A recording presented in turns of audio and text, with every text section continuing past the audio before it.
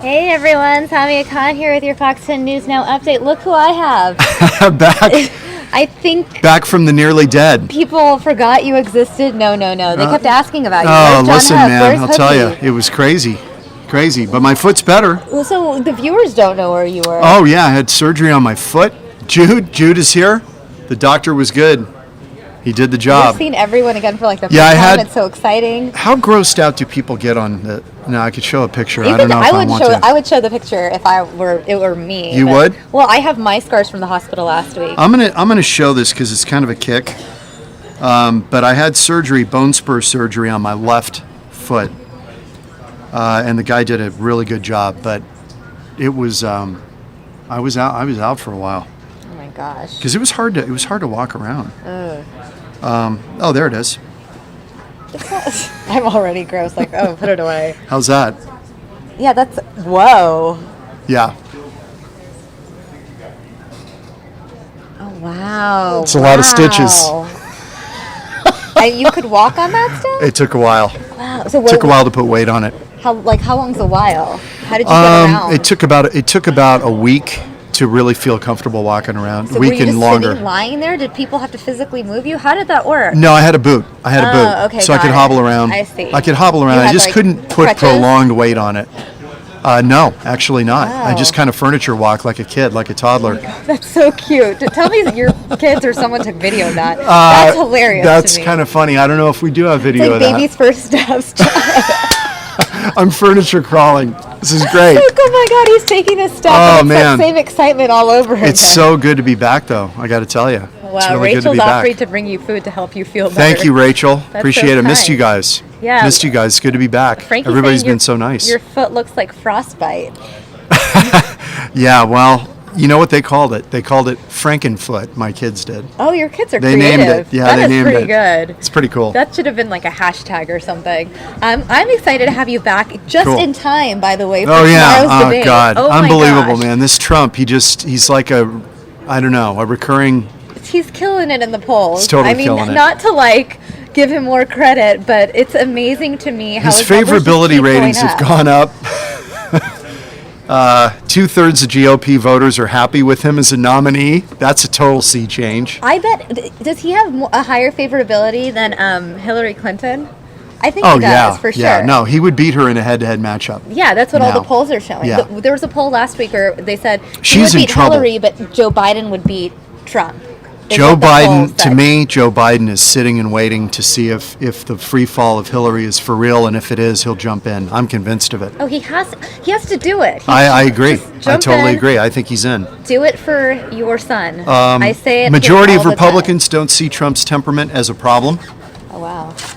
Findings of a new poll, Republican voters are getting used to the idea. That's the biggest thing. They're starting to put this guy and try him on for size. And they're starting to say, you know what? It's pretty messed up in Washington. I might take a flyer on this guy. Now, I still think there's a lot of time between now and the primaries. So I'm not willing to crown Donald Trump It yet. almost feels like the election's this November and not next November. You know what I mean? With the amount of interest. That's the thing. And the amount we're talking about, and it's honestly, A, because there are still 16 candidates, and Right.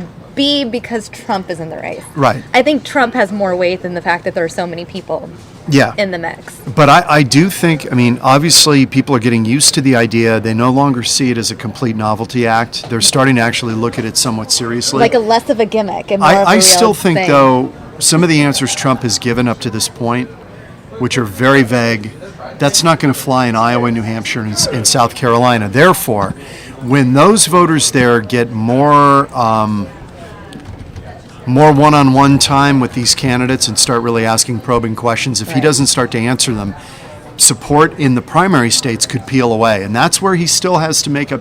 It's still a race to win delegates.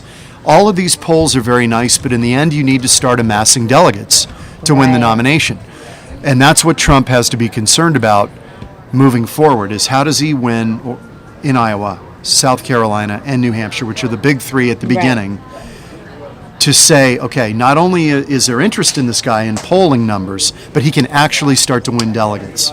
That's where the rubber meets the road. Right. I'm So. going to just pull up his website really quickly because Joe Foley says Trump's favorite word is I. No doubt about it. And the question is, 6 months from now, Joe, will that wear thin with voters where they start to say, the guy, God, he just can't stop talking about himself. Well, will that wear out after a while? Will that wear on people? That's the thing. The beginning of his speech is always about how great he is His and book, his poll numbers and his how second amazing. favorite book to the Bible. It's the same shtick. Now, And then even on his Twitter, it's all about how great he is. We checked his Twitter this morning. I can pull this up again, and it's just talking about how amazing he is. That's on his Twitter? Yeah, on his Twitter. It's just like, but I'm so great. I mean, again, I'm like exaggerating, but it's just like the polls are looking really good. Number one everywhere, despite all lobbyists and special interest money being spent against me. I'm turning down millions. It's so There you Trump-like. go. I know. Everyone the other about part of the it is incredible event we had last night. Like, is everyone spectacular talking crowd about and it? arena. Thank you. Yeah. We are talking about it, though. Thank you, Mark Cuban. Interesting. Right. Yeah. So The owner of the Dallas Mavericks, who's said, "Why not Trump?" That's what people are saying. Well, so Steve Kraft is out in. he's in California He's right in now. Simi Valley. We're going to check in with him in a few minutes. Good. I can't wait to talk to him. I haven't seen him obviously in a couple of weeks, I know. and he's just a man for the job. Good. And I want your take on this. I wanted to talk to Ron about it this morning, but we had breaking news. But this whole idea of like the anti-establishment candidates, the fact that they're not the career politicians, more than half of GOP voters polled are supporting either Trump or Ben Carson. Right. That's They not, want- not a governor, they want not a- a senator. they want something new. That's what, isn't that crazy Yeah, no, though? that's It's what they so want. unheard of, I feel like. They want something new, and Yeah, but this is- I don't think it's unheard of. I think Ronald Reagan fit that bill a little bit. In recent not years, I should say. not a Washington guy, right? Right. Not a creature of Washington.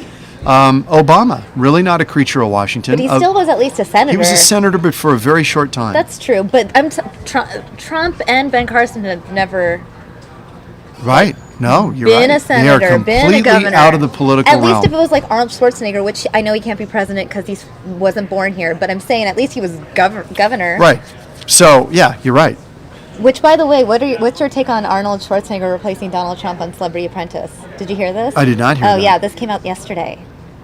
I'm just letting you know. Is that really Yeah. true? That's pretty interesting. The only thing is Arnold, Celebrity Apprentice. He's going to be the host, Yeah, he's doing what Trump did. but he's not a businessman, really. Well, I guess he kind of is. Well, he's a brand, and the thing that appealed to me, I guess, is the fact that Schwarzenegger shows that you can be a celebrity and eventually. Oh yeah, I mean Ronald run Reagan an- proved that. True, I guess. I'm talking about recent years. Okay, well that for me isn't like that long ago. my generation.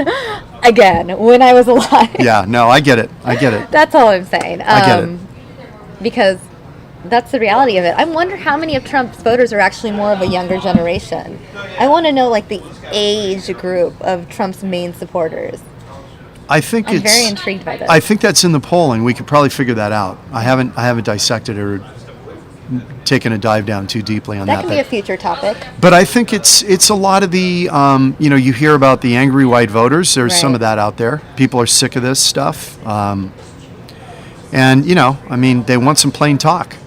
John McCain even appealed to that back in the day. The Straight Talk Express. That was all about trying to tell people the truth, as he saw it. But the thing that people say about Trump is fine, he's telling it like it is, but he's not really going into details about anything. No details. So it's like, And when he was asked details by Hugh Hewitt on a radio show, a conservative radio show, yeah. he blasted Hugh Hewitt, who is a very fine person.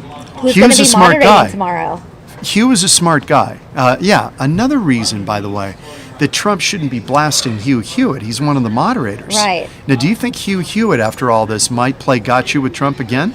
I think he's going to have to ask similar questions, at least in terms of. I mean, just that's the general thing. Do knowledge. you and wanna- it might not be directly directed at Trump, Right. but the fact that he's moderating this speech, and it was just last week or the week or sometime in the last couple of weeks where he did that interview with Trump, and then Trump suddenly like, oh yeah, Well, he could the question. he could very easily deflect that. Hugh Hewitt or one of the moderators Right. could say to Jeb Bush, now, Governor Bush, you have listened to Donald Trump for the last month say a lot of things.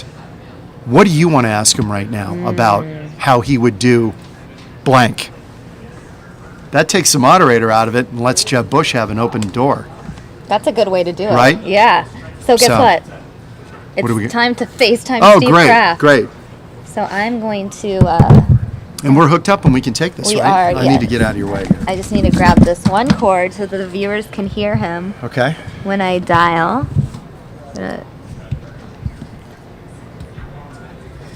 Oops, of course it ends as soon as I hit start.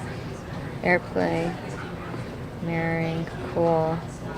Steve Kraft again. So you've been well the last couple of weeks? Yeah, it's Good? been really busy though. We've had Oh, so I much know. news. I was out for a couple of days because I had like hospital stuff to Oh, take you care did? of. Yeah, but Wow. Well, welcome to the club on that one. I know I was only gone for 2 days though. These are both IFB, right? Yes. Okay.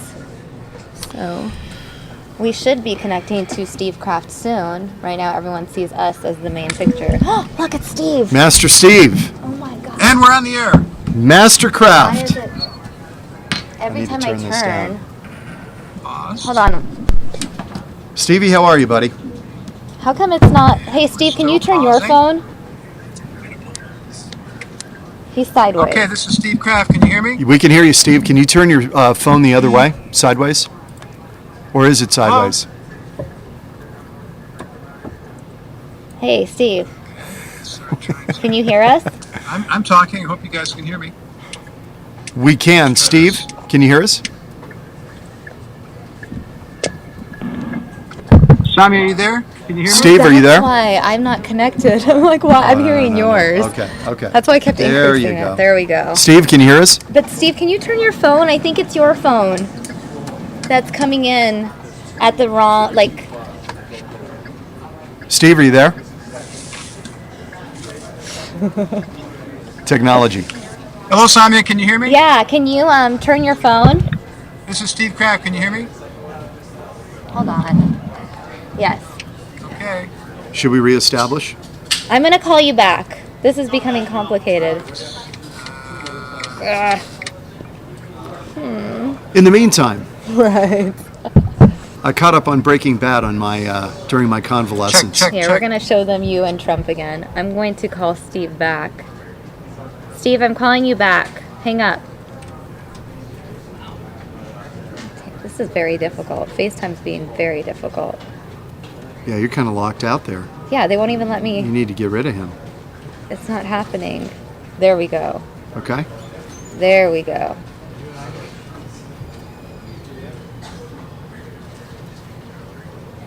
It could have been on our end, actually. Stay with us, guys. We totally have it figured out here. So we're getting Steve Kraft from Simi Valley, the Reagan Library in Simi Valley, California. Again, Steve. Steve, are you there? Can you turn your phone? Can you hear him? No, I cannot hear him. This is like, this does not want to. Hear about this. Plug in There we this go. microphone, Hi, see if Steve. this works any better. Steve, are you there? Because it seems like this existing system is not working. So let's try this one. All right. We are trying to get And Steve try this one. right side up. Why can't we get a Steve Kraft, picture? can you hear me, Samia? Steve, can you hear us? Okay, I'm not getting any of your audio at all. Wow. Is there something on the board here that we're not? Yeah, no. Volume, that's our volume. That Steve. doesn't help him. 1, 2, 3, 4, 5, 6, 7, 8, 9, 10. Steve, can you hear I'm us? going to have to try this. Steve? Why am I not getting any sound? I'm trying aux return here. I'm going to start to Volume. go on my knowledge of the board. Volume Steve, is up. call us. Do we have a send here? No. Pictures The on. board has nothing to do with it. It has Okay, to I do can with the see you, audio Samia. coming out of Can you here, hear I me? think. We're not getting any sound at all. He's not hearing our sound. So That's weird. I'm going to need sound in order to do Is this. mute on this thing? This That's what I'm trying to story figure today. out, but it won't. Like the iPad itself check, is like check. Can you not hear me? working. Like you know when you touch it, normally you would see the mute button. Yeah. Hey guys. What's up, I Stevie? can't hear you. 1 second. Check. Hang up, and you call us. Do you think he understands what we're saying? Let me try. You.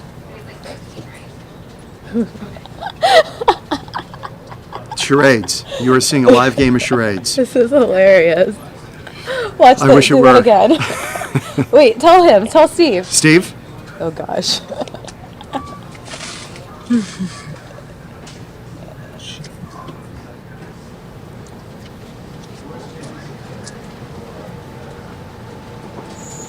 Okay. See what I'm going to do? Okay. Okay, Well- I hear you.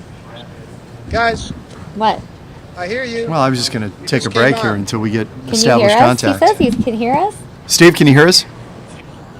I can't hear you when I plug in He's the still microphone. saying I can't hear you. Oh, that's weird. I'm going Okay. to hang up on you. Steve, can you call Okay. us back? Okay. Call us back, Steve. That might help. Sorry, Hang up, folks.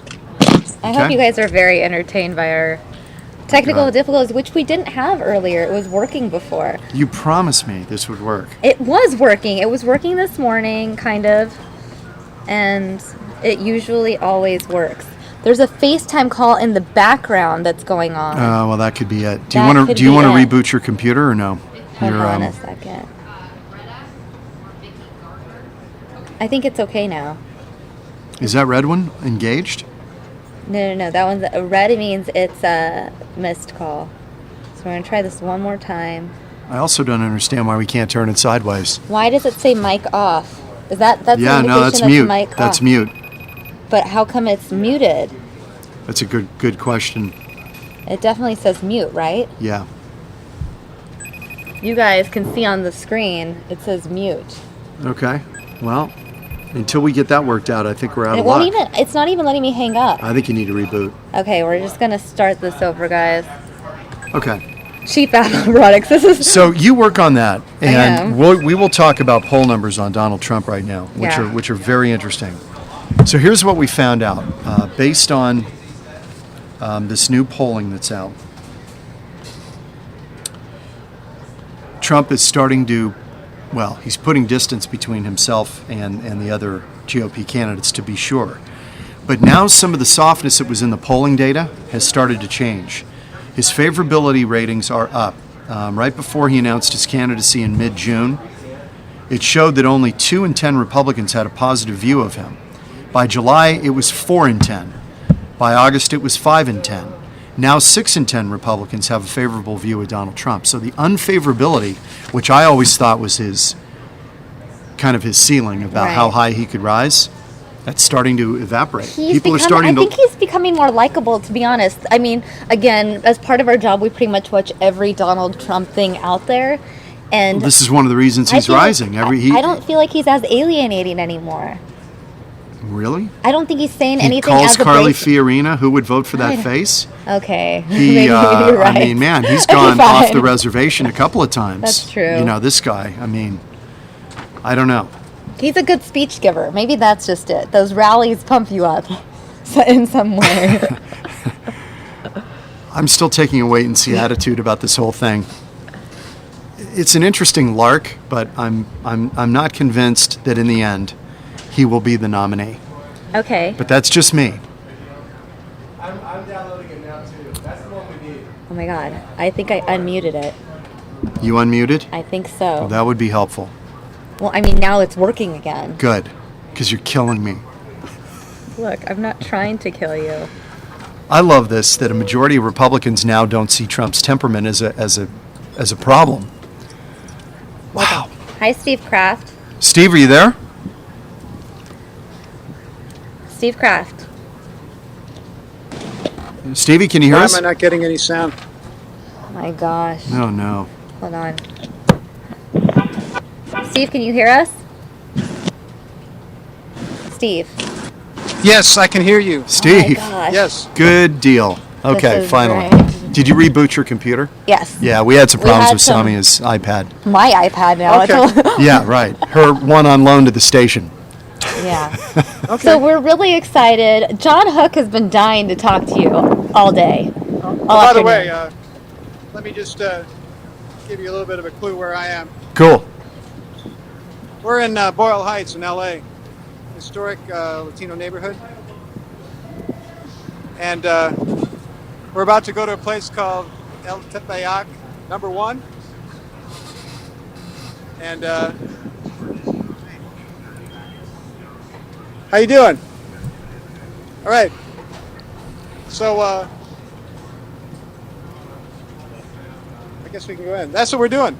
So, Steve, not to tip your hand, but I think it's pretty clear that in Boyle Heights, I can't imagine Donald Trump is Favorable. is a really well-liked figure. Go in.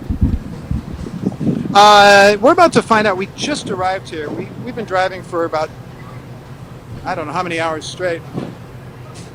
We're about to sit down here. Oh, you just got there. Yeah. Oh, okay. You have not even been to Simi Valley yet. Oh gosh, no. Oh, okay. So you literally got on the scene just now. I guess we Okay, can sit cool. here. Yeah, we're sitting at the counter. I'm with Eric Corrales. I bet the food is going to be amazing. That looks. Let's see. I'll show you the menu. I Tapayak. Okay. I'm gonna get whatever Eric tells me to get. Is this a spot that Eric picked? Yeah, Eric, he grew up here, right? Yeah, Eric grew up right near here, so he knows his way around. He knows everything about the area. So there's some guys you can see working right there. This is kind of like Carolina's. Yeah, right. It's like that, only in LA. By the way, I just want to tell the viewers if you have any questions for either John or Steve, just type them in the chat window. I'll be observing them. Sure. If you guys want to join in on the Trump talk. Yeah. And the chips are warm. Of course. That's the only way. Okay. Hey, Steve. Thanks a lot. Yeah. Steve, quickly, what do you expect tomorrow night? I mean, I feel like at some point, don't we have to drill down on what Donald Trump really knows about anything other than himself? Absolutely. I'll show you a couple scenes here. I think what we're going to see is everybody's going to be piling on Trump. They're going to try to dent his 32% share of the audience, so to speak, of the Republican electorate. And they're going to try to pierce it and siphon off some of his support. And I think everybody's going to gang up on him, most especially Carly Fiorina. She's going to be the number one attack dog, which is pretty much her function in the race. And Ben Carson will get in a couple of gentle jabs, and you see some desperate haymakers thrown by Jeb Bush, by John Kasich, I think a little bit, certainly by Rand Paul, Marco Rubio, and I think most of all Scott Walker. Scott Walker's candidacy is completely falling flat, and he's got to just take some wild shots at this point. I kind of think Rubio does too, Steve. I actually think Rubio has to really have a good night tomorrow night. I think he's still a viable candidate.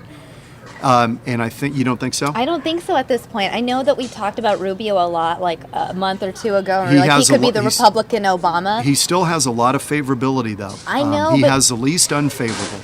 That's true. He is likable. I just feel like, I don't know, a lot of people are joining the Ben Carson bandwagon. Yeah, Steve, a lot of people. I wanted to ask you about that. Do you think Ben Carson, he's got this amiable personality, but he is now rising, and he's challenging Trump. How hard does he go after Trump?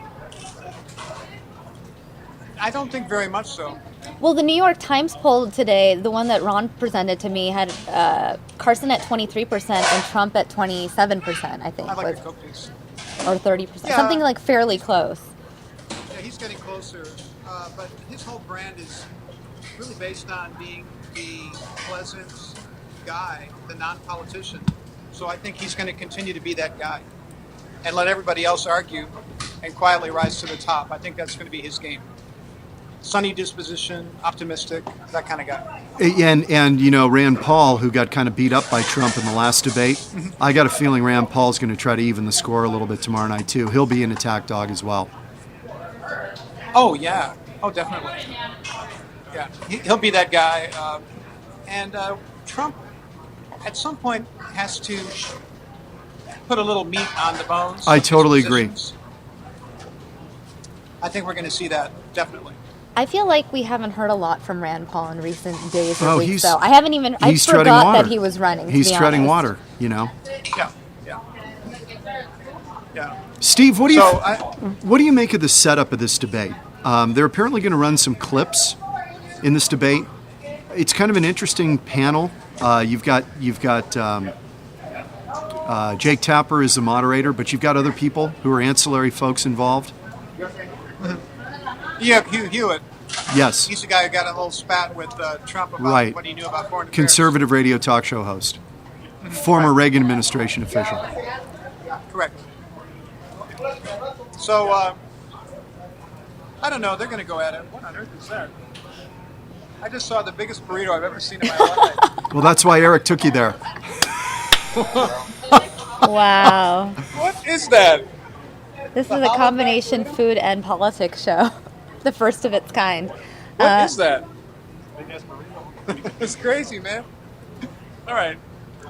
I'm just trying to figure out what to get here. We've been on the road solidly. Well, I think I'd go with that. I'd go with the biggest burrito you've ever seen. I think that's a good choice. Here's an interesting thing posted by one of our viewers, Jonathan Langdale, saying HP just released information. Carly is in trouble. HP is that just good? announced 20 to 30,000 layoffs. What size? Just get the original.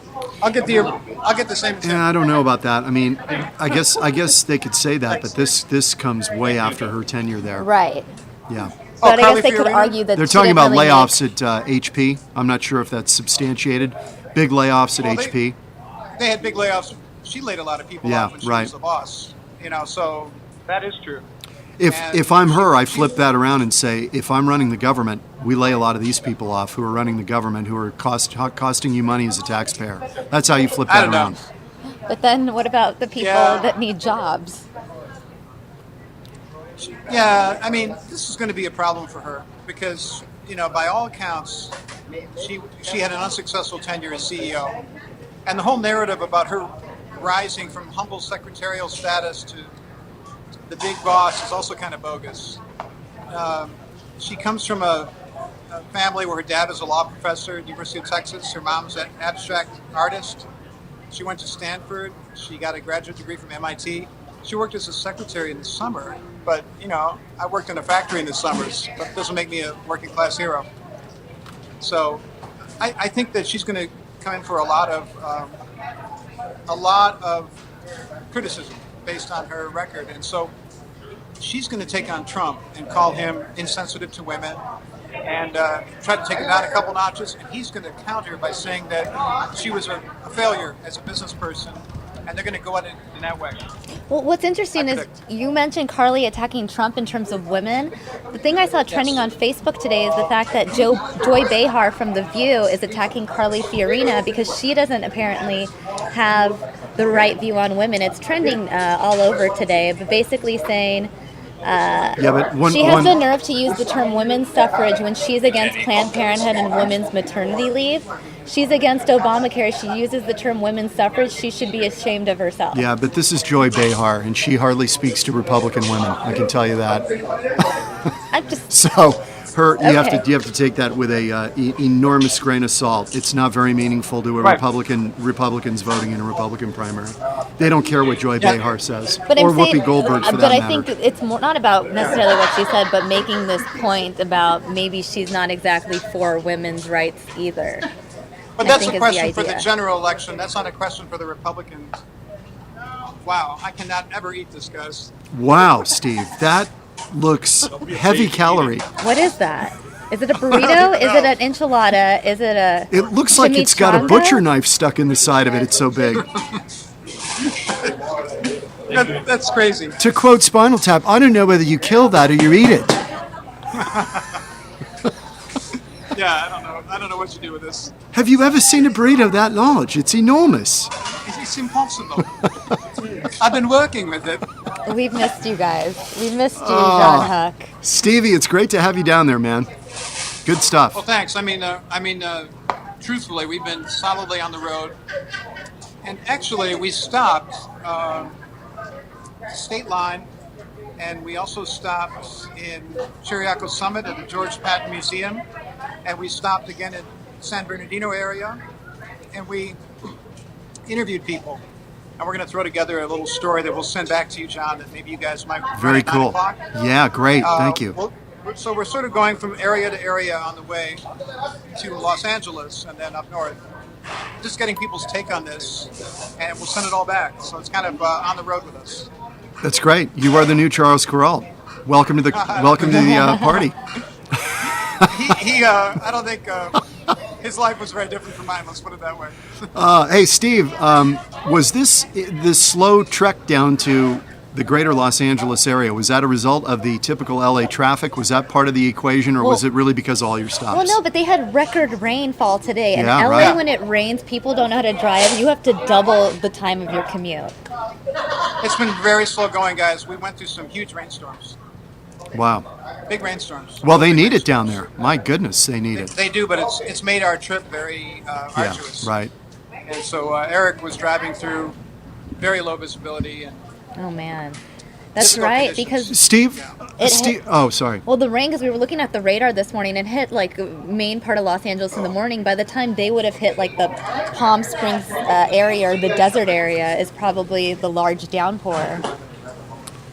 yeah, you're exactly right. That's We exactly hit what a torrential happened. downpour. That way. Torrential downpour in Palm Springs. Can you ask Eric a question for me? Sure. Will you ask Eric if he misses LA or if he likes being in Arizona now? John Hook's asking that if you miss Los Angeles or if you like being in Arizona. I miss this right here. He says he misses. But isn't there Mexican food misses the here? food. There is. Oh, yeah. There's so much Mexican But food. this is here. what Eric was weaned on. I mean, this is mother's milk to him. Yes, Eric was weaned on this food. Does Eric like King Taco? Can you ask him? Do you like King Taco? King Taco's good too. Yeah. That was a college staple of ours. But that's more gringo food, No, isn't no, it? no, no. It's you go there, you order in Spanish. Oh, if you you go do? at 2 or 3 a.m., I'm it's just thinking a of the whole wrong bunch place. of drunk I'm Mexican thinking of the people wrong in like place. sombrero, like not shouldn't say sombreros, but All right, okay. it's pretty like more cowboy Wow. hats, and they've just gone to their club and they're all speaking Okay. Spanish. It's pretty Cool. hardcore. Hey, Steve, one more debate question before I've got to part and start doing my other job. Right. What do you think will come out of this tomorrow night in terms of Trump? Will he come out of this, in your view, do you think he'll come out dented and diminished, or do you think he starts to park the field even more? Well, we're going to see how good a politician he really is, because this is no longer just going out and being Donald Trump, the sort of celebrity apprentice guy and character and tabloid personality. Provocateur. Provocateur, right. And so now he has to actually turn the corner and be someone who you can legitimately look at as maybe sitting in the Oval Office. Is he capable of that? So he's walking a very fine line. He has to be that kind of renegade, but he also has to show that he has a nuanced understanding and that of issues, and that he's not a jerk. He's rough around the edges, but he's actually a nice guy. You know, So Stephen, that's what everybody he's gotta says. do. And that's what everybody says about the guy. I almost feel like he's gone over the top with the kind of bad boy stuff. People who've been around the guy say he's really a sweetheart. Well, if I were him, I would have a moment of sort of where he just dials it down and says, because Carly Fiorina's going to bag on him pretty quickly about being insensitive about women, and he's going to have to. If I were him, I'd tell some story about somebody who was sick or something in his company, and he helped them get back on their feet. He helped the family, and people love him who worked for him, and all that kind of stuff. I think he needs to soften some of those edges, in my judgment. You can't just be the angry guy Right. all the time. What if he And said? so- What if he said to her, Carly, you know what? Sometimes I do shoot my mouth off, and I want to tell you right here on this stage tonight. I'm sorry.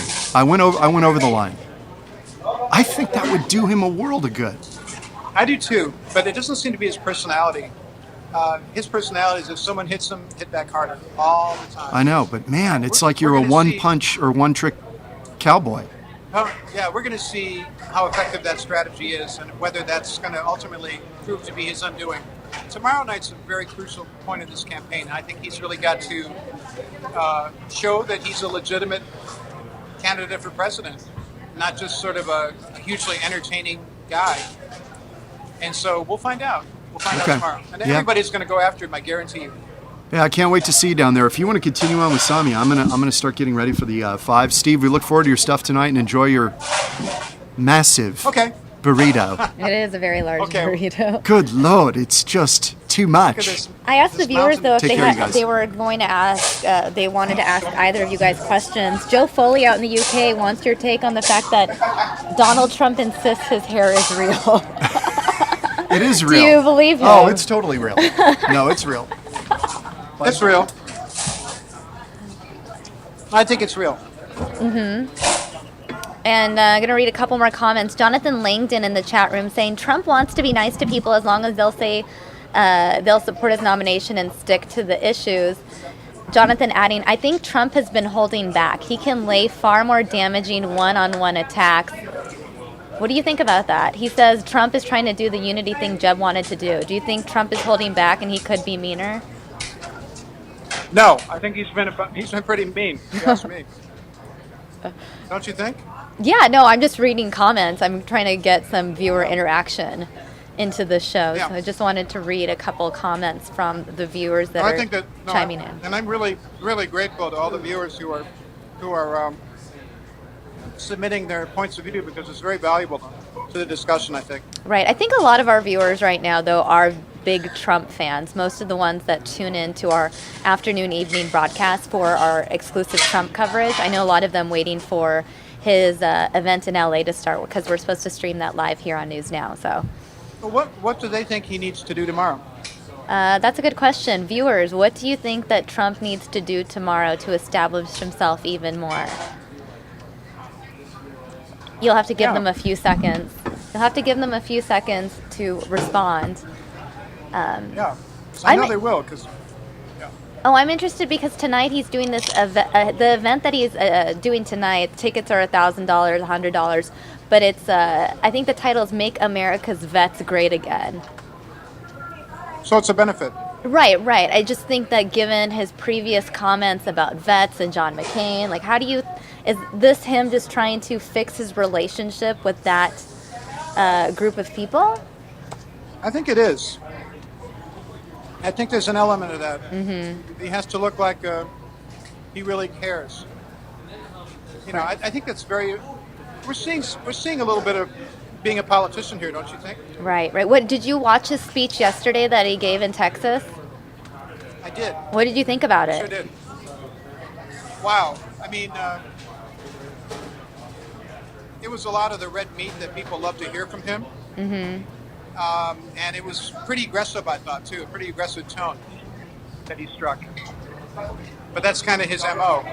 And he was just enjoying the fact that he has this big crowd. He just loves that. Oh, the fact that there were 20,000 people, that it's sold out, the fact that people are watching it via live streams, the fact that he's destroying it in the polls. I mean, Right. He brought up the polls on stage, brought up Ben Carson, brought up the media, brought up It's interesting NBC that, and Celebrity Apprentice. It's interesting he seems to want to have a pretty good relationship with Mark Cuban, the owner of the Dallas Mavericks. Right. He tweeted about Cuban as well, thanking Cuban after the speech. Yeah. Well, I mean, yeah. So, yeah, he did. So maybe more of these, rich guys are going to get into politics now. Right. I'm going to read a couple more viewer comments. Dave O'Neill saying he is not mean. Trump is real. Unlike you who are afraid to speak your minds because you might lose your jobs. No, Dave O'Neill, we are speaking our minds right now. No one's losing their job. Sid R saying that he's here to watch the comedy, not really here to watch. Sid is saying he shouldn't talk about himself. That's what Trump needs to do, not talk about himself. Ratfinder, on the other hand, says Trump just needs to be himself. He's got this far just being himself. Jonathan Langdale saying Trump needs to give a real speech today, not an improv, rambling, repetitive stump speech. Interesting. Thomas Kelly wonders if he will attack CNN for never saying whether they would donate their ad profits to veterans. Jonathan saying if Trump rambles without a well-written national security speech, they're going to say he's all talk. Interesting. Dave O'Neill asks, what candidate has ever gotten crowds like this in a primary? Steve, can you answer that question? Well, Barack Obama got big crowds. And he ended up being president, so. 2008. But no, these are great comments because I think inside the corridors of his campaign, they're going to be raising all these points. Do I want to be just myself because I've gotten this far? Do I want to be a serious guy? What kind of balance do I strike between those two things? That's a really good continuum. He's going to have to figure that one out. Let me see if we are getting more comments in from the chat room. Jonathan Langdale saying, yeah, I wonder if he brings up the vet donation during the debate tomorrow. Basically, I wonder if he brings up what's happening tonight during tomorrow night's event. Interesting question, Jonathan. Tess chiming in. I bet he does. Yeah, I Trump bet he does. reminds me of Obama in that he creates a frenzy of giddy followers, is what Tess is saying. And Tess doesn't like Obama, and Tess, I believe, does not like Trump either. I think Tess is a Ben Carson fan, if I recall correctly, so I'm not sure. And Jonathan Langdale saying they're probably going to talk about a Syrian no-fly. Syrian no-fly is the new thing coming out now because of Putin. I have a question for you, Samia. Yeah. What's the over-under on how many times they talk about what a great man Ronald Reagan was? Oh, you're right, because it's at his library museum. And I saw it. Is it in the room where the actual plane is? The Air Force One plane? Yes, I think it is. Yeah, I saw that on one of the news networks this morning. Basically, the debate is going to take place in the same massive room where the actual Air Force One plane that Ronald Reagan used. That's where it is housed. That would logically make sense, but then do you think that Trump is going to use that to his advantage, considering, one of the things John and I just talked about was the fact that Reagan was sort of considered an outsider actor celebrity before he ended up as president? He might, and I think he'll bring that up. I think one of the questions will be, since they're in the Reagan Museum, Ronald Reagan granted amnesty to 3 million people. Ronald Reagan raised taxes 4 times. Ronald Reagan signed an abortion rights bill while he was governor of California. So why are these people worshiping Ronald Reagan? Interesting. How's the burrito? Or whatever it is. The burrito chimichanga. Haven't really eaten much of it. Oh, you haven't? Because we are. Should we let you go so you can eat your food? Ah! What happened? Oh no, the iPad just fell. Are you okay? It's fine. I need an iPad holder. Okay, I can see you. There we go. It's working again. Yeah. Let's see. What else do you have on the show? What's going on today? Well, I'm wrapping up. This is the time I usually transition things over to Kinsey because we're on a new schedule now. Oh, okay. Yeah. So we start the afternoon show at 1:30. I go on from 1:30 to 3:30. Kinsey takes over at 3:30. So it's this whole new format that we started this week. So I have no idea what she has planned. I think it's going to be Trump stuff, though, because we know that Trump events are coming up, and we'll be carrying that here on News Now. So I assume she will have a lot of Trump ahead. We have a couple more. I'll check in with her later. Okay, I will tell her. Do you want to hear more comments from the viewers? Yeah, if you have a couple more, sure. Yeah, they're all coming in slowly but surely. Dave O'Neill saying Ben Carson's a nice man. But we need more than a nice guy in the White House. Ratfinder saying Trump is sparking the spirit of Reagan. Lord Trump saying if Trump brings up the EU immigration and how they've already had looting fights from the refugees, he can definitely turn it towards his favor for his anti-illegal immigrant stance. Tess saying, true, I do support Carson, though I would say I like Trump, but not for president. Obama, I just never liked much. Jonathan Langdon saying, if Carly keeps arguing Trump is just an entertainer, that seems to beg Trump to relate himself to Reagan. That's an interesting point. That's a really interesting point. Dave O'Neill saying, media cries that Trump is not qualified to be president, yet nothing about Carson's qualification to lead. Why? Could it be off limits? That's interesting, too. That's a very good point. And if he continues to rise in the polls, people are going to say he's not running for president of the American Medical Association. He's running for president of the United States. Right. I think I've gotten through most of the comments. Kinsey, do you want to come say hi to Kraft before we say bye?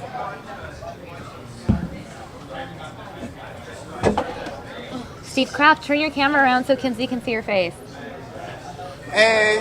Oh, he's just as handsome as I remember.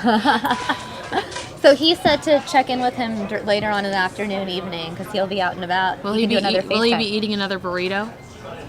You are in LA. Ooh. I think this is enough for 3 meals. Go to We're in, Thai Town. uh, It's so Hey, delicious. Kinsey, we're in Boyle Heights.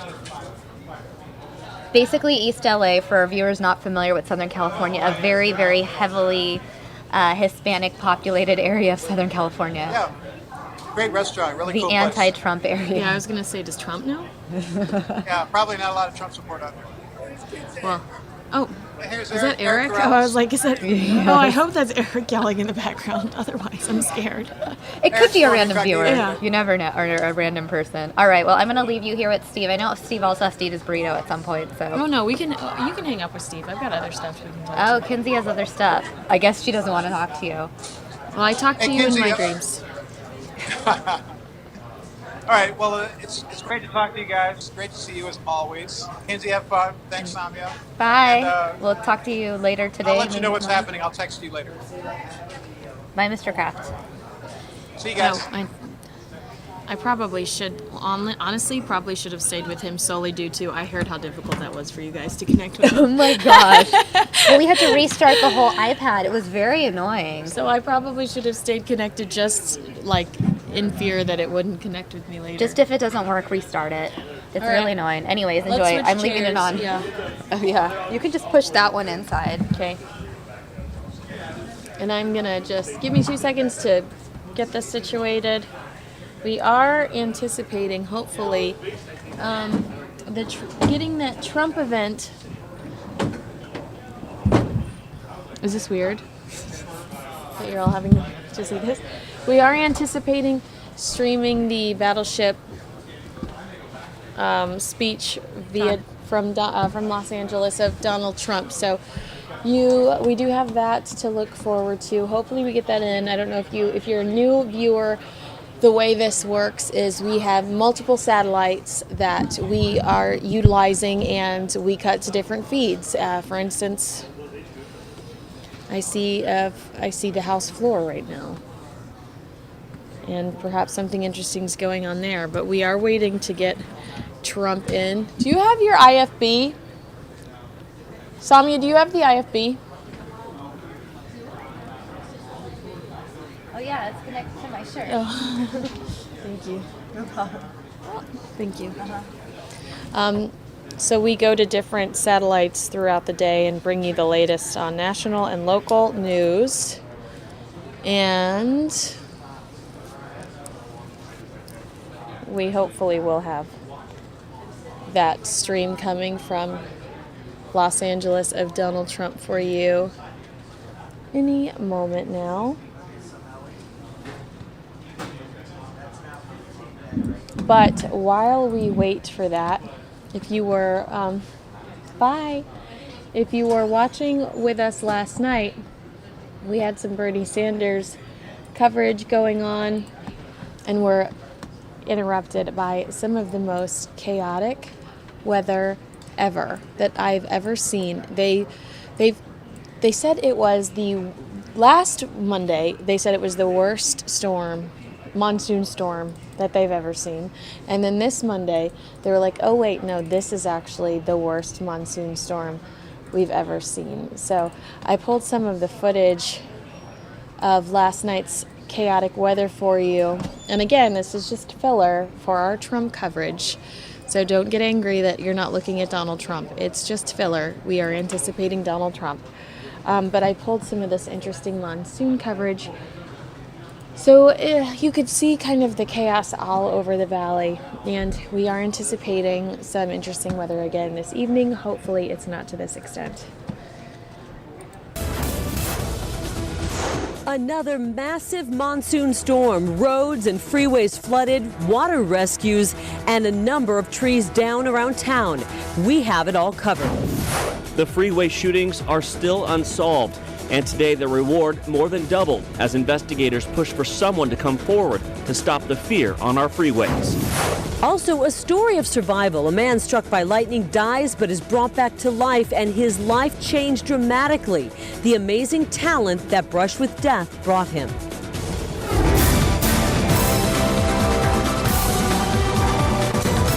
Good evening. Thanks for joining us. The monsoon strikes again with a vengeance tonight, leaving behind a lot of damage and a number of homes and businesses without power. Flooded roads, some of them, frankly, impassable tonight. Yeah, and we understand that there are close to 10,000 people without power right now, 3,800 APS customers, and nearly 6,000 SRP customers left in the dark. This as the monsoon strikes again, causing havoc around the valley and the state.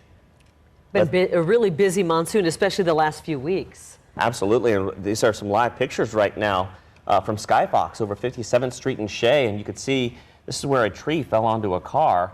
A 17-year-old driver was involved in this, but we're told the driver was not injured. Right now, only one lane of Shea is open because of that huge tree that is across the road. Think about that. Shea is like a main thoroughfare going through that part of town, and this is just unbelievable. More pictures, 44th Street in Shea, Northeast Phoenix, Paradise Valley hit particularly hard, and that's an area prone to flooding. This is a flooded wash area, so they're used to seeing some of the water running over the road there, but a car was stuck in this area, and Robert Hernandez, our photojournalist, is on the scene. Robert, tell us what happened. Was somebody stuck in that car? Yes, Carrie, actually somebody was stuck in the car. Now what you're seeing right here is where the wash is flowing across 44th Street. We are 44th Street just south of Shea, and as you can see, Phoenix PD is here keeping anybody else from trying to drive across. But as I pan the camera back here and show you just up the wash a little bit, there's actually a car that flowed into the wash. And what we understand is that there was a driver in that car that managed to get out of the car okay, and he was fine. But as you can see that the water here was much higher at that point, and this is actually, I don't really know the name of this wash, but this is one of those washes that flows out of the Piosta Peak area. So the amount of rain that they got, the water was flowing pretty heavily and enough to sweep a car off into this wash a little bit. But the good news is the driver is okay. Well, in this area, you know, you get the rain, you get close, upwards almost an inch of rain, Dave was saying, in some of these parts, Robert. And then that rain starts to move up into the mountains. You've got the mountain preserves there. And as that inch of rain falls over the mountains, that water comes right back down into that same soaked area that just got a ton of rain. So it's prone to some flooding, and that's why those washes just fill up like rivers. Yeah, and you know, I was at the area of 7th Avenue and McDowell when this hit. We got some cell phone video from a woman who lives in that area. Take a look at this.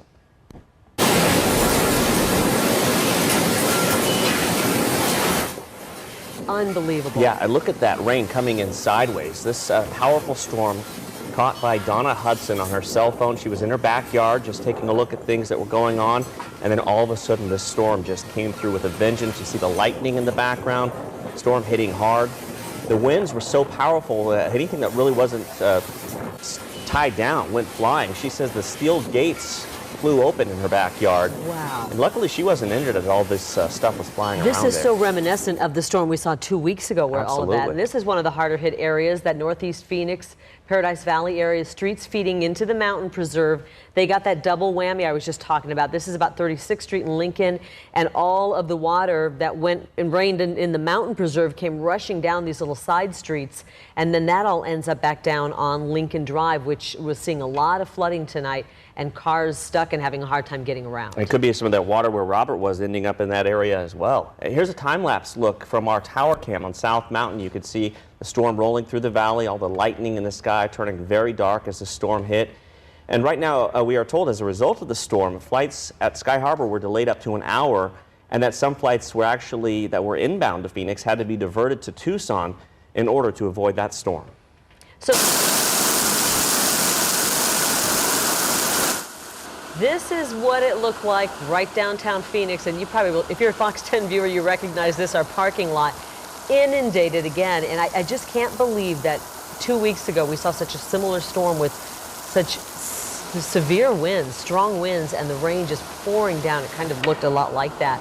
A lot of people describing what they thought could be a microburst because those winds were so strong, although that has not yet been confirmed. But whenever you see that rain going sideways, yeah, and like the video you were just talking about, Mark, it's highly suspect as possible. Look at these people caught out in this storm. And I took some cell phone video actually while I was at dinner. It was around 7 o'clock tonight. This was the video. This is outside of the payway right there at 7th Avenue McDowell. You can hear people kind of making a lot of noises. They were caught in this rain. They didn't have any cover up. The wind and rain was blowing through. I was amazed at the amount of water that was just rushing across the roads. You can see in that video, like Wow, waves. waves. And so I was taking this from the door, but here's what was like inside. We were sitting there eating. Whoa. And power goes out. And people didn't really know what to do. We were using our cell phones to try and find our plates. But people were taking this payway as sort of a refuge because it was much better inside than it was outside, that's for sure. You don't want to go back out in the roads when it's raining like that. No, I would have stayed there if I didn't have to get back to work. But let's check in with Christy Siefkin. She is live at that location tonight. A much different scene there right now, Christy, than it was just a short time ago. Yeah, a lot calmer in terms of the weather, but one of the scary things, Mark and Carrie, is that the power is still out here at 7th Ave and McDowell, and we've heard a series of cars just screeching to a halt as they come up to the traffic lights because people aren't realizing that the traffic lights are out. When you see a long line of cars ahead of you, okay, you start to slow down, you think there might be something going on, but as we've gotten into the 8 o'clock, 9 o'clock hours, you get to a pretty clear intersection like we're looking at right now. Many people flying straight through those lights, not even realizing the power is out. We've had some very close calls. Thankfully, no accidents thus far.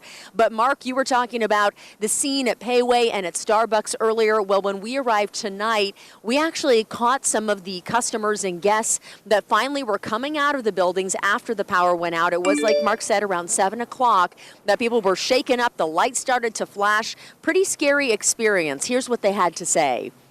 We were eating our food, just having dinner, and all of a sudden, just the lights went out. And then what happened? Did they kick you out? No. People were still having dinner. There was a big family there, and they finished their dinner and left. Well, we were actually in Starbucks, and we walked in, and the lights went off, and then they came back on, and then they turned off again. It was kind of scary, but, I mean, at least we were safe inside. The water started to come in, and it was flooding, and they said, look, we have to close it down because we need to be safe, and it's an older building. So the wind gusts were crazy, and you can see the water sheeting across the road. So it's frightening.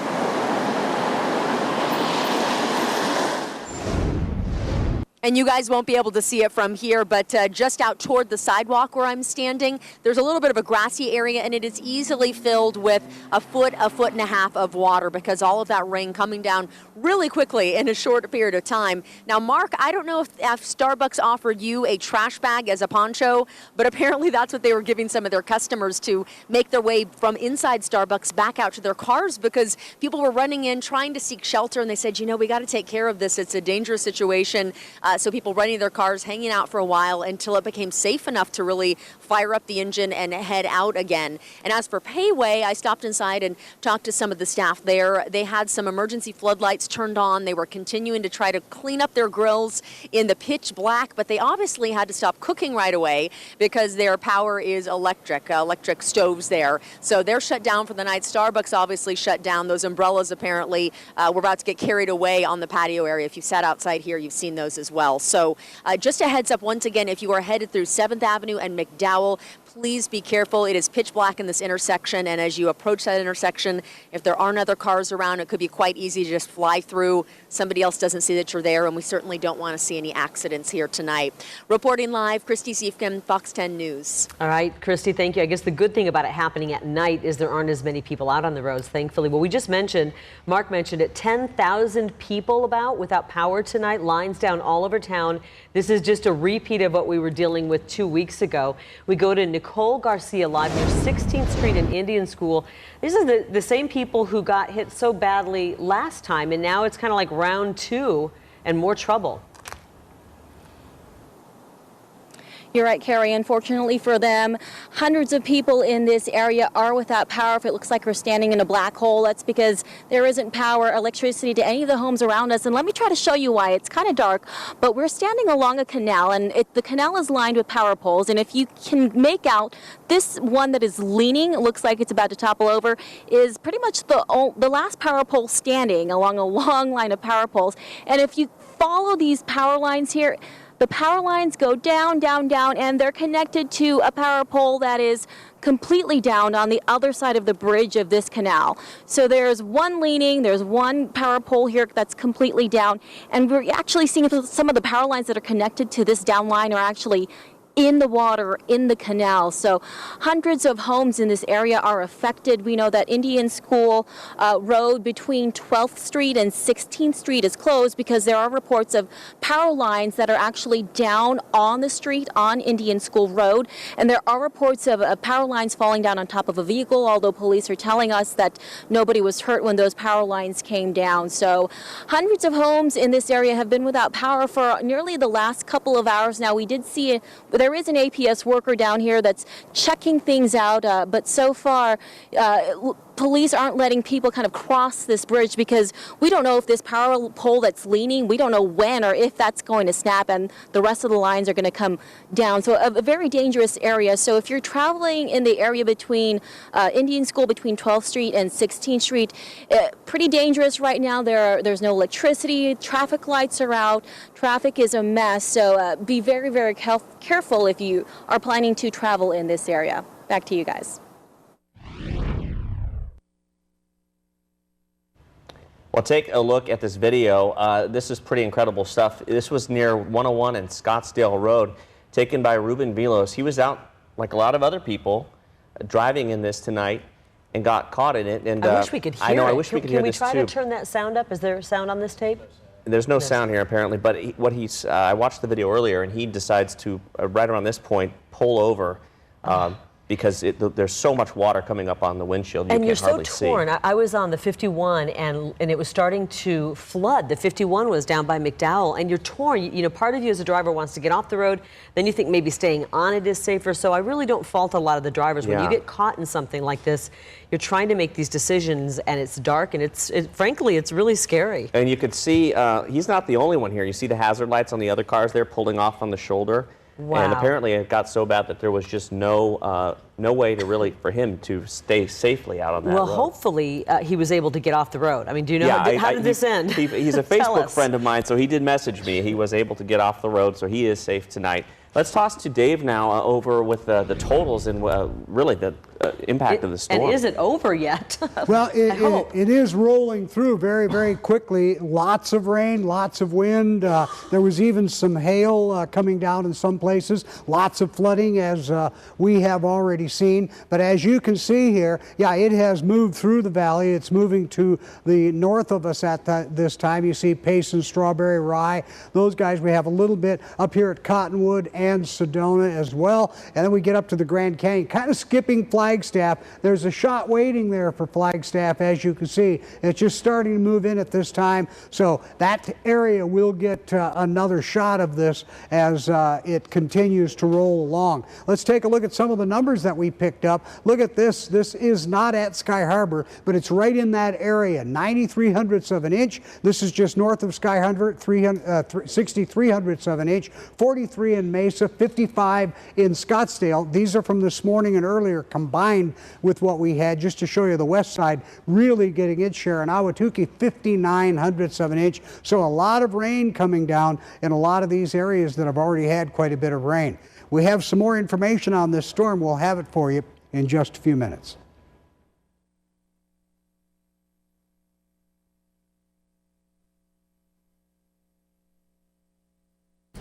All right, and an update on some of those storms that we were just discussing. This is some horrible news out of Utah. AP is reporting out of Salt Lake that officials at Zion National Park are reporting 3 killed, 4 missing after flash flooding washes through park.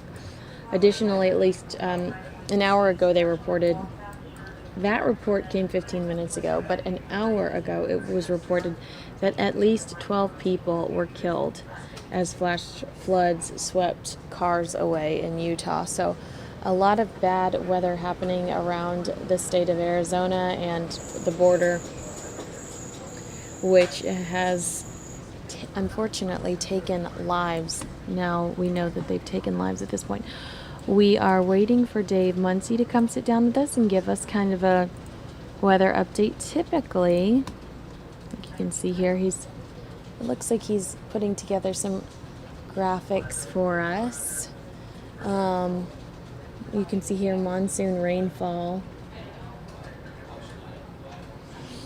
4th year in a row with above normal monsoon participation. or precipitation or participation. Thank you for participating in the monsoon, all of you, and your yardmen. Thank you too, because they at least if they're like mine, they are getting paid dubs because they're spending a lot of time at your house right now cleaning up. This was one of the most, I'd say, compelling visuals we had last night. This tree right here on Shea and 57th. Unreal visuals there. I mean, a lot of the video we showed you, even I thought it was too dark to really grasp what was going on, but you can see that giant tree in the middle of the street, a very busy street, and that's a street that a lot of people travel on, and so to break it down into one lane, I'm sure inconvenienced a lot of people.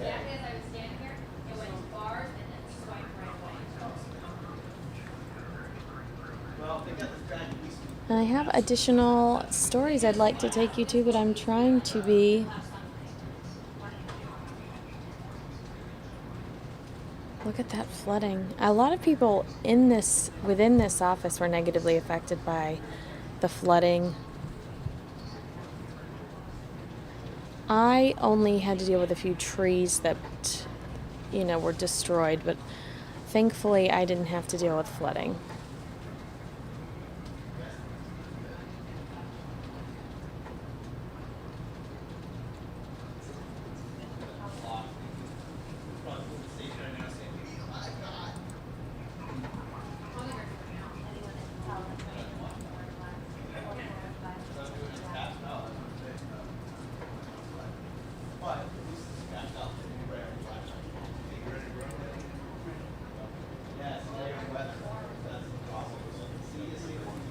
Look at that water. I'd like to see those exact same places today. We probably covered some of the same spots on our morning program. I saw Celeste in some sneakers saying she showed up in her high heels and was sent out into the field to cover some of the impact on the monsoon. So had to quickly slip off those heels and put on some sneakers. It's actually a cute update. Let's see if I can find it.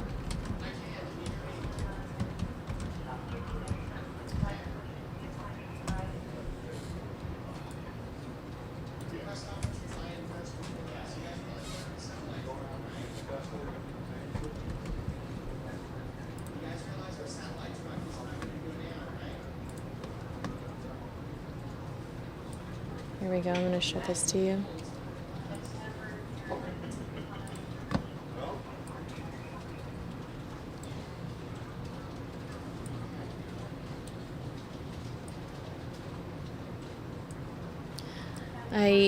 We have to show you this box because of the way our system is, so we have to show it to you broken down into like a perfect little box, which is unfortunate because we're inadvertently promoting some sort of MMA something.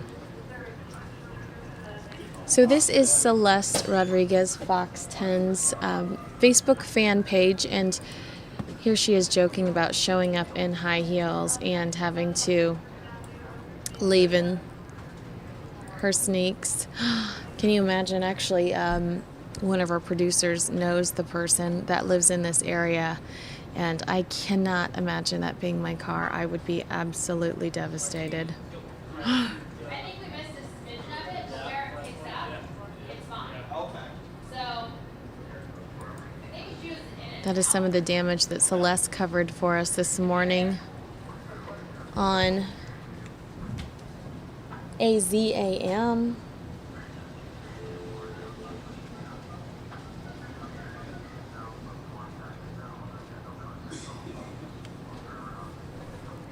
Beautiful skies, though, after an incident like that. We always do have pretty skies.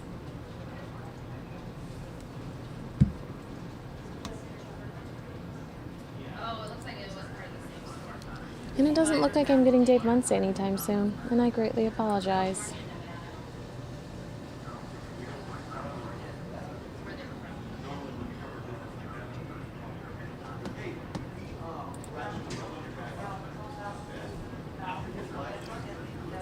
Let's see what his graphics look like now, because he's in the process of building them. Oh, they look different. Look at this.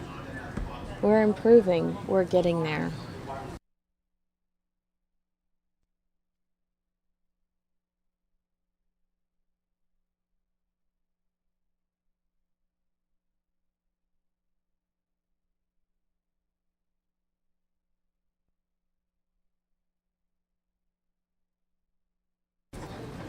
Well, in the spirit of our Trump-a-thon, which we are currently anticipating, let's see here. I'm going to go ahead and assume I'm not going to get Dave, which is sad, which is a disappointment. However, we can survive. We'll live. I did think that was still interesting monsoon coverage.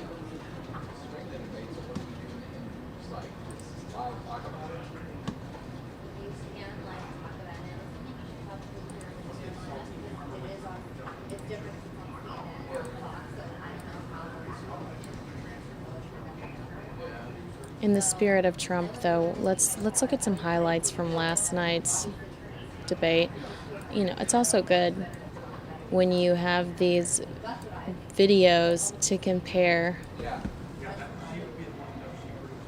back to back. You can see, he said this, yesterday he said that, or that's my favorite Donald Trump joke. He's let go of the Bible joke. He even comments, I believe, during this speech that he's actually had to change up his speech because every national station puts him on whenever he talks. So he's actually having to switch it up a little bit, where we're hearing the same speeches over and over again from other candidates.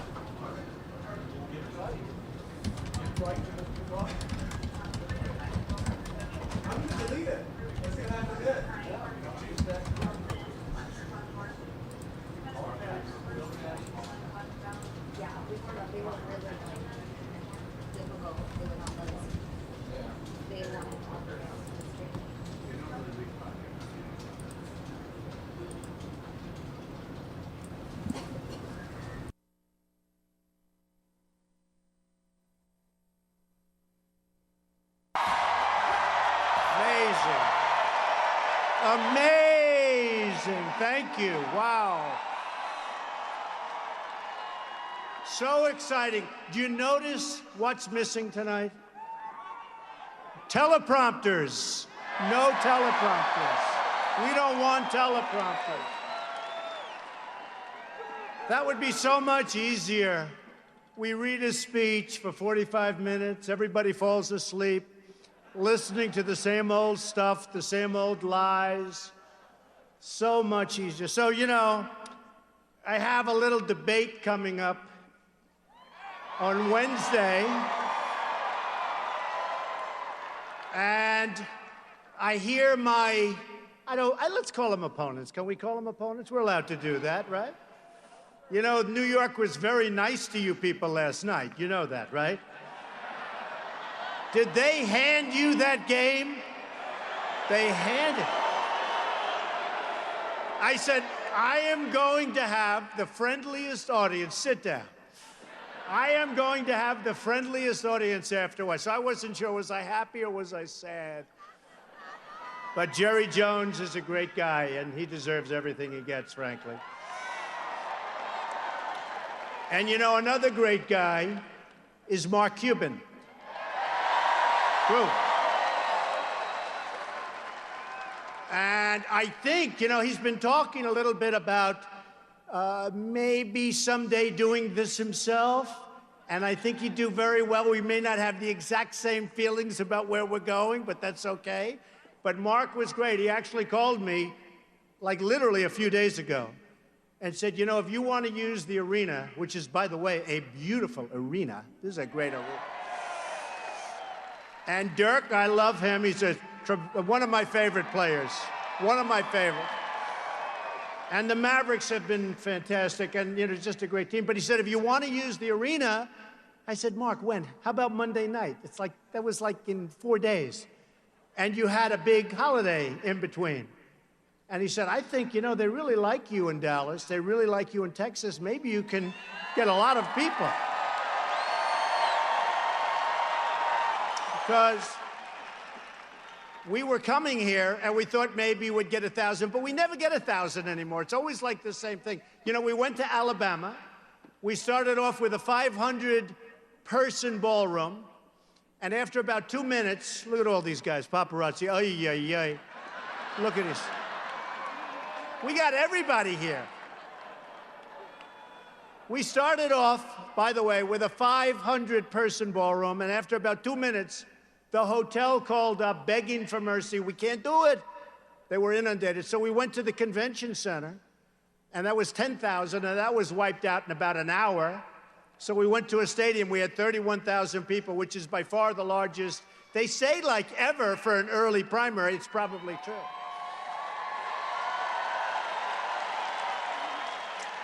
And this is sort of comparable. When I see these seats full up the top, can you people see me up there? I don't know, man. I said to him, don't fill up the upper rings. It's not fair, but they're filled. You are great. Thank you all. I appreciate it. So I want to thank Mark, and I want to thank, where is Pastor Jeffress? He's around here someplace. What a good guy. Where is he? Well, come here. I love this guy. Come here.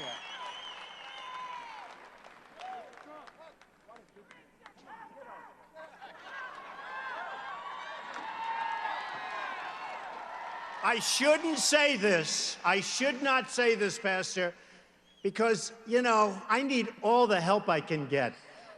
And I will say I'm leading with the evangelicals big league, and I really want to thank you because you've been so good. He said he may not be perfect, but he's going to make this country great. He's a leader. That's what we need. And I want to thank you, Pastor. Thank you, man. See you in a couple of weeks. Very good. I really appreciate it. He's been so great. And I am Protestant. I am Presbyterian, just in case anybody wants to know. So the polls come out, and we're really killing it. We are killing it.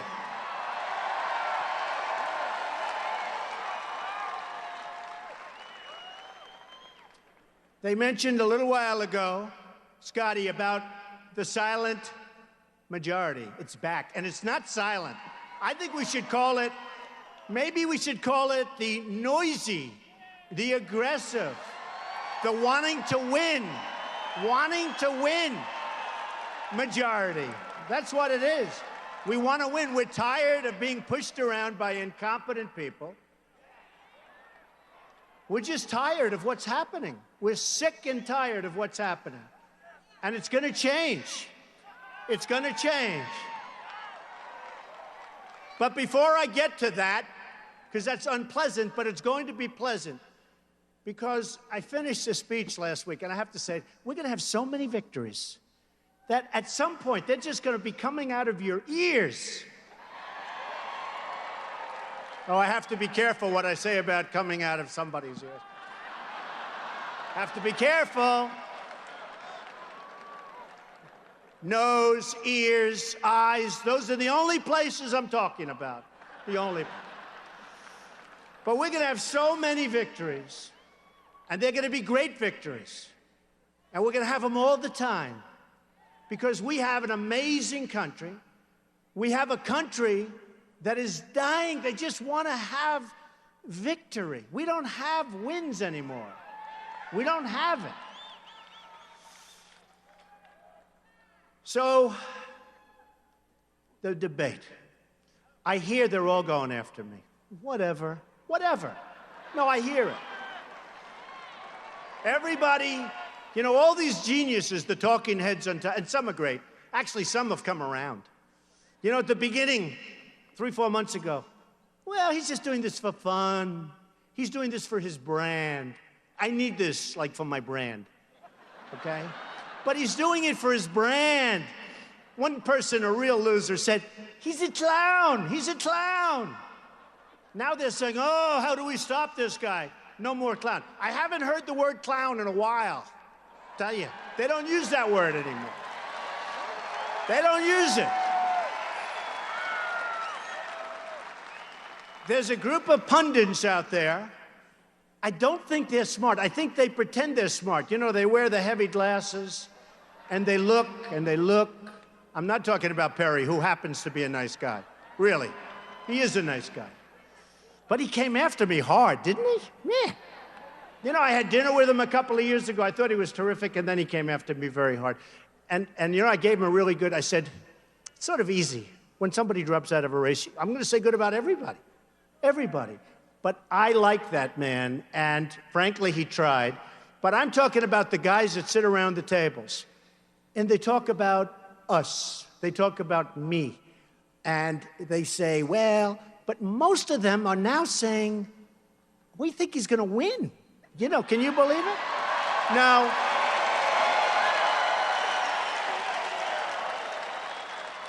we still have a few out there. The hatred is so incredible. It's so incredible. Absolute hatred. I watch some of these guys, like this guy. Should I mention names?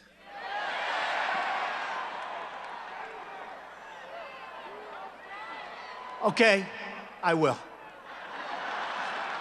The problem is, when I mention them, they can never, ever support me. That's the problem. And you know, look at all those live television feeds. It's always tough. Every time I speak, they put me on live television, so I have to make different speeches. These guys go around, they make the same speech hundreds and hundreds and hundreds of times. Nobody cares. It's true. It's true. It's true. You know, you got CNN Live, you got them all. And who need... No, they're 50% good. 50%. They've been pretty nice. But you know, who really, when you think about it, who has to do this? So I come out today. How many live feeds you have? Many. Look at all those cameras back there. Take a look, everybody. Now, if you like the media, give them a big hand. And if you don't, give them a big boo. I had a feeling.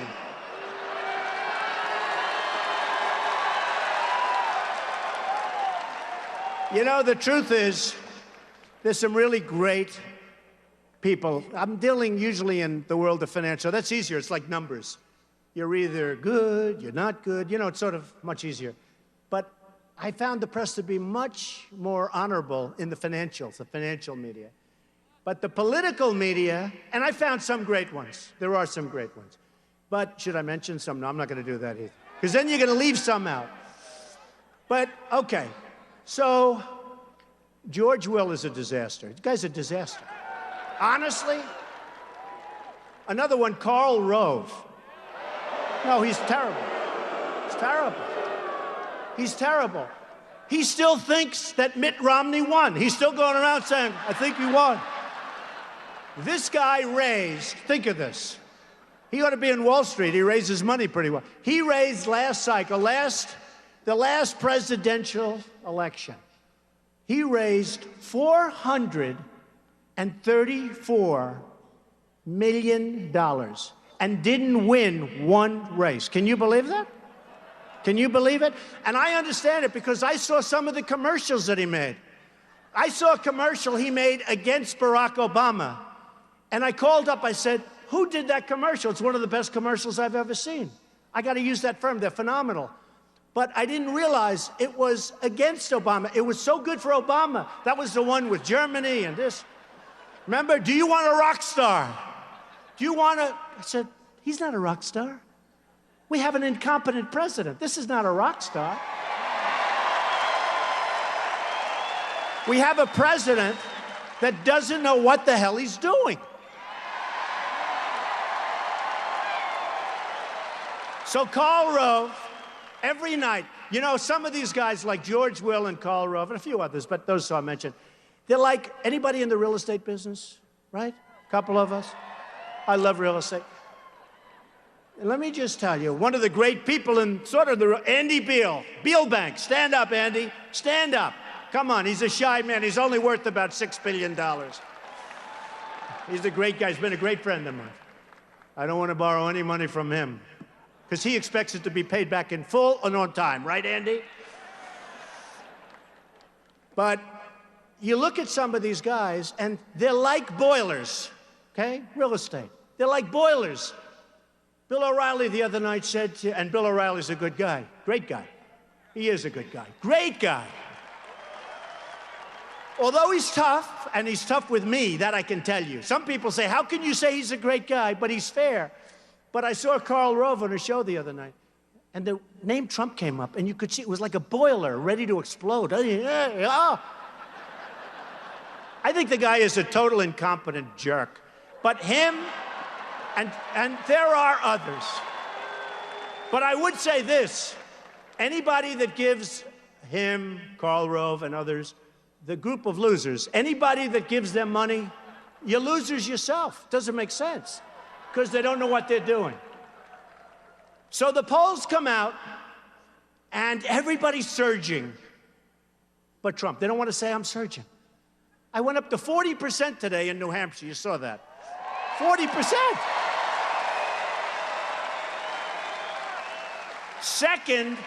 Second is, I think, 11 or 12, right? 11 or 12.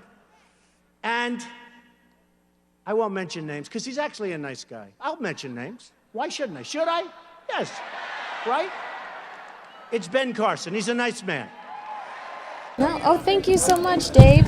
Dave, we went over some of the chaotic weather that we had last night. It was, at the time, it was interesting and...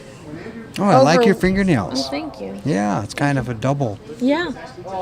And overwhelming, but then it got kind of scary after a while. Well, these storms have all been scary this year. This has been quite a year for storms. If we could pop up some of the weather stuff there, I have something. There we go. Yeah, see, now there you go. There's some good news. I guess if the storms are scary, or you've had a lot of damage, only 14 days left in the monsoon. And take a look at some of this here. Monsoon rainfall 282, normal 271, so we're ahead on that. Fourth year in a row with above normal monsoon precipitation. Yeah. And look at some of these numbers. Now, 6 miles southwest of Wickenburg, they had 11 and 50 hundredths, almost 12 inches of rain. That's since the 1st of January. 787 at Indian Bend Wash and McKellips. 717 at Loop 202 and the 101. 40th Street in Van Buren, 6 1/4 inches, and 551 in Phoenix recorded out at Sky Harbor. So a lot of rain around. Normally we get about 7.5 inches, so we're a little behind on rainfall for the year. But as you can see, rain is a possibility again tonight, from what we're looking at there. And we also would think that the possibilities for rain probably be back again within the next 14 days. Oh, interesting. I don't think it's going to be over.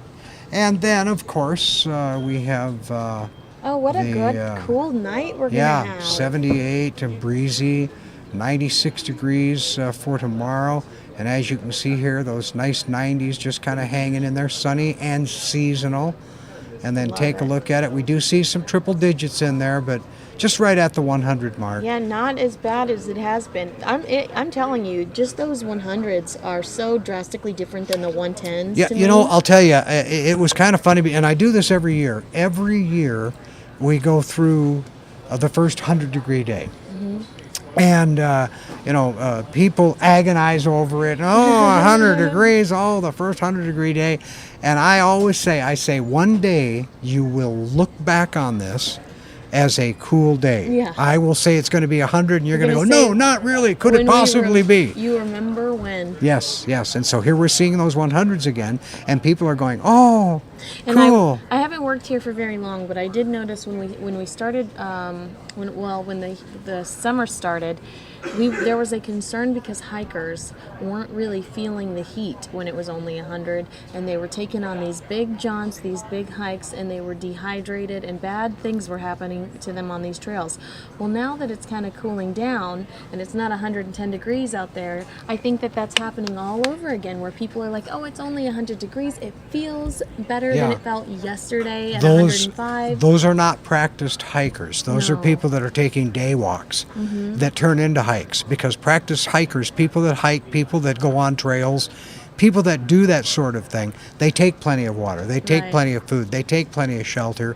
No matter what the temperature, no matter what, they prepare. Yeah. So yeah, if you're a day walker, you know, the people that when I go on vacation and I'm in like at the beach or something, and I see somebody jogging by, that I know is only jogging because they're on vacation. You can just tell by the way they look. They look really happy. They're doing their vacation jog, but I always go, you are going to be so sore later on. You're using muscles you haven't used in 35 years. Oh, that's and funny. yeah, so I always worry about it. You know, the next day they're limping down the beach. You're having to like open Well, the door for their wheelchair. They going think, through. they think they're going to get in shape in 3 days, you know, on a 3-day weekend, and it doesn't work that way. And it's the same way with hiking. You think you're just going to go out for a little day hike, nothing's going to happen. It's just going. That's not the way it works around here in the desert. The desert is dangerous. It has dangerous temperatures, night and day. Right. And people can go out on a day hike with temperatures in the 90s and be so cold at night they can hardly stand it if they're in the right part of the mountains. So there's a lot going on. You got to know what you're doing if you're hiking. You got to know what you're doing when you're out in the heat, no matter where it is. And you have to know what dehydration is and what the signs of dehydration. The thing that I always say is you don't want to feel the signs of dehydration. When you feel the signs of dehydration, you're dehydrated. Yeah, You need to exactly. hydrate. Just drink more water than you need. Cool. And you will And you stay gotta cool. keep cool. Yeah, and that's it. And that's All what right. I'm going to do well, right now. I am anxious to see if we're going to get some of the chaotic weather we had last night. Something about Mondays, Dave. Something about these We've had some wild ones. We've Yeah. had some wild Mondays, some wild Thursdays throughout this monsoon season. But it's been a very busy one. Look at how beautiful Been these very skies busy. are. Isn't that gorgeous?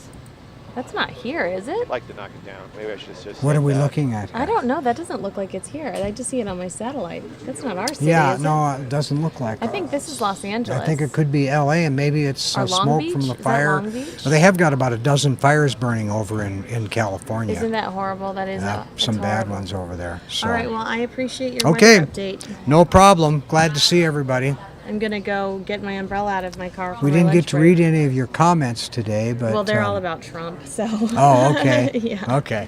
We've All got our right. Trump crew in. We'll see all right, you thank later. you, sir. Let's get back to Trump right now. Speaking of, we'll get back to Donald. The Donald.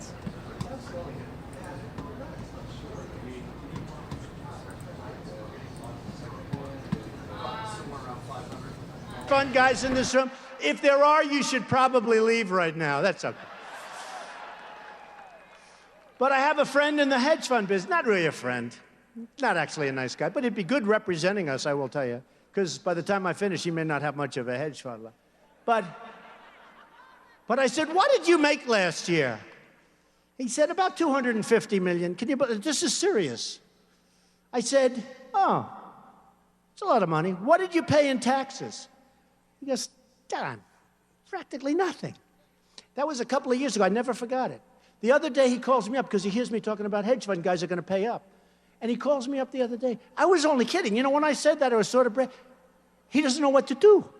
The truth is they'll do just fine. They're going to do just fine because we're going to make the country so successful, they'll do just fine. They'll end up doing better. They'll end up doing better. But we got to lower taxes for a lot of people. Corporations paying far too much, far too much. Middle-income people are being decimated. They're being decimated. I mean, we have a group of 200 guys, but the middle income in this country is being decimated, and we're going to change it. We're going to change it. So I'll be announcing over the next 3 or so weeks, I'll be announcing, I think, a great tax plan. I know the tax code. I know everything about it, probably as well as anybody there is, right? And we're going to be doing something that's going to be really pro-growth, really reduction in taxes. We're going to get the $2.5 trillion that's in other countries. We're going to get it back. They can't.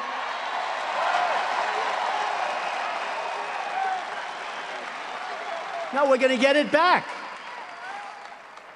And, you know, you have corporate inversion. Does anybody know what that means? You know, in the old days, people might leave New York for Texas, or they may go from New Jersey to Florida, or whatever. It's not that way anymore. Now they go from this country to other countries. And they go for two reasons: lower taxes, lower labor, but lower taxes. You have countries that want to charge them nothing. So they take these companies, and these guys, they make a fortune. They have no real loyalty, in many cases. They have no real loyalty to the United States. They want to show a good profit and loss statement. So they take and they go to another country, and all of a sudden their numbers look good. And they can't bring their money back in. And by the way, for 2.5, 3 years, I've seen every politician agrees that we should lower the tax on bringing money because it's so onerous that nobody in this room would bring that money back. Everybody says it. For 2.5 years, the Democrats, the Republicans, the liberals, the conservatives, everybody, they can't make a deal. They can't make a deal. We have a government that's really messed up because we don't have a leader at the top. A right leader could get it done.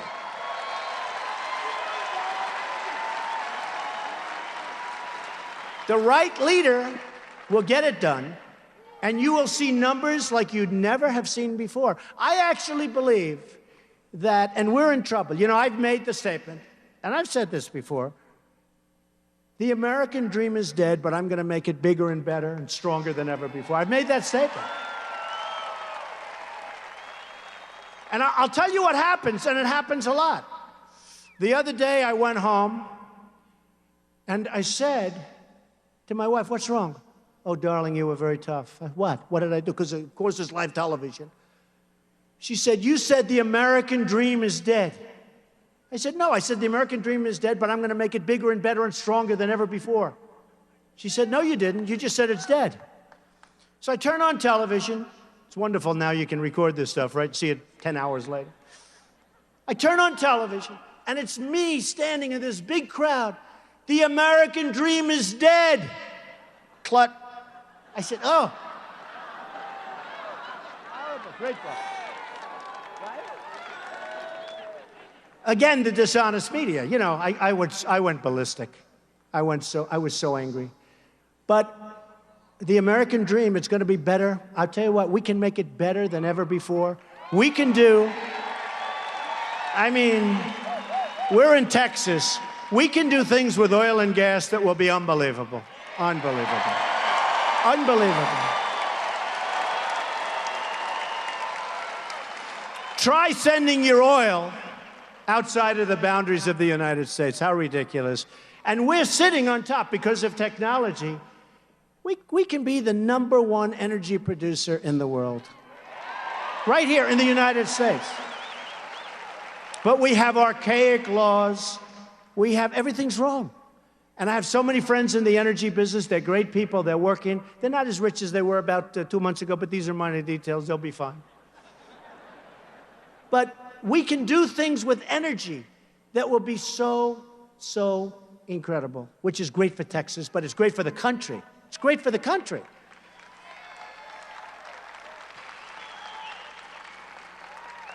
Now, China, Japan, true. You can't be upset with China or Japan or Mexico. Can't be upset with anyone. You know, when I announced for the presidency, it was very interesting what happened. I made a beautiful speech. I thought it was wonderful. Everything was fine. About a week and a half later, they attacked me. In other words, they went through, and then they lied. They made it up. And they talked about, I'm talking about illegal immigration. And I brought up a subject called illegal immigration. And I just saw backstage some of the families who were decimated. Their families were decimated. Their sons, their daughters killed by illegal immigrants. And it's a massive problem. We have to stop illegal immigration. We have to do it. We have to do it.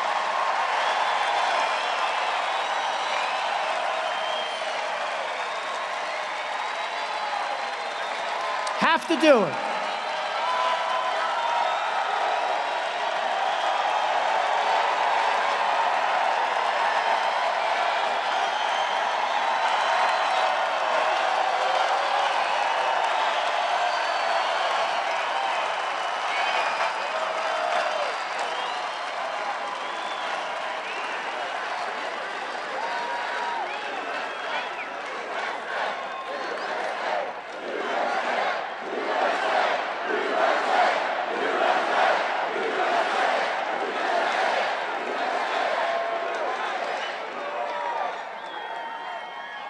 And when I hear some of the people that I'm running against, including the Democrats, we have to build a wall, folks.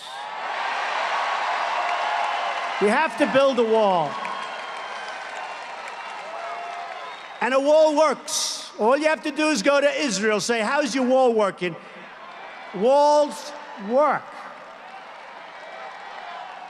And I want people to come into the country, but I want them to be legal. I want them to go through the process. I want them to come in. I want to have a big, beautiful door. But they have to be legal. They have to be. And if they're not going to be, they can't come in. And I'll tell you what, the first thing we do, you know, people don't realize, you look at crime in Chicago, you look at crime in so many different places, and you see gangs. Many of these gang members are illegal immigrants. They're rough dudes. They will be out of here so frickin' fast.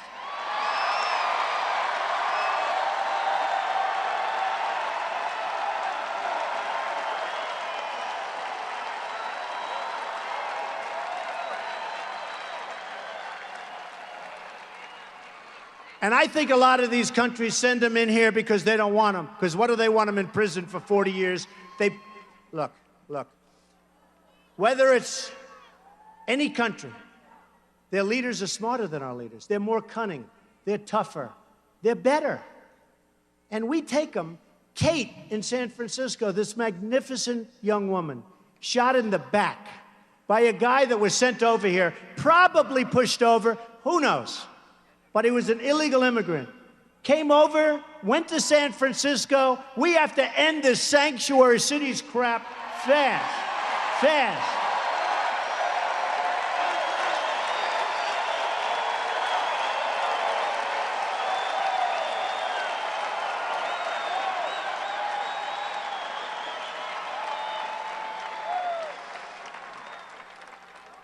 So he admits he's guilty. Now he's got a lawyer.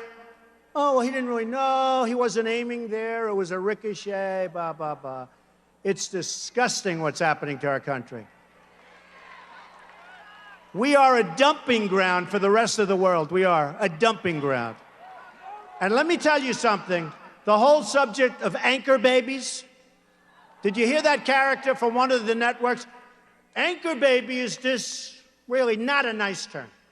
I said, what would you do? What would you say? And he gives me like a 12-word definition. I said, no, we'll have to use anchor baby.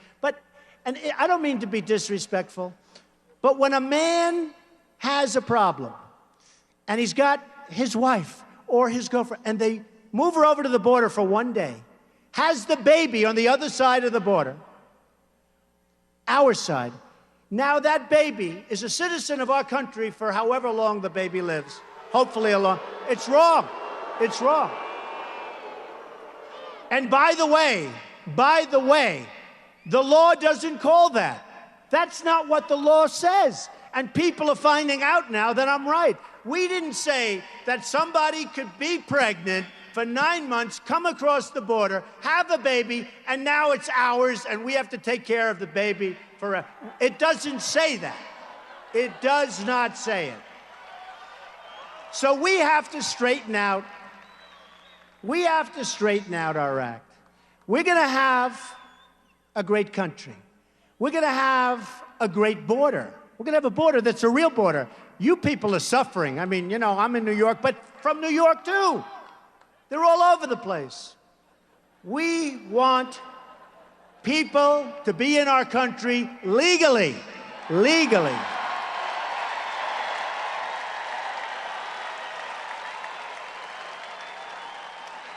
And we want great people, too. We want people of achievement. If you go to Harvard or Stanford or the Wharton School of Finance or any of these schools or Yale, and you're the top in your class, you graduate, you want to stay in the United States and you want to have your career here.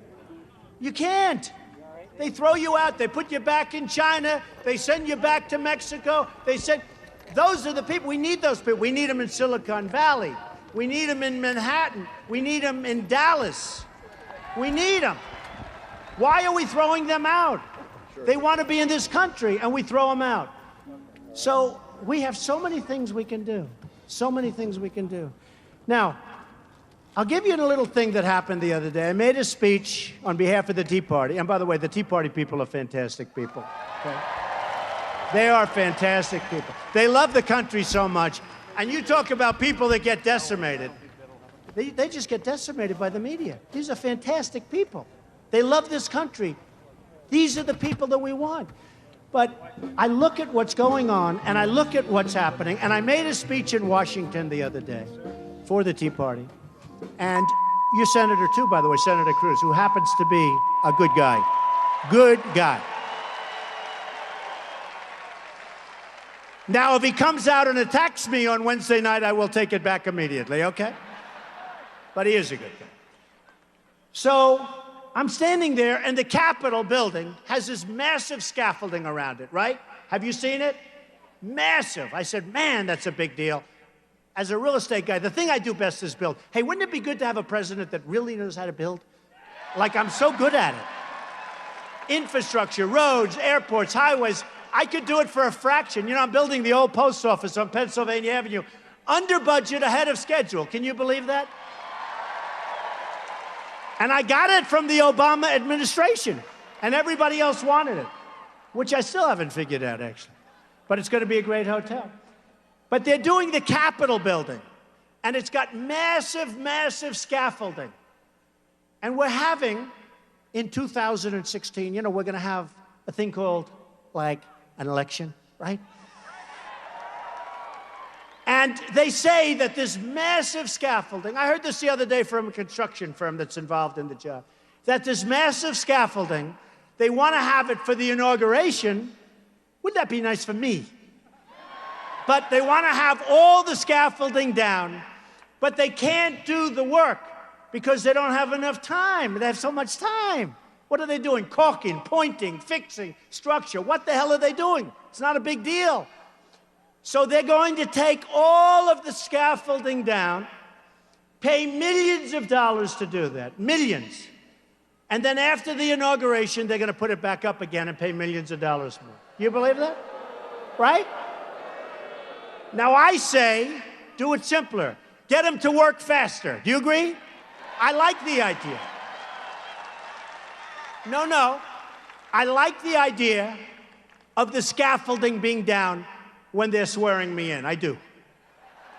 I don't want to see all this scaffolding all over the place. I want to see that beautiful rotunda. I want to see it. I love it. Such a beautiful building. But you know what? I told them, I said, why don't you just move faster? Work faster. Get it done. So you take it down, you don't have to put it up. They said, we never thought of that. Believe it? But they're going to take it down. They're going to take it down. I hear the contract's order. So they're going to take it down, then put it back up. Can you believe this? So let me tell you, I'm going to save my first money for the United States. If I win, I will let the scaffolding stay up, okay? All right? I'll let it stay up. We'll save millions of dollars. So in the pictures, they'll have some scaffolding. They can probably nowadays do something with that anyway. So in the pictures, we'll have some scaffolding. So, not if I win. I love this woman. Stand up. What did you just say? Not if you win, when you win. So a story I tell is a friend of mine who's a big manufacturer, great guy. Can't do business with China. Can't get his stuff in there. He calls me, he's depressed. He says to me, Donald, I can't deal with China. And he's a good guy. He does great stuff, better than they do. He said, I can't sell it. They don't take it. Finally, they're taking it. They're charging him a massive tax. A massive tax. Another friend of mine recently, he bought an airplane. He's a rich guy. Bought, like for these people here. They probably all have this, but a really good plane. I said, why did you sell your old one? Get in? He said, well, what happened is a man from China ordered a plane, and he can't get it back into China because the tax is humongous. So he's selling it cheap. The guy from China took a haircut because the tax is so big. You don't know about these stories. And yet we take everything they have, no tax, free market. Now, Japan sells us millions of cars. I was in Los Angeles a few weeks ago. The biggest ships I've ever seen, ever. Thousands of cars are pouring off. We give them beef. And they don't want it. Do you ever see where the farmers are protesting? They don't want it. So we send it back. By the time it goes back again, it's all gone. It's done. Mexico. Everybody's moving to Mexico. You know that, right? Do you know that? So many people moving to Mexico. I love Mexico. I love Mexico. I have hundreds and hundreds and thousands, actually, of people that are Mexican. They work for me. They're great people. But their leaders are smart. They're smart. So we have Nabisco the other day, Oreos. I refuse to eat Oreos anymore. They're moving their plant to Mexico from Chicago. Why?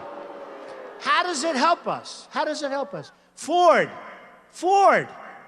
$2.5 billion plant being built in Mexico for cars and trucks and everything. And I said the other day, it's actually not a bad idea because they can build a car, build a truck, and they can have the illegals drive it right across the border. Nobody's going to check them. They'll save a fortune.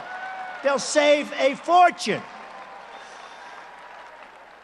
So I don't want them spending $2.5 billion. That's a hell of a plant. By the way, in Tennessee, another major car company, all set to go in Tennessee.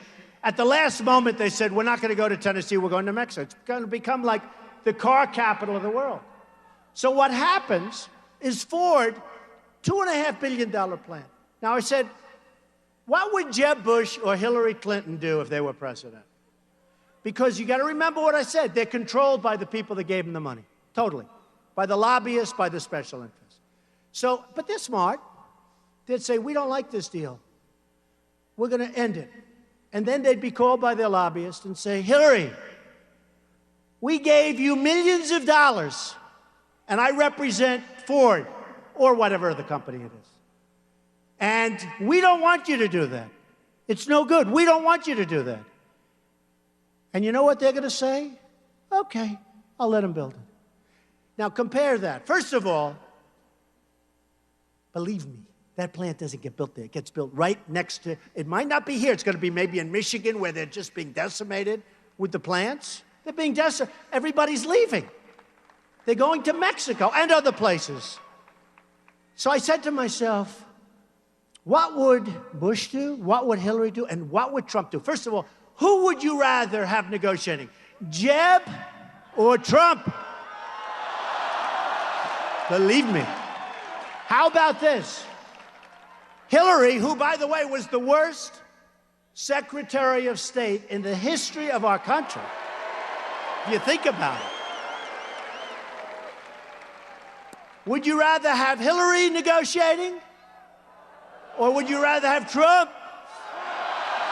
Okay. So let's say, you know what Jeb does, you know what Hillary does. The plant gets built, no problem, don't worry about it. What the hell, it's only about 10,000 jobs or whatever it was, billions of dollars. And our country's being drained. Our jobs are being stolen by all these countries. And not just them, all of them. So what would President Trump do? President Trump. Trump. Okay. What would President Trump do? So I'd call the head of Ford or whatever company, but I'd call the head of Ford. I'd say, congratulations. I understand you're building a massive plant in Mexico and you're taking a lot of jobs away from us in Michigan and other places. No, I don't like that. I don't like it. I just don't like it. And he'll say, well, Mr. President, it's wonderful for the economy. Oh, great, just great. It's wonderful for whose economy? Not for our economy.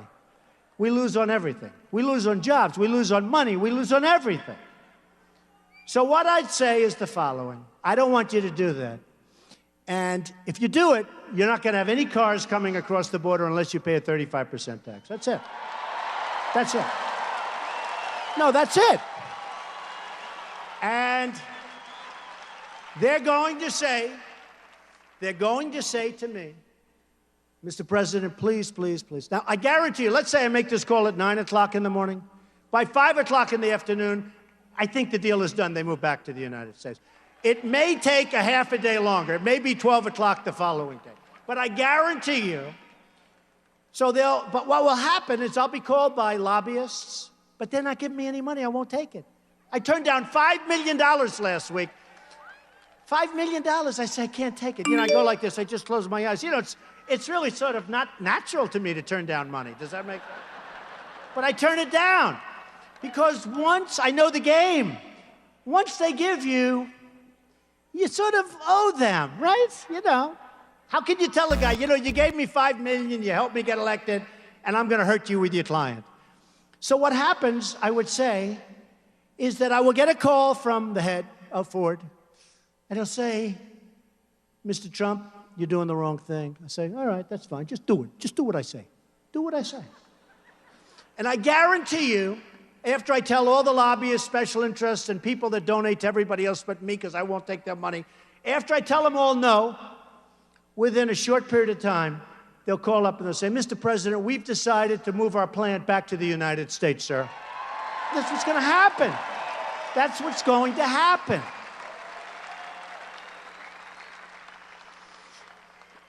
So just a couple of more points, and, you know, it's depressing. Isn't it depressing?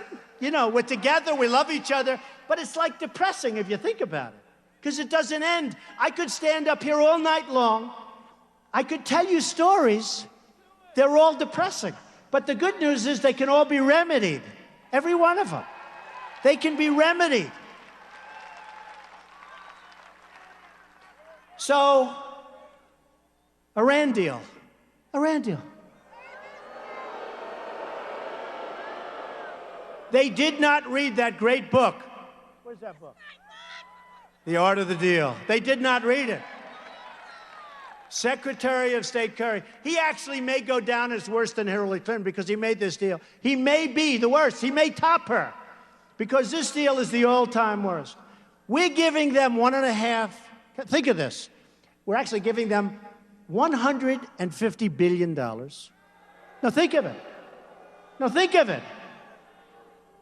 We don't have the right to inspect. We have to wait 24 days, but before the clock starts ticking, we have to go through this whole process. I mean, they could build their nuclear whatever, distribute them, and have plenty of time left over to clean the place up. So you have a 24-day period, not any time, anywhere, which is what it should be. Think of another thing.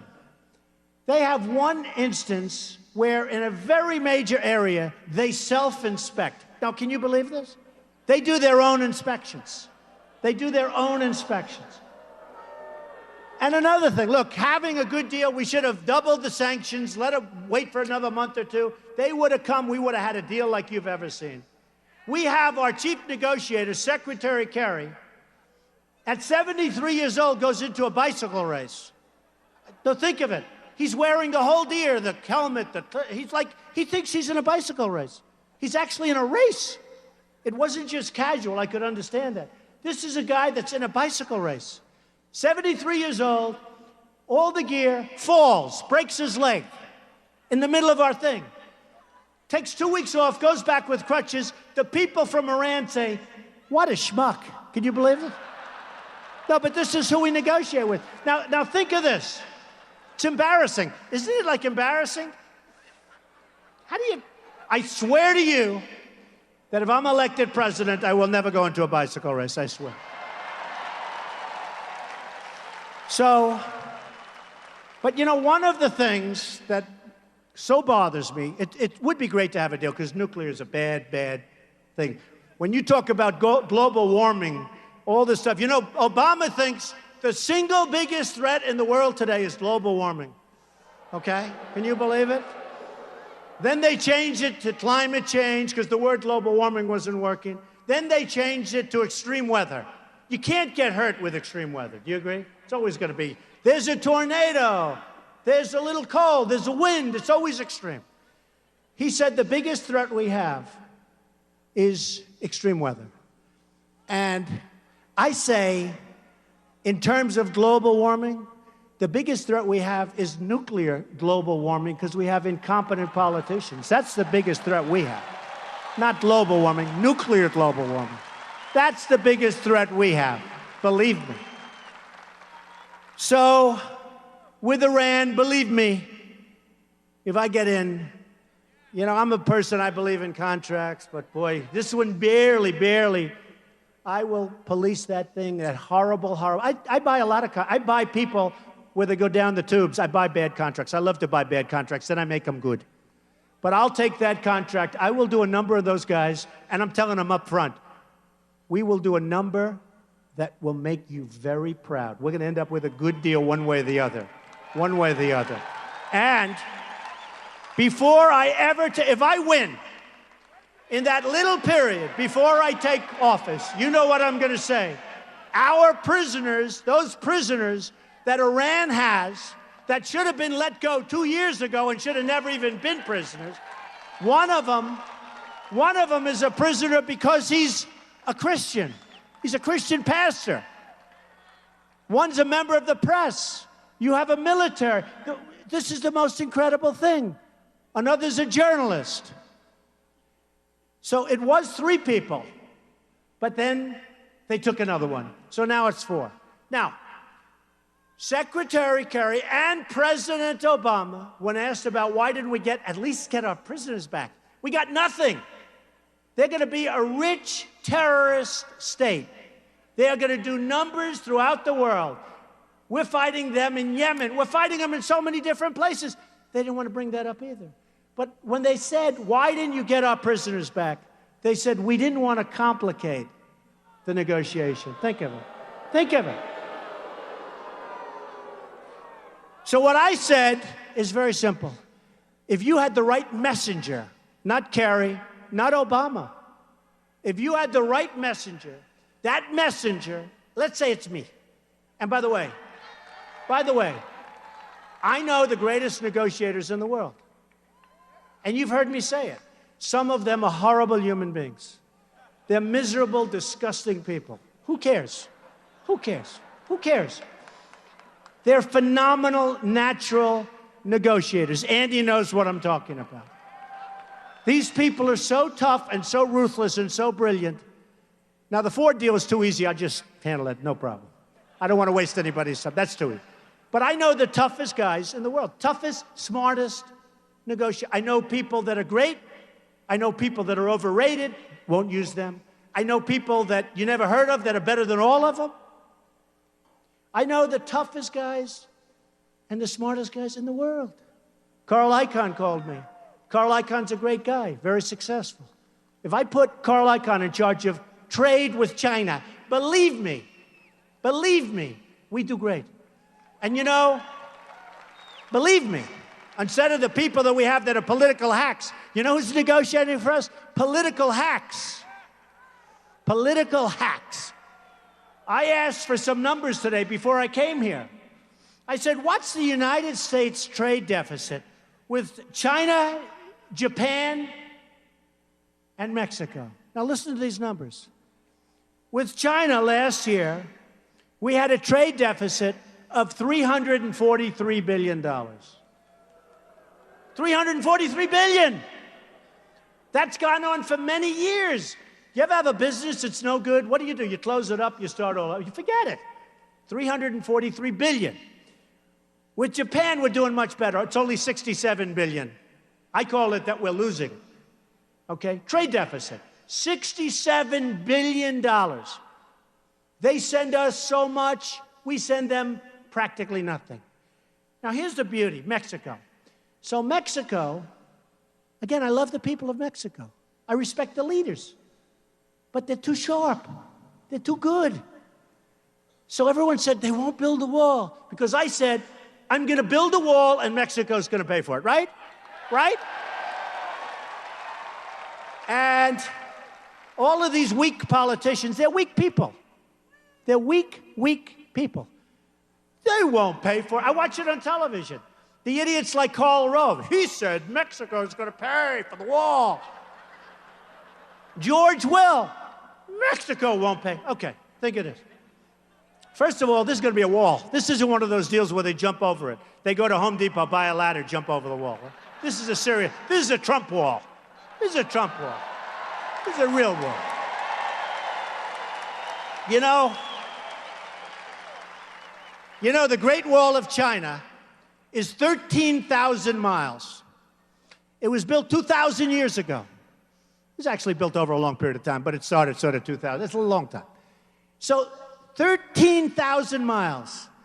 What we're talking about is 2,000 miles, but less, maybe 1,000, because you'll have a lot of territory where you don't need it.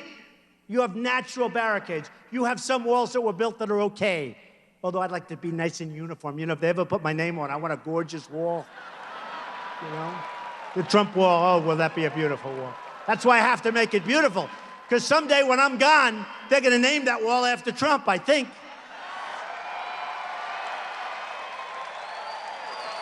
But I listen to these guys, and they say, how stupid. I listened to them today. Some politician's up. Trump will never be able to afford the wall. We can't afford it. It's too expensive. It's peanuts. It's peanuts. It's nothing. And Mexico's going to pay. Now, here's the Mexico number, right? Let's say the wall costs $4 billion. You know, they say $10 billion. That means $4 billion, if you know what you're doing. And the $4 billion will be much bigger, much better, much stronger than the $10 billion. Believe me. Oh, do I know how to build. Greatest. One of the greats. So let's say it costs $4 or $5 billion. Our trade deficit with Mexico is $53 billion. So $4 or $5 billion is peanuts. It's peanuts. Mexico is going to pay, and they'll be happy. They'll be happy. Now, look, if you have some dumb politician negotiating, I agree they won't pay. But when you have Trump negotiating for you on your behalf, they will pay. 100%. 100%. And they'll be so happy. You know, the world rips us off and they all hate us. China hates us. Russia hates us. Mexico hates us. Japan hates us. Everybody hates us, and they're all winning. I'll make it so we do well with these countries, and we'll actually have a better relationship. I have the biggest bank in the world from China in my buildings. They just renewed their lease. I said, really? Oh, yes, we respect you so much. But they just renewed their lease for 10 years. They will do what we want, and we will do great. Couple of other things. Obamacare, we're going to repeal it, we're going to replace it, we're going to get something great. Repeal it, replace it, get something great.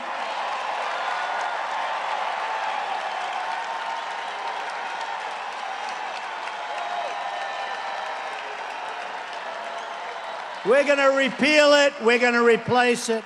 You know who benefits from Obamacare? Remember the $5 billion website? $5 billion, it didn't work, still doesn't work. But you know who benefits? Any insurance guys in this group here? Good, then I can. You know who benefits? The insurance guys. The insurance companies make a fortune with Obamacare. In the meantime, your premiums are going up by 30, 40, 50%. Your deductibles, you have to die, and then you probably still won't get anything. It's no good. We will have a plan that will be so good. We're going to get rid of the borders, the phony boundaries. You know what they have? I have thousands and thousands of people work all over the place.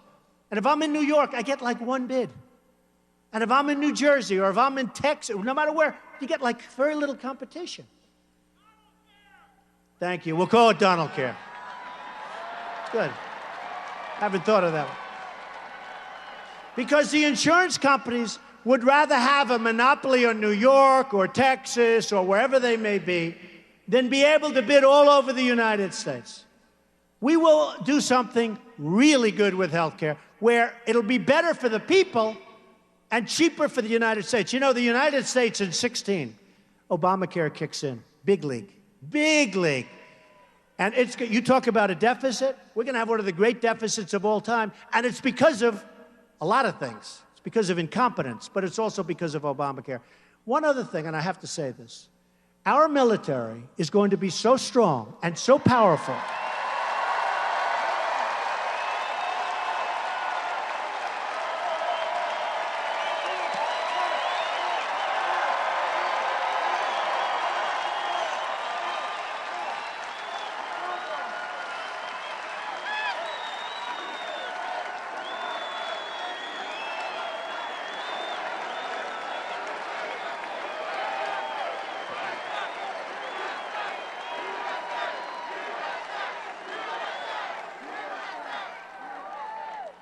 Our military is going to be so strong and so powerful and so modern. The technology, we have it. But it's not working. We're not allowed to use it. Nobody has any fear. Not that I want to use it. I want to make it so strong, so powerful that we never have to use it. We never have to use it. We send our best equipment to our chicken allies, the people over there. One shot's fired in the air and they give it up to the enemy. And they have better stuff than we do. They have all the brand new stuff.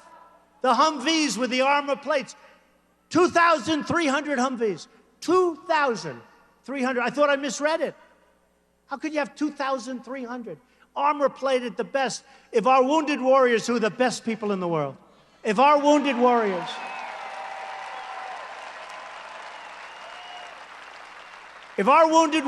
were in those Humvees, they wouldn't have lost their arms and their legs and had such a tough life.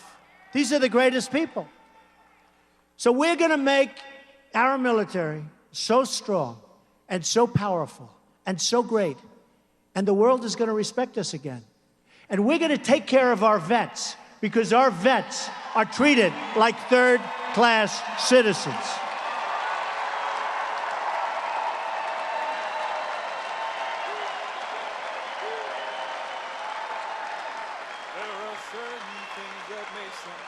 Our vets are our greatest people, and we're going to take care of our vets. So just in closing, I just want to thank all of the people in Dallas.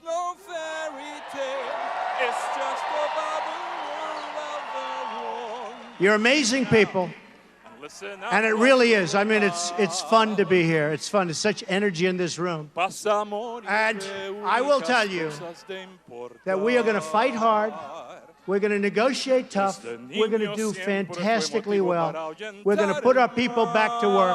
We're going to get rid of all these ridiculous, everything's it's so bad. We're going to get rid of the regulations that are just destroying us all up. You can't breathe. You cannot breathe. You are going to be, if I'm elected president, so proud of your country again.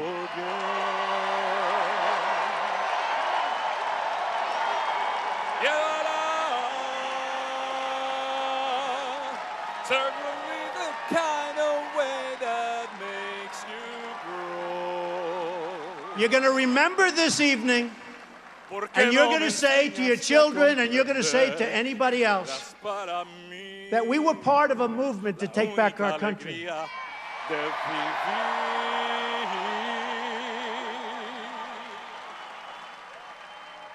And we will make America great again. Thank you, thank you, thank you.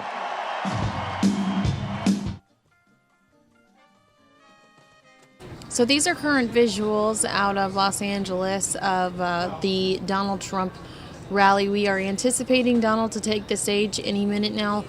Throughout the process of waiting, we will watch some national Fox packages in regards to the GOP #1 presidential candidate.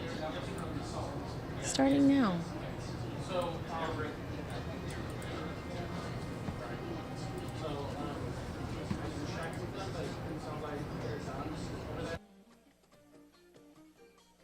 This poll shows that this is shaping up as a neck-and-neck contest between Hillary Clinton and Donald Trump, but that assumes that they are their party's nominees. Hillary Clinton attending church in Washington, along with President Clinton and daughter Chelsea, promising to take some political advice from the pastor. He basically said, you know, if you're going to read and listen to Romans 12, you got to be nicer to the press. But Clinton's real challenge is coming from voters and from Senator Bernie Sanders. The Vermont socialist drew a massive crowd of thousands in North Carolina, and chipping away at what the Clinton team hopes will be a southern firewall by lighting a spark beneath liberal voters. I can't find anything that I disagree with in his platform, so I guess I'm kind of a standard poster girl for Bernie Sanders. And watching all of this from the sidelines is Vice President Joe Biden. I don't see Biden running unless and until he sees Hillary crashing, though given the data of the last week or so, that could well happen. All right. Among Republicans, Donald Trump did something unusual for him. He spent the weekend campaigning, this time in Iowa, and he is solidifying his lead despite attacks from other Republicans, with fellow outsider Ben Carson a strong second. You know, it's a marathon, it's not a sprint. And that's why we have this elongated process. I think it will serve us well in the end. And that Washington Post ABC News poll, though, also shows that if you look at the two frontrunners, Donald Trump and Hillary Clinton, they are both battling majority perceptions from voters that they are not honest or trustworthy. In Washington, Doug Luzader, Fox News.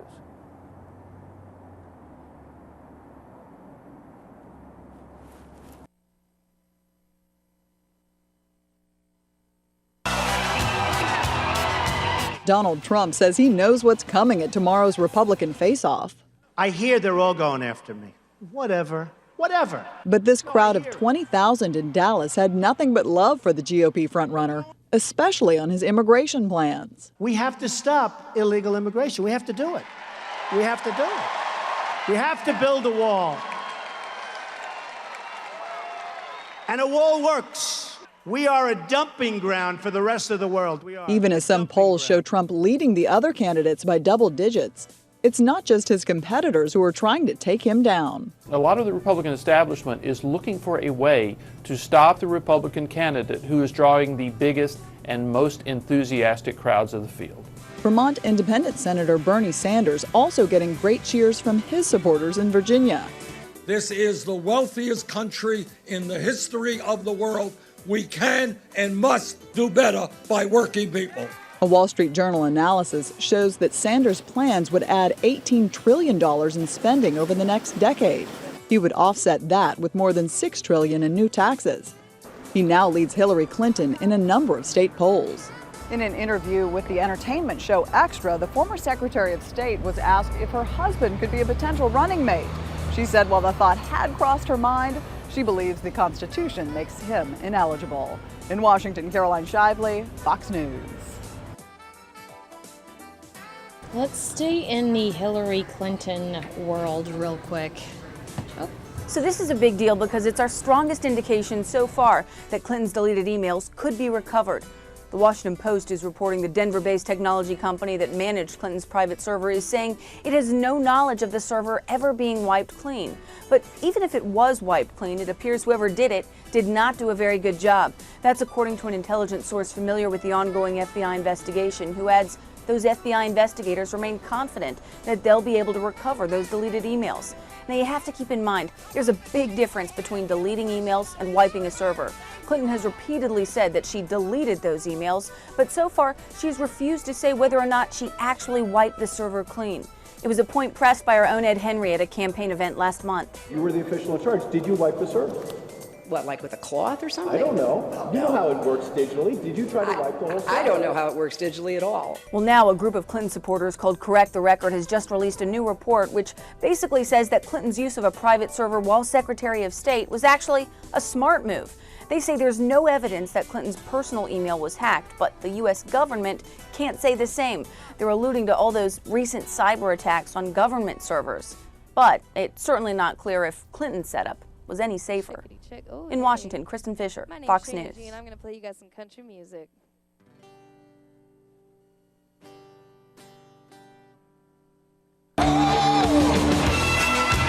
Donald Trump took the stage to rousing applause from a near-full House, then took aim at a host of targets, including Jeb Bush and other Republicans. He reminded the crowd that he is funding his own campaign, not beholden to donors. I have guys offering me millions and millions of dollars. You know, when you're in number one place, then the bloodsuckers come out. He seemed to say that he would lower taxes for the working class, but raise them for corporations, especially those who take jobs overseas. But the most prolonged cheers came when he talked about immigration. We have to stop illegal immigration. We have to do it. We have to build a wall, folks. Trump said whatever it costs to build a wall on our southern border, $4 billion, $10 billion, he'll convince Mexico to pay for it. And we will make America great again. He spoke for more than an hour, clearly unscripted, and when it was over, Donald Trump worked the crowd and the cameras on his way out of the arena.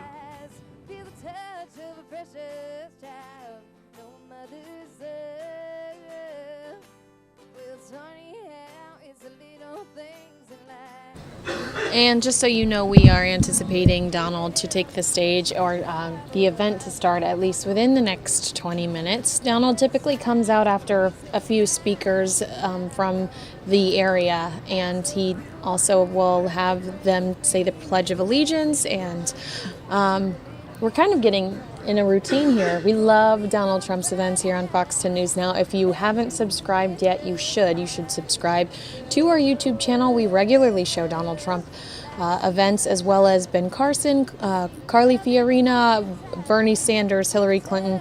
Across the board, we love showing you live events. So if you haven't subscribed to our YouTube channel, it's a good time to do that now. Follow us on Twitter, we're Fox 10 Phoenix. Like us on Facebook, and you can regularly see these types of events here on our YouTube channel streaming live. So we are anticipating someone to take the stage in approximately 20 minutes. And thanks for hanging out with us and enjoying this live feed out of Los Angeles. So we don't have to sacrifice all the things we love, like our chicken fried, cold beer on a Friday night, every dreams have been just right. The radio, like sweet sunshine. See love in a woman's eyes, feel the touch of a precious child, a mother's love.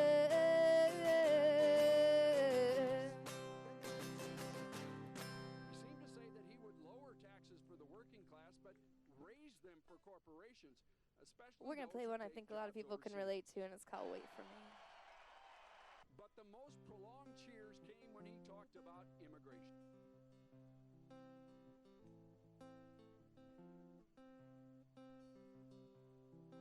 It's cold outside and I can't breathe.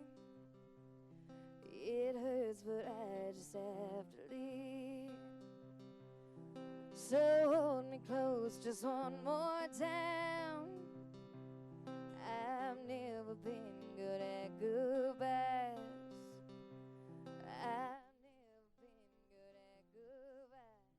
And as mentioned in the chat room, I don't know if you just saw this comment.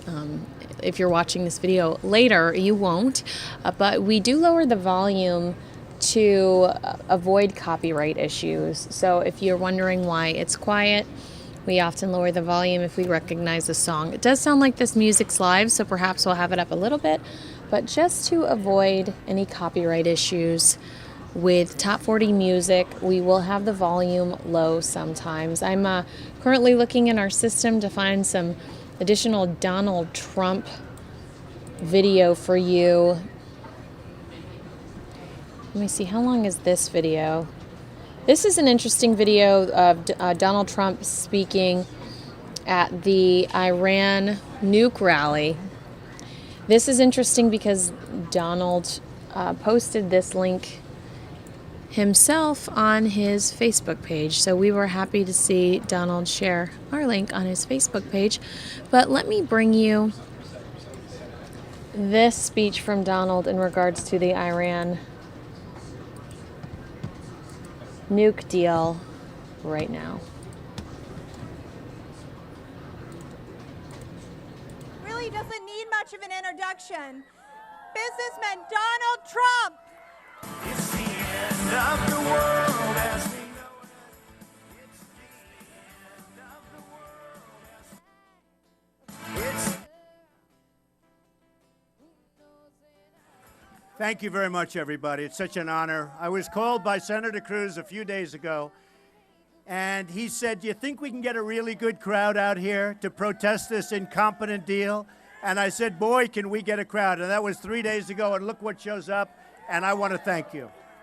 I want to thank you. So I've been doing deals for a long time. I've been making lots of wonderful deals, great deals. That's what I do. Never, ever ever in my life have I seen any transaction so incompetently negotiated as our deal with Iran. And I mean never. Now, Ted and everybody else have gone through all of the details, and we can talk about the 24 days, which is ridiculous. We can talk about the $150 billion, which, by the way, they get, even if the deal isn't approved, they get it just for going to the table. We can talk about the fact that we have 4 wonderful people over there, and frankly, they're never going to come back with this group. And I will say this, if I win the presidency, I guarantee you that those 4 prisoners are back in our country before I ever take office. I guarantee that. They will be back before I ever take office because they know that's what has to happen, okay? They know it, and if they don't know it, I'm telling them right now. So I have a story that just came out an hour ago, and as President Obama calls him very routinely, he calls him the supreme leader. Our president is calling the person who is really the boss in Iran supreme leader. And I look at people shaking their heads, they can't believe it. But it just came out a little while ago. He said Israel will not exist in 25 years. Think of that. He just said this. He also said very strongly, very, very strongly, that this is the end of our dealings with the United States. We want nothing more to do with them. We're not going to do anything right here. We made this deal. It's a phenomenal deal. We're not going to deal with the United States anymore. And that's what he just said. And this was a very short period of time ago. So they rip us off. They take our money. They make us look like fools. And now they're back to being who they really are. They don't want Israel to survive. They will not let Israel survive with incompetent leadership like we have right now. Israel will not survive. And then when it's all done, or they think it's all done, they come out with these unbelievable, nasty statements that Israel won't be around in 25 years and that we have no dealings and we will have no further dealings with the United States. Now, the people that we were negotiating with and were working on the sanctions with, including, and as an example, Russia, who's selling tremendous missiles to Iran. You know that. Ballistic missiles being sold. All of these countries are going to do business with Iran. They're going to make lots of money and lots of other things with Iran. And we're going to do and we're going to get nothing. Nothing. We are led by very, very stupid people. Very, very stupid people. We cannot let it continue. We are a country that owes $19 trillion. We lose everywhere. We lose militarily. We can't beat ISIS. Give me a break. We can't beat anybody. Our vets are being treated horribly. It will change. We will have so much winning if I get elected that you may get bored with winning. Believe me, I agree. You'll never get bored with winning. We never get bored. We are going to turn this country around.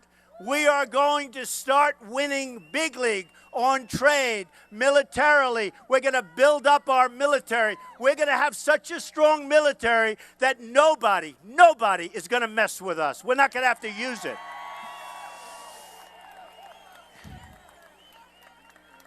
I really, really appreciate this tremendous crowd. We are going to make America great again. Thank you. Thank you very much. Thank you.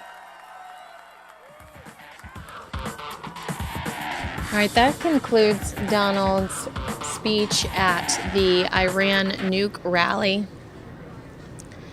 I've seen some chatter in the chat room in regards to Bernie Sanders, a lot of debate happening. I've got a package on Bernie Sanders, so why don't we take a look at that quickly while we await Trump's rally to start.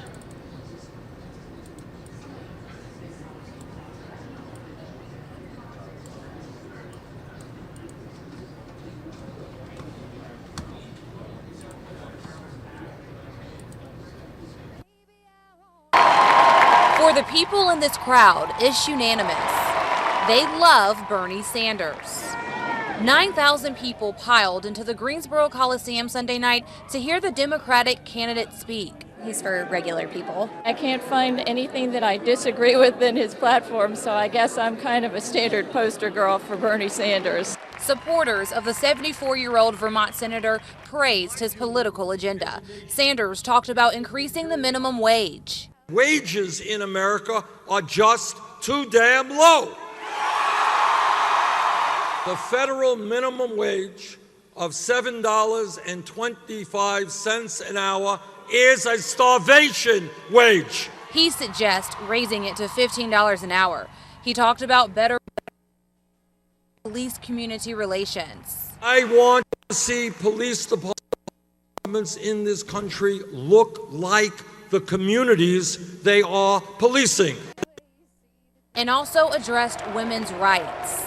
You know what they mean when they talk about family values. And what they mean is that women in this country should not be able to control their own bodies. I disagree.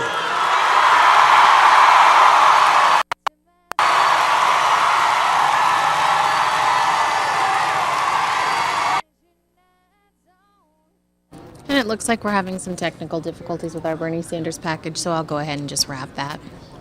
But we are looking forward to seeing Donald Trump take the stage within the next 10 minutes.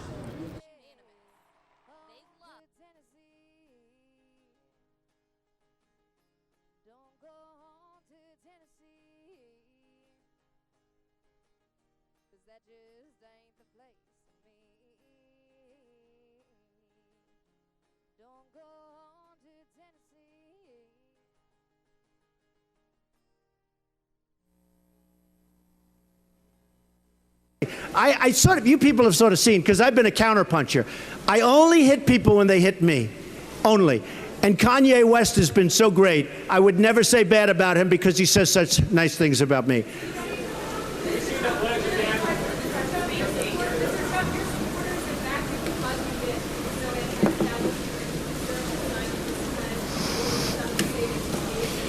No, my supporters are really supporting me because I'm very competent, because they know that I'm not going to let China rip us off. I'm not going to let Japan rip us off. Japan is devaluing their yen. Very hard for Caterpillar and other companies to compete against Komatsu, their big tractor maker, and others. We're not going to let this happen anymore. They do. You talk about a trade imbalance. They have in Japan the biggest ships you've ever seen, pouring cars into Los Angeles, pouring them in. I've never seen anything like it. We send them beef, and they don't even want it. It's going to end, and they're going to like us. In this building, I have the largest bank in the world, right up in these elevators. It's a bank from China, by far the biggest bank in the world. I get along great with China. I get along great with Japan. I get along great with Mexico. I love the people. I love the people of Mexico. I love the Hispanics. I have thousands of Hispanics right now working for me. Over the years, I have employed tens of thousands of Hispanics, many from Mexico. I have unbelievably great relationships. And in the package that we gave you, you'll see there's a poll. And I'm #1 with Hispanics. You saw that. #1 with Hispanics. So, look, for our country to be great, we have to be able to make great deals. We're going to be great to the vets. We're going to be terrific. Our military is going to be unbelievable. All of these things, we're going to get rid of Obamacare and come up with something that's much better and much less expensive. We're going to get rid of it. We're going to repeal it. It's going to be out. It should have been out a long time ago. It should have never happened. But we are going to take care of our country, and we're going to bring back jobs, and we're going to bring back wealth to the United States so we can afford to save Social Security, which I'll save without cuts, so that we can afford to do the kind of things that we have to do to make America great again. Ladies and gentlemen, thank you very much. And here is your pledge.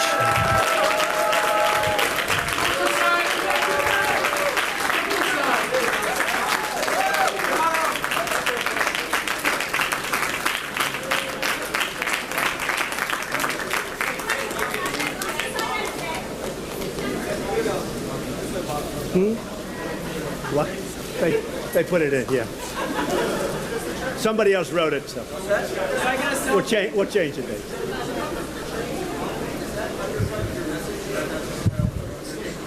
No, it's a bubble waiting to explode. And I've been saying that for a long time. I've been saying what they're doing in China is a bubble waiting to explode. And just remember something, when it's a bubble, we can't be brought down by that bubble.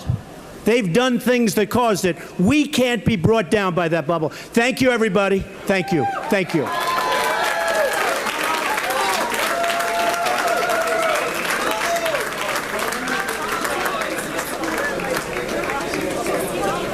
Hey, ladies and gentlemen, this is an amazing man.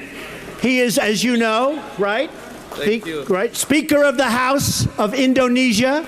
He's here to see me. Setya Novanto, one of the most powerful men and a great man, and his whole group is here to see me today, and we will do great things for the United States. Is that correct? Yes. Do they like me in Indonesia? Yes, I like. Thank you very much. Speaker of the House in Indonesia. Thank you very much. Thank you.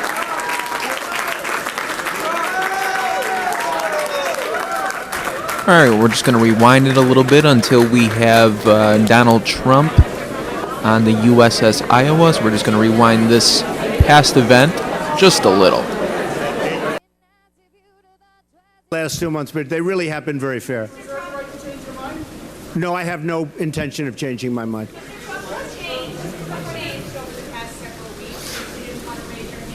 Well, I think the big thing, Dana, that's changed is, and it's been obvious to all, number one, after I announced, we went up like a rocket ship. Nobody thought I was going to run, and they said, oh, he won't run, and he won't put in his papers, and he won't do all of this. I did that. The papers in terms of the company turned out to be spectacular. It's a great company. I built a great company.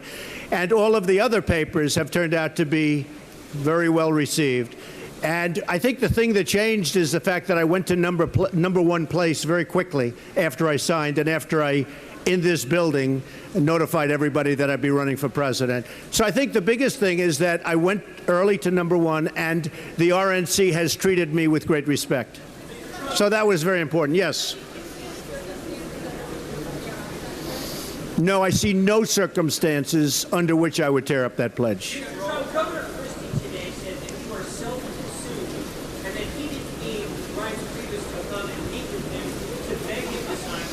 Well, you don't have to be met when you're at 2%.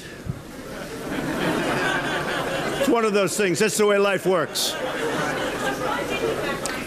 And I like Governor Christie, by the way.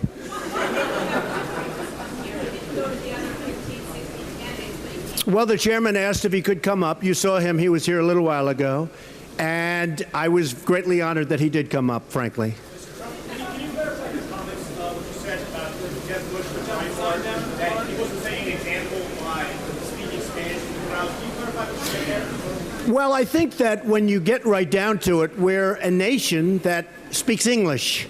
And I think while we're in this nation, we should be speaking English. And that's how assimilation takes. And that's how, I mean, whether people like it or not, that's how we assimilate. And that's how we go on to that next phase and that next stage. And that's how people that don't speak English, and I'm not just talking about Spanish, I'm talking about from various parts of the world, that's how they will become successful and do great. So I think it's more appropriate to be speaking English. Yes.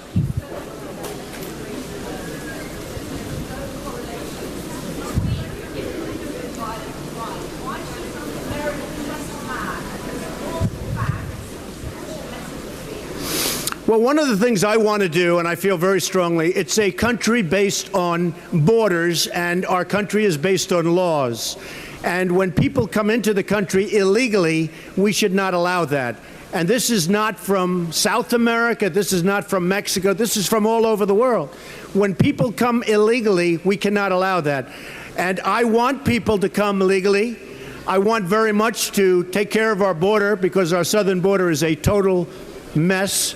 That's been proven. And interestingly, a couple of months ago when I announced, I made some very strong statements about the crime and the problems that were happening. And I've been proven right. And many of the people in this audience actually have apologized to me, which I very much appreciate. Of course, they haven't done it publicly, but these are minor details. Someday they will. The fact is that we are a nation that wants and needs borders. We're a nation that wants and needs and is based on laws. And we will make sure that that takes place. With that being said, I want people to come into our country legally. I want to have a big, fat, beautiful, open door. I want people of great talent to come in for Silicon Valley. I want engineers. I want physicists. I want people with great talent to come into the United States. When people graduate from college, you can be #1 in your class at Harvard, or #1 at Yale, or the Wharton School of Finance, or Princeton, or Stanford. And immediately, if you're not a citizen of the United States, you get thrown out of the country. We want those people to stay. We want people of great talent to be in the United States, to work here, and ultimately to become a citizen.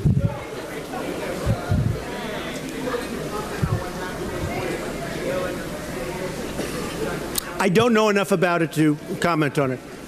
Was she jailed? I really don't know much about it. For those just tuning in, we are currently watching some of what we consider Trump's greatest hits that have aired on FOX10 News Now. We're going to continue to watch Trump, some previous speeches from him until his people start to take the stage. I see that there's a musician on stage, but we do have copyright issues, so we cannot play top 40 music, whether it's a cover or not, unfortunately. But we will, as soon as the speeches start, as soon as the speakers start to take the stage, we will cut to that. Until then, we are watching some of Donald Trump's greatest hits right here on FOX10 News Now. Thanks so much for joining us. We appreciate you, and we know that you're going to enjoy the speech this evening.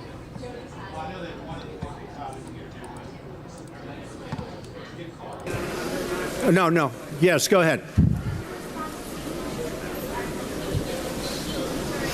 That's absolutely false. I win at golf. I win at golf. That I can tell you. Yes.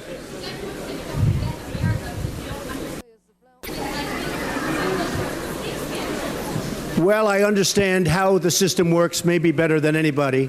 I understand the political system, and I understand also very much a system of coming in for illegal immigrants. Don't forget, if I didn't bring up the subject of illegal immigration, you wouldn't be asking the question. Nobody would even be talking about immigration. And immigration, and in particular illegal immigration, has become a very big factor. Now, a lot of bad things have happened with respect to crime since I brought it up.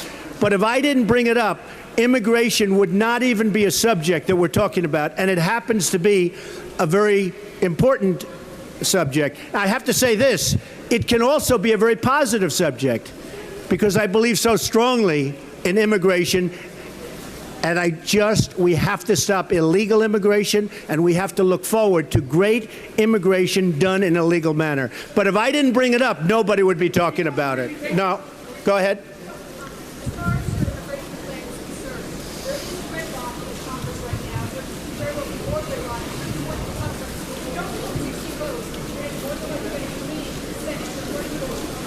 Well, there is gridlock in Congress right now, and that's because there's no leadership at the top. You have to be able to lead. You have to get people into your office. You have to get people, go to them, any way you want to do it.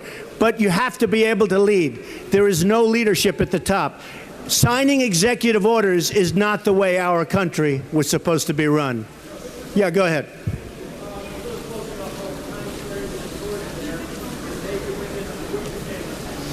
I don't want to talk about that here. It's inappropriate. Yes, sir, go ahead. Tom Brady? Well, Tom Brady is a very good friend of mine. He's a great guy. For those of you that don't know him, he's a very honorable guy and an honest guy and a truly great athlete. He is really a very good friend of mine, and I just spoke to him a little while ago. He's so thrilled and so happy. Tom Brady, I think what they've done is terrible, and he has been exonerated, as I understand it, because I just heard about it. But I'm very happy for Tom. As far as the commission is concerned, they're having a rough year. Let's face it. They're having a very rough year. Yeah, go ahead.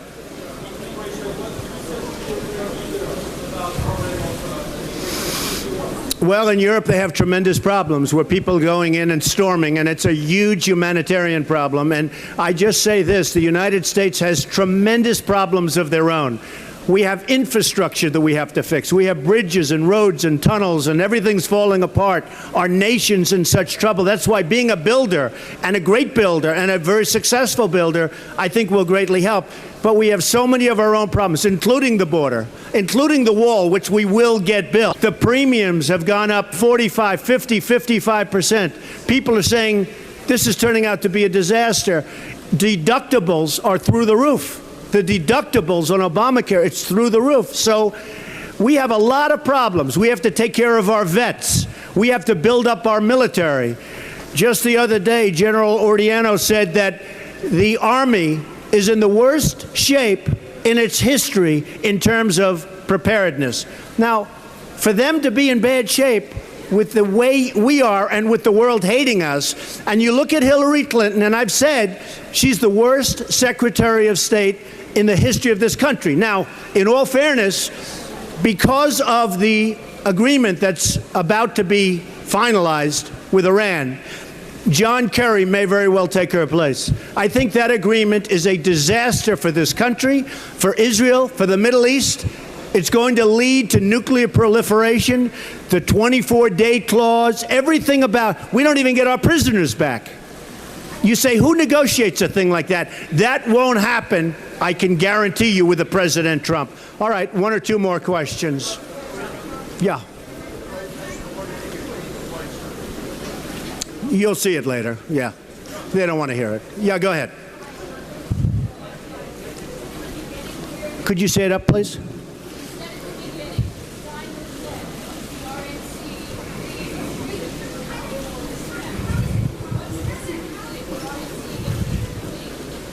All I want them to do, yeah, and say hello to Rosanna and Greg, okay? Great people. I would say, very simply, I just want to be treated like everybody else. You see, I was always the fair-haired boy. I was a big contributor. Nobody knows the system, but I was on the other side. And I was the elite. I was the fair-haired person. Once I ran, all of a sudden, I was a little bit of an outsider. I became an outsider because I was running, because I wasn't supposed to run. I'm this businessman that people have given me great credit as being a great businessman, but I'm not supposed to be running for office. The fact is that our country is being killed on trade by China, by Japan, by Mexico, both at the border and on trade. And I'm not knocking those countries. Their leaders are much, much smarter than our leaders. They are absolutely killing us. There's some, perhaps, something different happening on the stage here, and I don't want us to miss a beat. So if we are seeing, oh wow, that's some smooth jazz if I've ever heard it. Maybe we should lower the volume on that. We are waiting for the speakers to take the stage. We're about 8 minutes past when we expected them to take the stage, so surely they'll be up any minute now. That's some exciting music. Due to copyright issues, we have to keep the volume down on some of the mainstream music, but we are waiting for the speakers to take the stage here in Los Angeles. And if it's a few more minutes, we can go back to our Trump video. Well, let's just do that to be safe. And I know you would rather look at Donald Trump than me anyway. $1.4 trillion. And we're paying them interest. We owe Japan, with all of the cars coming in, the same amount, $1.4 trillion. That's like a magic act. They send the cars in, they take our jobs, they do everything, and we owe them money. That's not going to happen with me. It's been a long time. Go.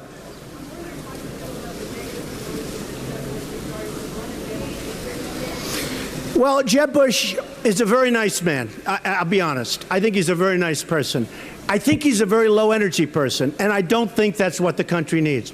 I hear that he's going to spend a lot of money on negative ads on me, and honestly, look, he's getting the money from special interests. He's getting the money from lobbyists and his donors. And they're making him do it because he's crashing in the polls. So I don't know what's going to happen. If he spends $20 million or $25 million on negative ads, I don't know. I know that my life will continue. I just don't know. I mean, nobody's ever spent money on ads against me. But he probably has to do that, although it would not be the way I've done. You know, one of the things that I'm most honored about is that so far, everybody that's attacked me has gone down the tubes. You have Lindsey Graham attacked me. He was at 3%. Now he's at 0%. You have Perry attacked me. Now he's getting out of the race. He was at 4 or 5%. Now he's getting out of the race. He was at 0%. Everybody, Rand Paul attacked me. I see the last poll, the Monmouth poll just came out today, where I'm leading by double figures, and Rand Paul is down to less than 2%, and he attacked me. Now, Jeb Bush also just went down in the Monmouth poll, very big. So, I don't know. I mean, he's going to spend lobbyists' money and special interest money. Remember this. They have total control over Jeb and Hillary and everybody else that takes that money. Nobody knows the system better than me. They have total control.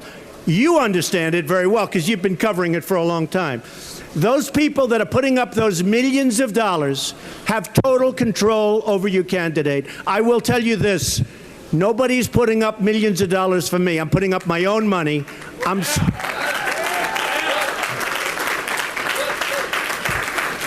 In fact, I feel a little bit foolish. People are offering me millions and millions of dollars. You know, when you're in first place, you can collect so much money.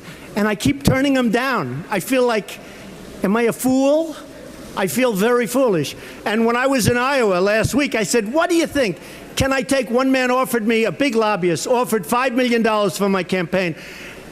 I said to the crowd in Iowa, great crowd, 4,000 people, I said, can I take it? And will you believe I'm not going to do anything? I promise you, I swear to you, I won't do anything. And they all stood up and said, no, no, don't take it. The fact is, I'm the only self-funder. I'm putting up my own money. I know there have been some super PACs, 5 or 6 super PACs, where people are forming super PACs for Trump. I have nothing to do with them. As you know, you're not allowed to have anything to do with them. So I don't know what they're going to do. Hopefully, if they're going to do something, it's going to be nice, but I don't know anything about them. But just in a nutshell, I'm funding my own campaign, nobody else's. When people advertise, and I hope the voters can see this, every negative ad they see about me is paid for by lobbyists and special interests. So just remember that. Yeah, go ahead.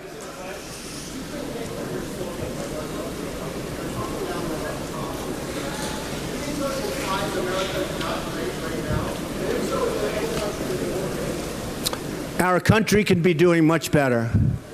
We have deficits that are enormous. We have all bad trade agreements. We have an army that the head said is not prepared. We have a military that needs help, and especially in these times. We have nuclear weapons that you look at 60 Minutes, they don't even work. Okay? If anybody saw that report, the phones don't work. They're 40 years old. They have wires that are no good. Nothing works. Our country doesn't work. Everybody wins except us. We need victories in this country. We don't have victories anymore. Our country will be great again, but right now our country has major problems. Yes, ma'am. Who is who? Yes, Carly. I think it's great that she's in the debate. I was in favor of her being. I think she should be in the debate. I don't like that fact that there are 11 people now. As I understand it, they're not getting rid of Rand Paul or somebody. But, and they should, because there's too many people. Because when you have 11, you're not going to hear me and you're not going to hear other people talking. And I think that's too bad. I think 11 is a lot of people. But I was very happy that she got into the debate because, frankly, she deserved to be in the debate. Okay?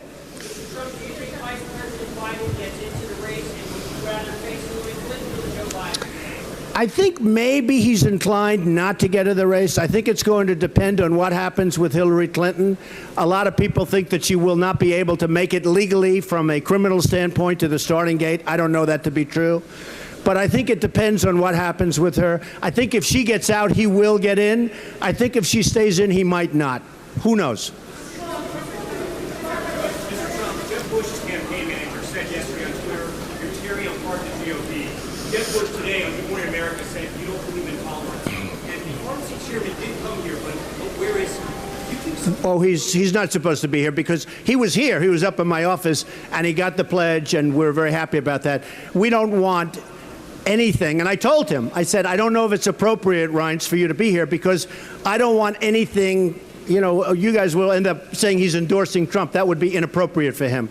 So I suggested, frankly, that I'm fine with him not being here because I don't want anybody to think he's endorsing. As far as Jeb is concerned, I watched him this morning on television, and it's a little bit sad.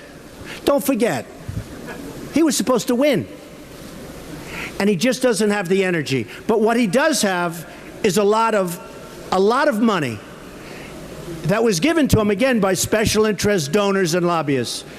And I just hope that if he spends money on ads, which he may not, if I were him, I'd spend money on positive ads about himself. Because if he knocks me, assuming people leave, and maybe they're at a point where they're not going to leave because they're fed up with what's happening in this country, but I think they're going to go to people other than Jeb. Yeah, go ahead.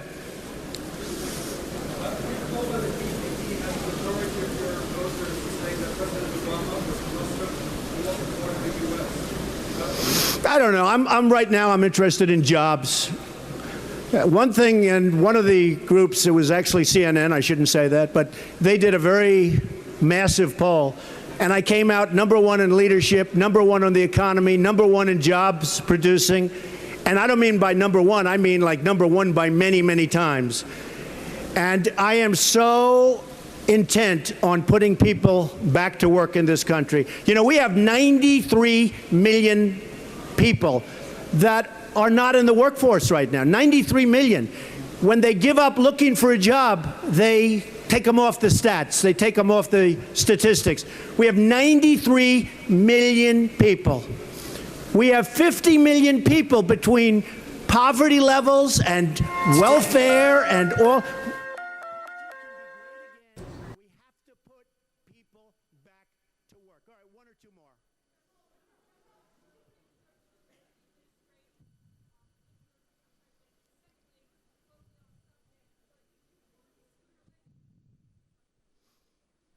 Would I bring my children into the administration? I will tell you they are very capable. The answer is probably not. But having them in would be very good. They're very, very capable children. The second part I won't bother asking.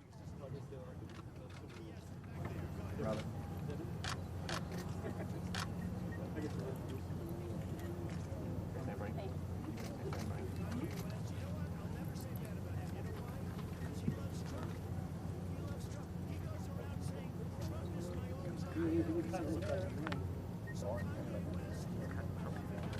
Good evening, everybody. 1, 2. Hello, is this on? Can you hear that? 1, 2. Hello. Yeah. 1, 2, 3, 4, 3, 2, 1, 4. Who for? What for? Who we're going to yell for? Donald, Donald, Donald. My name is Wink Martindale. You may remember me from a couple of shows that I did. When I received a call from my good friend Al Hahn the other day about being here this evening, he started by saying, Wink, do you see yourself as a patriotic American? I said, of course I do. Do you feel strongly about what our veterans have done to keep us free, right? Yes, of course, absolutely. You believe in the Bill of Rights? Yes. Free speech? He said, good, you're making one Tuesday on the USS Iowa. And by God, here I am. Pastor Joel Osteen always begins with something funny on Sunday morning. So I'd like to run this by you. I heard this yesterday, and whether Democrat or Republican, I think you will enjoy it. 3 Washington, D.C. teenagers are on their way to school, and they walk by the White House. And there's the commander-in-chief out taking his morning stroll, little jog. And suddenly off to the right, they see a car in a collision course with the president. And they do what comes naturally. They came and threw him out of the way and saved his life. President gets up, brushes himself off, and says, thanks, boys, you saved my life. Now, what can I possibly do for you? One student says, I'd love a ride on Air Force One. The other one said, I'd like to go to West Point. President says, well, I can take care of both of those, no problem. But it's the third kid who came up with a good idea. He said, I'd like a plot at Arlington National Cemetery. President Obama says, well, son, that's kind of strange. You're so young. Why are you in such a hurry? He says, well, sir, when my dad finds out I saved your life, he's going to kill me. The Marines are not supposed to laugh at that. Before we continue, I'm sure that everyone here agrees Ronald Reagan was one of the greatest presidents to ever occupy the Oval Office. Do I sense we have some Republicans here? As you know, President Reagan was known as the great communicator with a terrific sense of humor, and nobody loved to tell a good story, and nobody told a story better than he did. As a former sports announcer, he loved to tell this one, the story about a sports announcer who invited the young baseball-playing friend to his house for dinner one night. And while his wife was busy preparing dinner, these two sports buffs were talking sports and totally oblivious to what was going on in the kitchen. And then in the middle of their chat, the little baby, whoops, I missed it. In the middle of their chat, the little baby began to cry, and the wife says, honey, would you please change the baby? Well, the husband was embarrassed in front of his friend, and he said, change the baby. Sweetheart, I'm a ball player. That's not my line of work, which really pushed her button the wrong way. So she wheels around, and she proceeds to do as Mr. Reagan would do, and that's communicate. She says, look, Mr. Ball Player, here's what you do. You lay out the diaper like a diamond. You put second base on home plate. You put the baby's bottom on the pitcher's mound. Hook up first and third, slide home underneath, and if it starts to rain, the game ain't over. You start all over again. Now let's bring on the stage some very important people. Janine Stang, who's going to sing our national anthem. And of course, the U.S. Marine Color Guard is already up here. Janine, would you come up, please?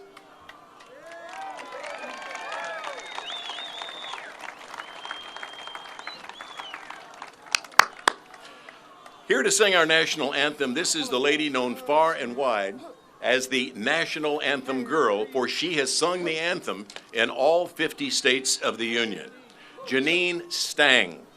And as Janine sings, the Color Guard of the United States Marine Corps will be presenting the colors.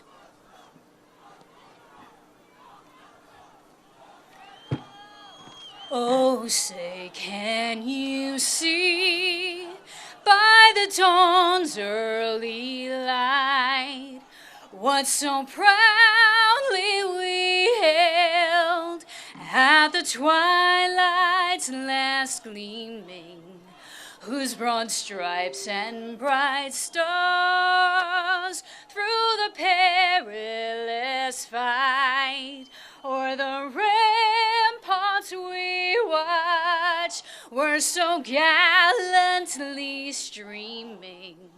In the rocket's red glare, the bombs bursting in air gave proof through the night that our flag was still there. Oh, say, does that star-spangled banner yet wave o'er the land of the free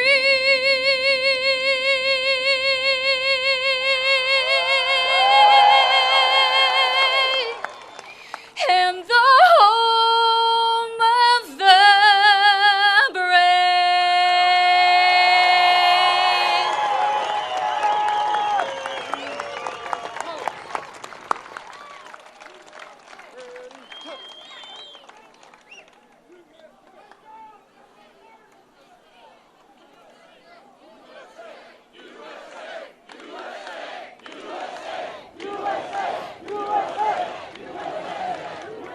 Ladies and gentlemen, please join me for the Pledge of Allegiance.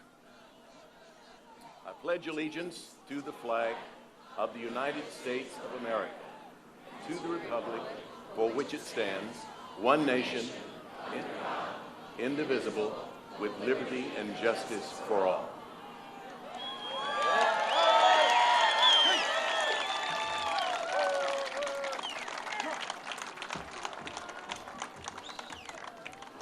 With so many veterans in the audience tonight, here's something I'd like to share with you. You might call this the definition of a veteran.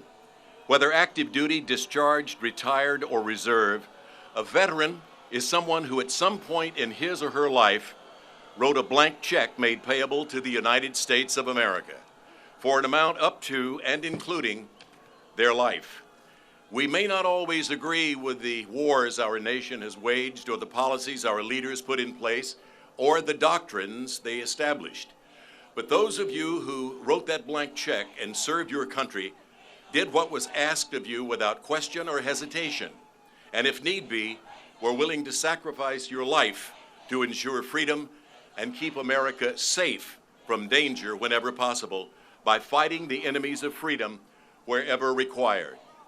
It's you, the veteran, not the preacher, who's given us freedom of religion. It's you, the veteran, not the reporter, who's given us freedom of the press. It's you, the veteran, not the poet, who's given us freedom of speech. It's you, the veteran, not the campus organizer, who's given us freedom to assemble. It's you, the veteran, not the lawyer, who's given us the right to a fair trial. And it's you, veterans, not politicians, who've given us the right to vote. That's the definition of a veteran.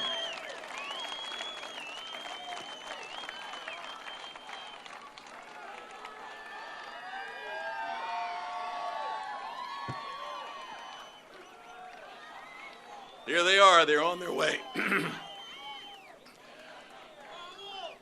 You're about to meet three very important people who will be standing at this podium tonight.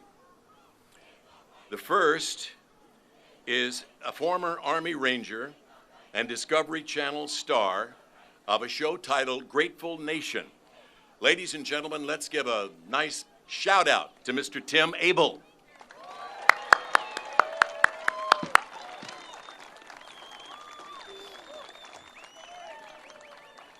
Good to see you, Tim. You too, Andy. All the way. And a big shout out to the founder of Veterans for a Strong America, Major Joel Ahrens, everybody.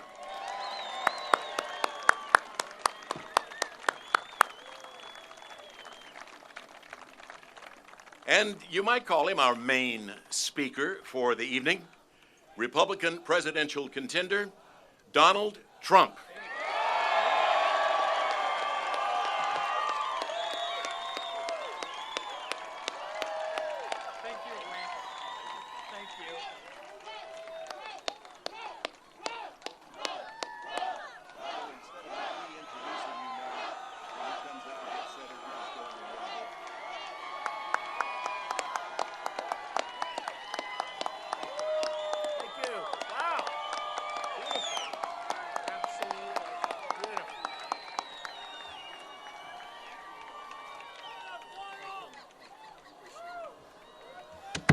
All right, what a crowd. Wow, we have all the services covered here. We have United States Army Rangers, Airborne, Marines, MARSOC, Navy SEALs, Annie Nelson and American Soldier Network. I got my family, Tess, my wife Georgia, Magoo, and we have Donald Trump right behind me. Look at that.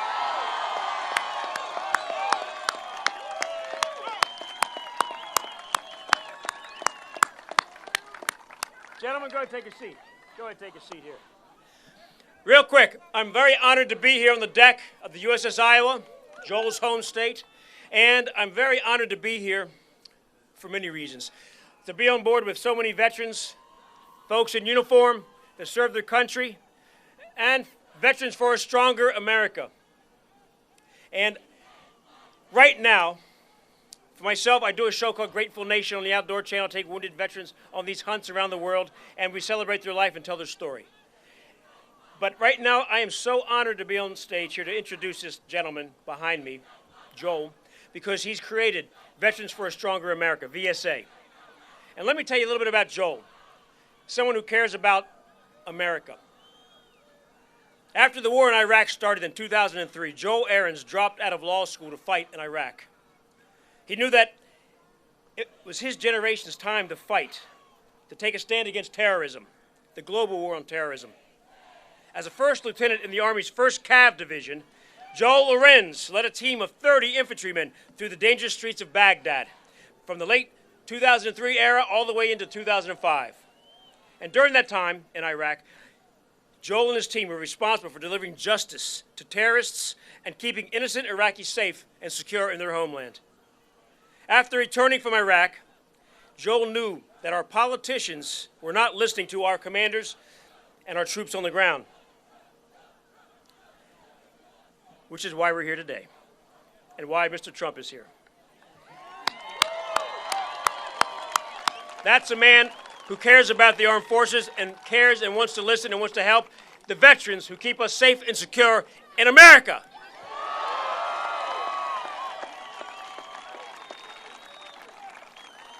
Now for Joel, for his time in Iraq, he was awarded the Bronze Star, and in 2006, Major Arends was named one of the 50 heroes of global war on terrorism by the United States Defense Secretary Don Rumsfeld in 2006. Now, in 2010, he founded Veterans for a Strong America and led the fight to ensure that our warriors on and off the battlefield are taken care of. Again, why Mr. Trump is here. Arends is a native of Iowa, and it is only fitting that we are here aboard the deck of a ship named after his home state. And Joe is married and has 3 beautiful children. And I tell you what, we're here, it's beautiful. Long Beach, we have people over here protesting us. I think we're doing something right here, folks. God bless America. And Major Joe Arends.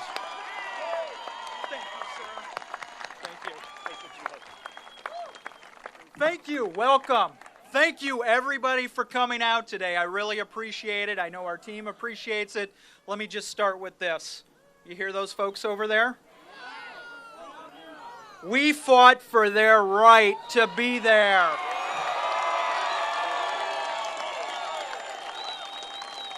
We laid our lives on the line so you could come, they could come, so you could be here, so they could be here. We fought for them. And yet they told us we weren't supposed to be here today. I'm proud to be here.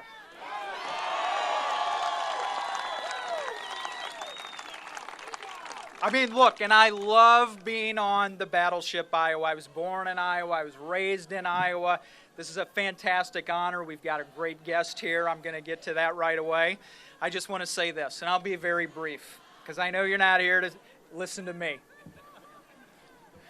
In 2010, I started this organization because politicians are not listening to the veterans. They're not listening to the commanders on the ground. They're not listening to the military. They're not responding to us. 250,000 veterans died while waiting for care from the VA. I get better care if I would have come over the border illegally than as a veteran. 25,000 veterans were permanently disenrolled from the VA because their paperwork sat on someone's desk for 5 years. This is unacceptable, ladies and gentlemen. Our military is being gutted. This president and this Congress, both political parties are responsible for the gutting of the military. 40,000 American troops got pink slips. This is not the time. This is not the time to lay off men and women when we face the kind of threats we do in the world today. Today is the time to ramp up. Today is the time to build more battleships like this. Today is the time to ensure that we have combat-hardened, ready troops available to fight for this country.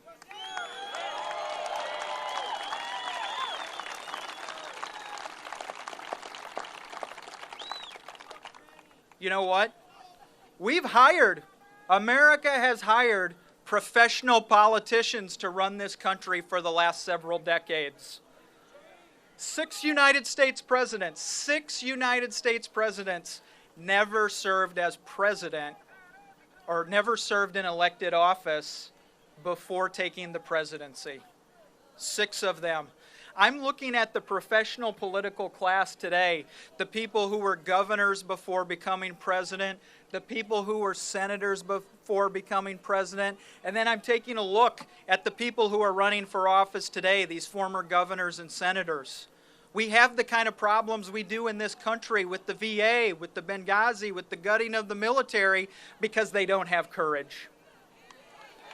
I want a president that has 1/10 of the same amount of courage that our men and women showed on the battlefield. I want a president who wants to take on the special interests to stop us from reforming the VA. I want a president who's willing to take on the special interest and fight them who stop us from being able to get rid of this sequestration which guts our military. I want a president who has the courage to do the right thing for our men and women. I want a president who will live up to the promise of Lincoln when he said, "We will care for those who were wounded in battle." Well, folks, I'm here to tell you today, you're not going to get that courage with the political class. It's time to consider somebody else. It is time to say to ourselves, do we really need a former governor? Do we need a current senator? Do we need a reformer businessman? Do we need somebody who has a proven track record of delivering results? Ladies and gentlemen, because normally, this organization doesn't endorse in the primaries. We don't normally take sides. We step back and we let the voters decide. But you know what? 2016 is too important to not take a stand. We took a stand in Iraq, my comrades. We took a stand in Afghanistan. We took a stand, World War II, we took a stand in Vietnam. Our veterans stood up. They took a stand. Now it's time for us to return the favor for someone who will take a stand for us. Ladies and gentlemen, I not only want a president with courage, I want a commander-in-chief with courage. That's why tonight, I'm proud to stand here and introduce to you the man who Veterans for a Strong America endorses to become the next president and the next commander-in-chief. Please welcoming me. Please help me welcome Mr. Donald J. Trump.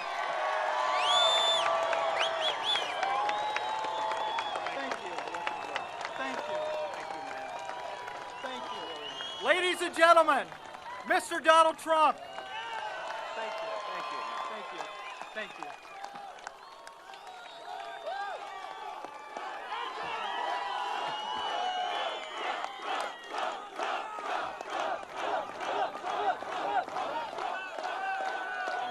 Thank you so much.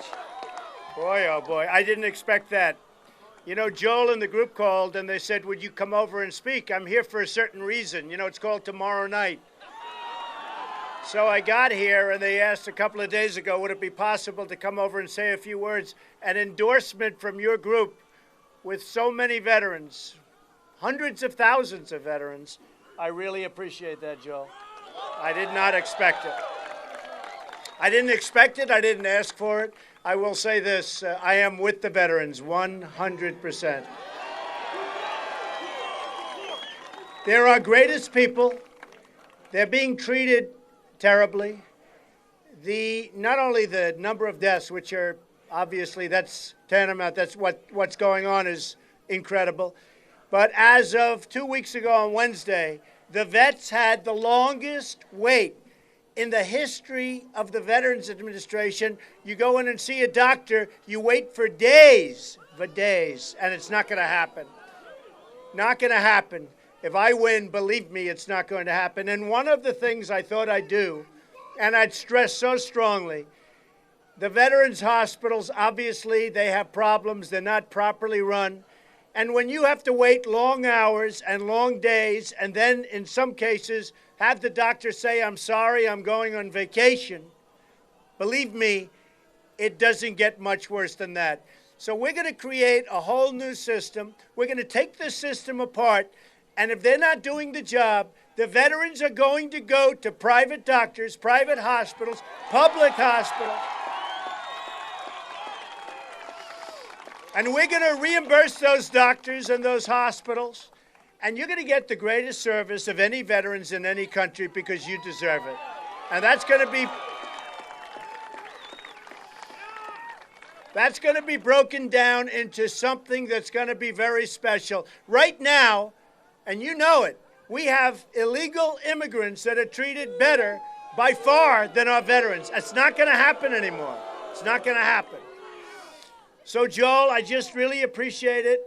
So unexpected. To be here is an honor. They don't build ships like this anymore, folks, you know? We don't do them this way anymore. I actually said, what about recommissioning? Look at this thing. The largest guns in the world, most powerful guns. I learned a lot about the Iowa. By the way, Iowa is a great place for a lot of reasons. You know? We have been treated so well in the state of Iowa. It's been incredible. Number one on the polls, and we love those people. They're great. So this is a great ship. Hawkeye, he goes. This is a great ship, and that's a great state. I just want to say that we're going to come out with some plans in a very short time. We're going to be building up our military.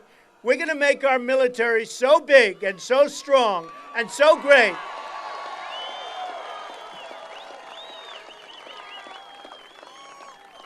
And it will be so powerful that I don't think we're ever going to have to use it. Nobody's going to mess with us. That I can tell you. And we're going to have a president who's respected by Putin, who's respected by Iran. You know, let's talk about, for 2 seconds, let's talk about the Iran deal. Now, Obama and his people call him the supreme leader of Iran. Obama talks about the supreme leader. Well, I'm not calling him a supreme leader. But he said the other day that after this rip-off deal is completed, he will never do business with the United States again. We're finished with the United States. They're taking $150 billion. They're getting a deal that's going to it's going to go right into nuclear weapons much sooner than you think. They're going to self-police. Think of that one. They are going to go and self-police. They got they have 24-day provisions. And by the way, what people don't understand, the 24-day provision doesn't start. You know this, right? It doesn't start for a long time before you get to it. The clock is ticking. It could take forever. We may never get in there. It is one of the dumbest deals and one of the weakest contracts I've ever seen of any kind. So we are going to do things in this country right. We're not going to sign deals where we have 4 prisoners over there, and they're still there, and we don't even ask them. One of them's there because he's a Christian. We have a writer. The whole thing is absolutely insane. You know, they asked the president, and they asked Secretary of State Kerry, who maybe, you know, I've been saying Hillary Clinton is the worst Secretary of State in the history of this country, right? All right, I've been saying it. But it's possible. The world blew up around her. It blew up. Just blew up. The whole world is like a different place. It's possible that because of this deal made by Secretary Kerry, who has absolutely no clue how to negotiate, it may be that he's going to supersede. And I understand that he may want to run for president. He has no chance, like she has no chance. So we're going to see what happens.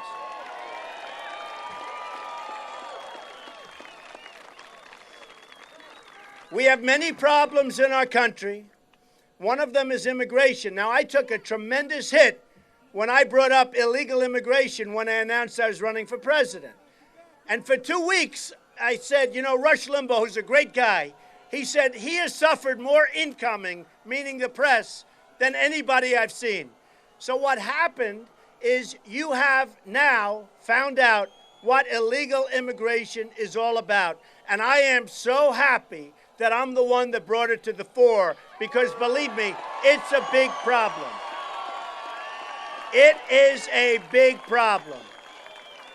So you remember, for about 2 weeks, I said, boy, this is tougher than I thought running for president. And then you found out there's tremendous crime. There's tremendous drugs pouring across the border. Tremendous, beyond going to Chicago, going to New York, going to LA, going all over our country. So the drugs pour in and the money pours out. Not a good deal. We get the drugs, they get the money. The drug cartels are going wild. They cannot believe how stupid our government is. They are making a fortune. The drugs come in, the money goes out daily. And I saw it because I was on the border. I was there, and we saw it, and everybody sees it every day. And we have the kind of people that can do something about it, but we have no leadership. None. None whatsoever. So we're going to build a wall.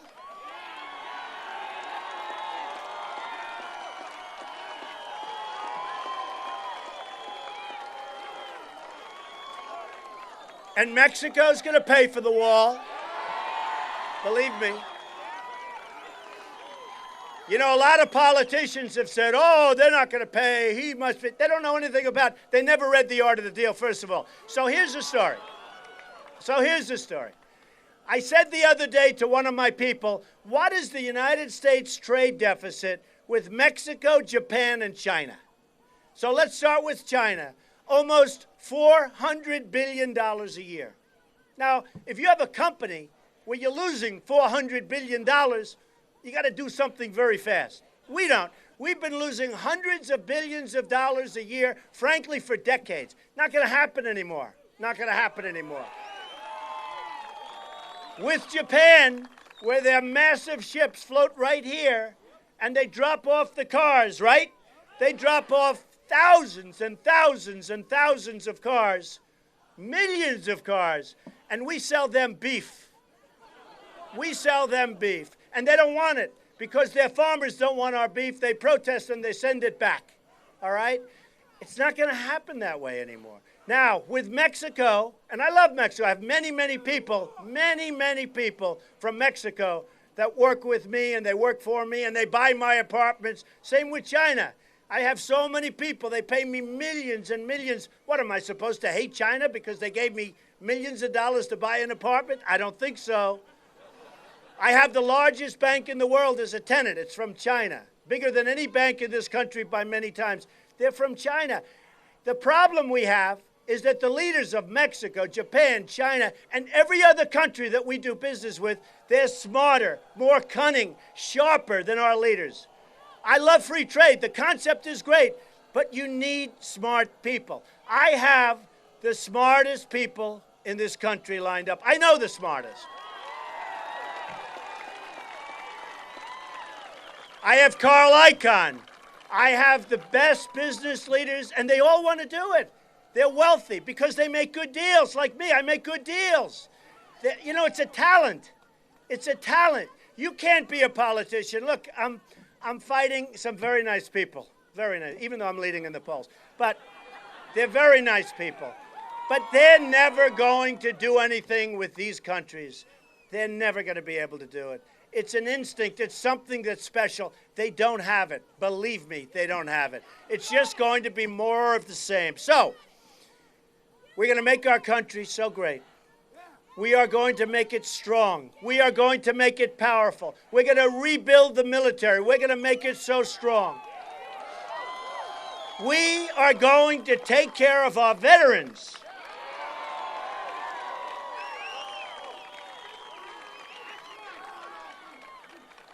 And in the end, I want you people to look around and look at each other, because this is going to be a special day. The other week, 2 weeks ago, in Mobile, Alabama, 31,000 people showed up in a rainy, rough day. 31,000 people came to see us speak, and we're talking about making America great again. Last night in Dallas, at the American Airlines Center, 20,000 people, the basketball arena of the Mavericks. 20,000 people showed up, and I want to tell you, it was a love fest. Everybody, think of it, 20,000 people, there wasn't one heckler in the whole room. I kept saying, there's got to be one. There was a word, two words that used to be used a lot, called silent majority. They stopped using them. The silent majority, believe me, is back. And I think we can use it somewhat differently. I don't think we have to call it a silent majority anymore, because they're not silent. People are not silent. They're disgusted with our incompetent politicians. They're disgusted with the people that are giving our country away. They're disgusted when they tell the Border Patrol agents, who are good people and can do the job. They're disgusted when they're allowed to, people just walk right in front of them, and they're standing there helpless, and people just pour into the country. They're disgusted when a woman who's 9 months pregnant walks across the border, has a baby, and you have to take care of that baby for the next 85 years. They're disgusted by what's happening to our country, and you're going to look around, you're going to remember who the people are that are here, because we're doing something special. This is a movement. We're going to make our country great again. Believe me, we will make our country great again. I love you all. Thank you very much. I love you. Thank you. Thank you.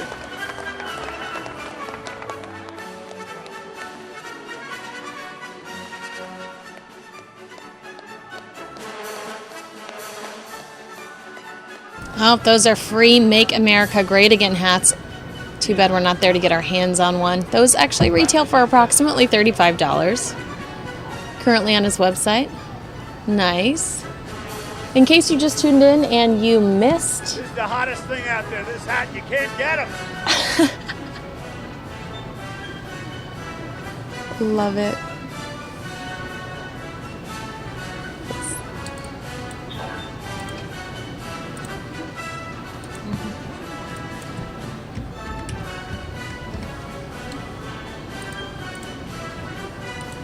We're going to stay on Donald.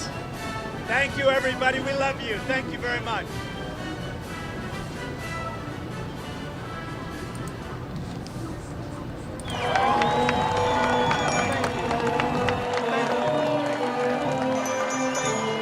Ladies and gentlemen, Mr. Donald Trump. In case you're just now tuning in and you missed anything, here's Donald's speech one more time.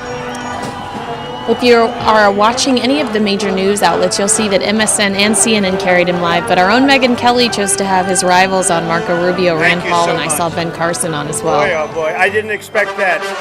You know, Joel and the group called and they said, would you come over and speak? I'm here for a certain reason. You know, it's called Tomorrow Night. So I got here and they asked a couple of days ago, would it be possible to come over and say a few words? An endorsement from your group with so many veterans.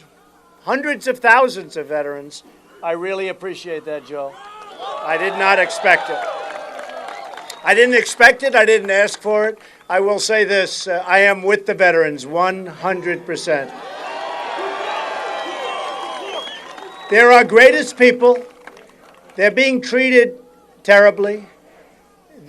Not only the number of deaths, which are obviously, that's tantamount, that's what's going on is incredible. But as of 2 weeks ago on Wednesday, the vets had the longest wait in the history of the Veterans Administration. You go in and see a doctor, you wait for days, and it's not going to happen. Not going to happen. If I win, believe me, it's not going to happen. And one of the things I thought I'd do, and I'd stress so strongly, the veterans' hospitals, obviously, they have problems. They're not properly run. And when you have to wait long hours and long days, and then in some cases have the doctor say, I'm sorry, I'm going on vacation, Believe me, it doesn't get much worse than that. So we're going to create a whole new system. We're going to take this system apart, and if they're not doing the job, the veterans are going to go to private doctors, private hospitals, public hospitals, and we're going to reimburse those doctors and those hospitals, and you're going to get the greatest service of any veterans in any country because you deserve it. And that's going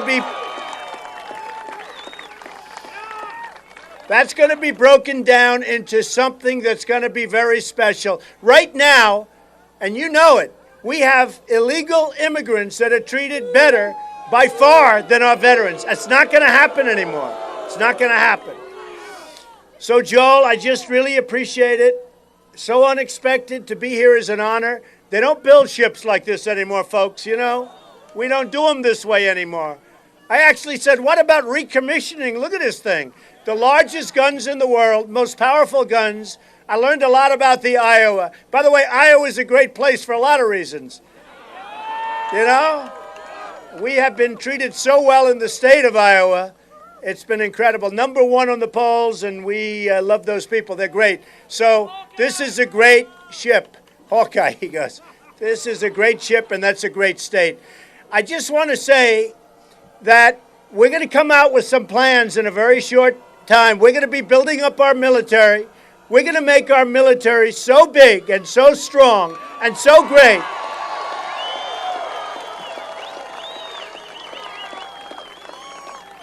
And it will be so powerful that I don't think we're ever going to have to use it. Nobody's going to mess with us. That I can tell you. And we're going to have a president who's respected by Putin, who's respected by Iran. You know, let's talk about, for 2 seconds, let's talk about the Iran deal. Now, Obama and his people call him the supreme leader of Iran. Obama talks about the supreme leader. Well, I'm not calling him a supreme leader. But he said the other day that after this rip-off deal is completed, he will never do business with the United States again. We're finished with the United States. They're taking $150 billion. They're getting a deal that's going to go right into nuclear weapons much sooner than you think. They're going to self-police. Think of that one. They are going to go and self-police. They got they have 24-day provisions. And by the way, what people don't understand, the 24-day provision doesn't start. You know this, right?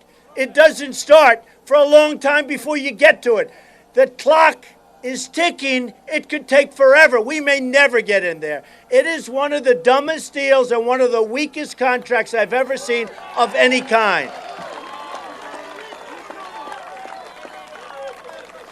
So we are going to do things in this country right. We're not going to sign deals where we have 4 prisoners over there and they're still there and we don't even ask them. One of them's there because he's a Christian. We have a writer. The whole thing is absolutely insane. You know, they asked the president and they asked Secretary of State Kerry, who maybe, I've been saying Hillary Clinton is the worst Secretary of State in the history of this country, right? All right, I've been saying it. But it's possible. The world blew up around her. It blew up. Just blew up. The whole world is like a different place. It's possible that because of this deal made by Secretary Kerry, who has absolutely no clue how to negotiate, it may be that he's going to supersede. And I understand that he may want to run for president. He has no chance, like she has no chance. So we're going to see what happens.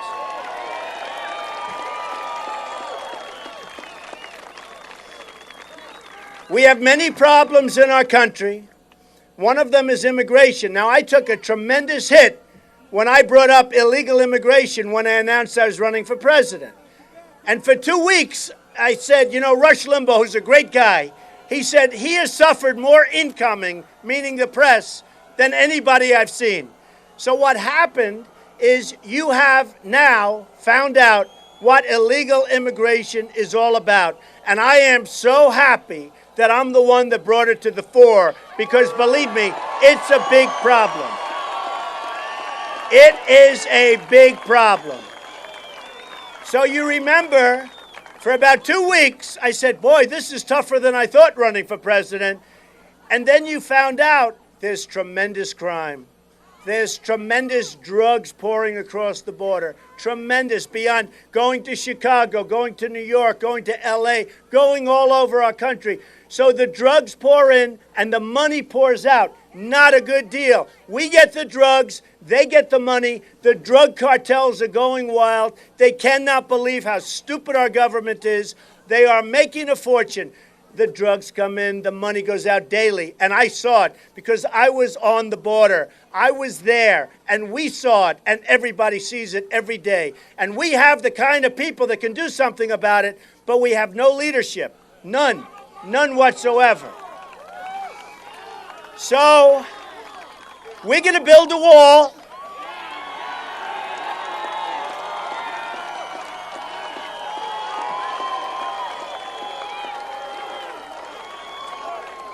And Mexico's going to pay for the wall.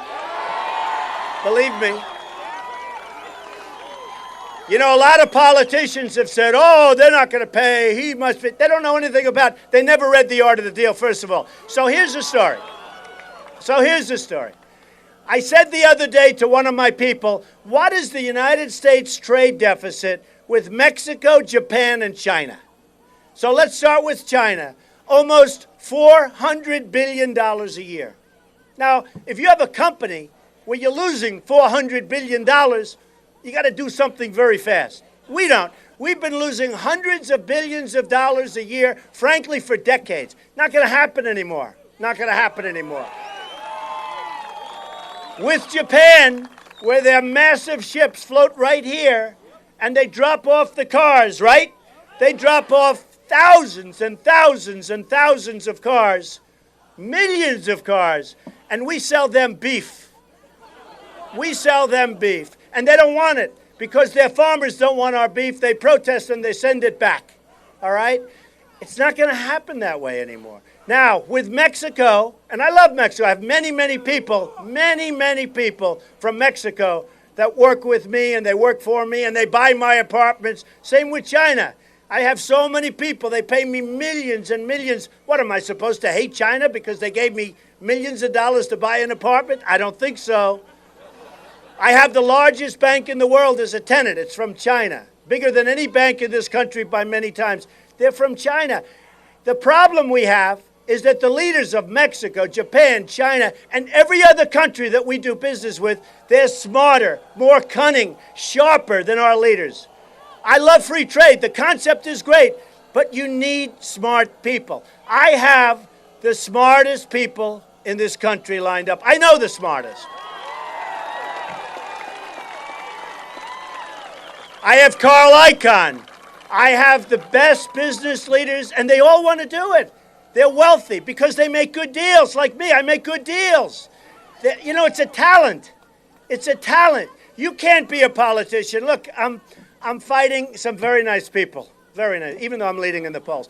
But they're very nice people. But they're never going to do anything with these countries. They're never going to be able to do it. It's an instinct. It's something that's special. They don't have it. Believe me, they don't have it. It's just going to be more of the same. So, we're going to make our country so great. We are going to make it strong. We are going to make it powerful. We're going to rebuild the military. We're going to make it so strong. We are going to take care of our veterans.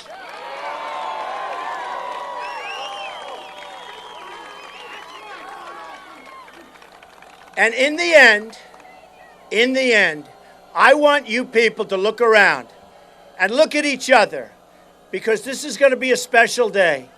The other week, 2 weeks ago, in Mobile, Alabama, 31,000 people showed up in a rainy, rough day.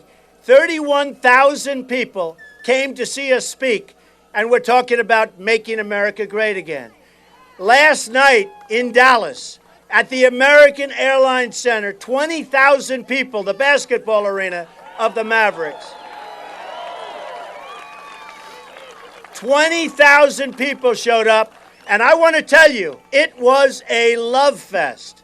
Everybody, think of it, 20,000 people, there wasn't one heckler in the whole room. I kept saying, there's got to be one. There was a word, 2 words that used to be used a lot, called silent majority. They stopped using them. The silent majority, believe me, is back. And I think we can use it somewhat differently. I don't think we have to call it a silent majority anymore, because they're not silent. People are not silent. They're disgusted with our incompetent politicians. They're disgusted with the people that are giving our country away. They're disgusted when they tell the Border Patrol agents, who are good people and can do the job. They're disgusted when they're allowed to, people just walk right in front of them and they're standing there helpless and people just pour into the country. They're disgusted when a woman who's 9 months pregnant walks across the border, has a baby, and you have to take care of that baby for the next 85 years. They're disgusted by what's happening to our country, and you're going to look around, you're going to remember who the people are that are here, because we're doing something special. This is a movement. We're going to make our country great again. Believe me, we will make our country great again.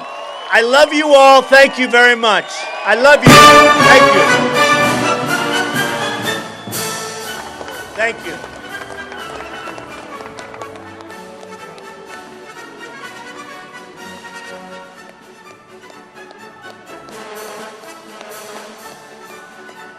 Oh, those are free Make America Great Again hats.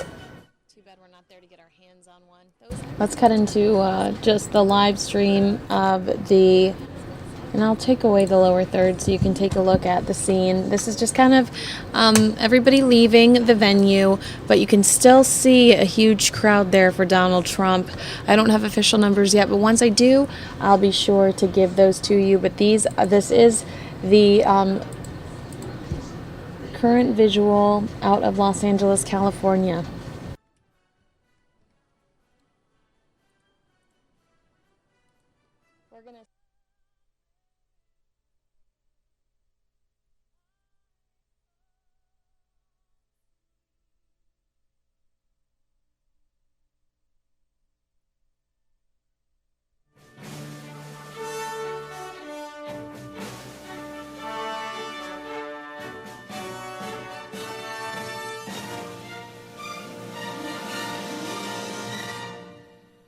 God bless America,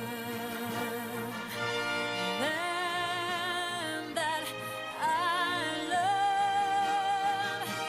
Stand beside her and guide her through the night with the light from above, from the mountains to the prairies, to the oceans, wide with America,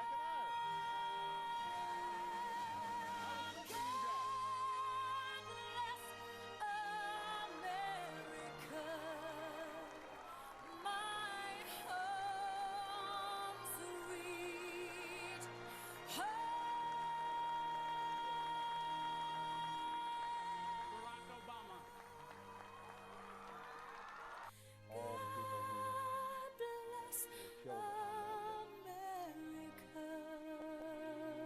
And from our potential president of the United States to our current president of the United States, let's take a look at President Barack Obama talking to troops.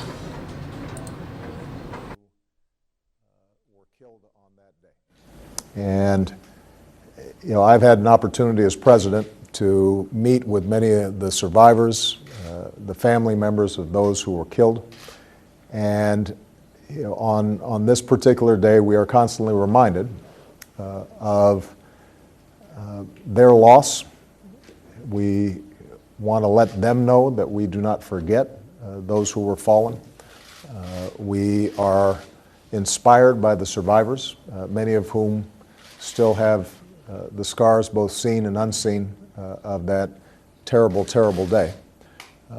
And it's also a good time to remember all the people who have served and sacrificed since 9/11 in order to keep America safe and free.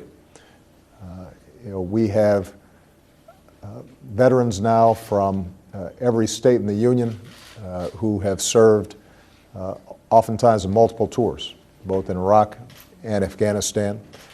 And although we have made enormous strides in degrading the core al-Qaeda, including bin Laden himself, that had helped to direct the plot on 9/11, we are well aware of the fact that those threats still exist out there. And here at Fort Meade, we do some of the most important work in helping to coordinate our efforts to make sure that we are bringing to bear all elements of American power against those who would try to do us harm here in the homeland or overseas, or would threaten our allies. Despite the progress we've made in Afghanistan, it's still critically important that we've got thousands of trainers and advisors who are supporting the Afghan military efforts there. Our combat role is complete, but we still have to make sure that they are getting the kind of help and assistance that they need. The emergence of ISIL in Iraq and Syria has meant that we have to be present, and we are pounding them every single day. Our airmen are doing extraordinary work with the support of all the other service branches, and we're providing training and assistance and support to the Iraqi security forces on the ground as they continue to push back ISIL from territory that they had taken. But both in Iraq and in Syria, in Afghanistan, in North Africa, what we're very clear about is that we still have significant threats coming from terrorist organizations and a terrorist ideology. We also have the traditional threats that our military has to be prepared for, from a new Pacific region where historically we have underwritten the security and prosperity of a region that came back after World War II, and where we have tremendous alliances, to Europe and our role as the cornerstone of NATO. And so we are going to continually have to work at every level to make sure that our men and women in uniform are provided the strategy they need to succeed, the resources they need to succeed, the equipment, the training. And in this new era, that's not just a matter of tanks and rifles. As everybody I think here is aware, especially here at Fort Meade, cybersecurity is opening up a whole new era in which we have to watch out for our adversaries. So, on 9/11, I thought it was particularly appropriate for me to be able to address you directly and to say thank you on behalf of the American people. When I look out in this audience and when I think about all the members of the armed services all around the world who serve, this represents America. You've got people of every race, religion, faith, every region of the country, but what we share is a common creed, a common commitment to freedom, a common commitment to rule of law, a common belief that America is an indispensable force for good around the world, and that our military is a linchpin in our ability to project our values alongside our diplomatic efforts, our economy, and the people-people relations that help to spread those core beliefs that all of you are willing to sacrifice for. So I want to say thank you to you. I want to especially say thank you to those who are serving overseas and who are watching here today, because many of them are away from family right now. We are grateful for your service. I don't have a greater honor than serving as your Commander-in-Chief. And every single day I see the extraordinary work that you do, and I benefit from it as well. So with that, why don't we start taking some questions? Yes, of course, sir. As you mentioned, we do have family members and service members worldwide watching this worldwide troop talk through American Forces Network and on ships at sea. We're going to go out there in a little bit, but the first question, we do want to be represented from one of the many service members we have here. So the first question will go out to the audience if someone has one ready. So we have Sergeant Carnath coming down with the microphone for you here, Sergeant Harvey.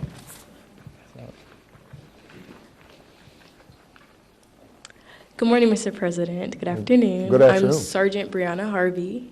I'm from Texas, and my question is, what made you initiate MBK on the 27th of February in 2014, and will you create something similar for females, and what will you miss the most once you're no longer president and out of the Oval Office? Well, those are great questions. What part of Texas are you from? Harker Heights, Texas. Harker Heights, Texas. Yes, Mr. President. Well, tell everybody back home I said hi. Yes, sir. For service members who aren't aware, what we're referring to when we talk about MBK is what we call my brother's keeper.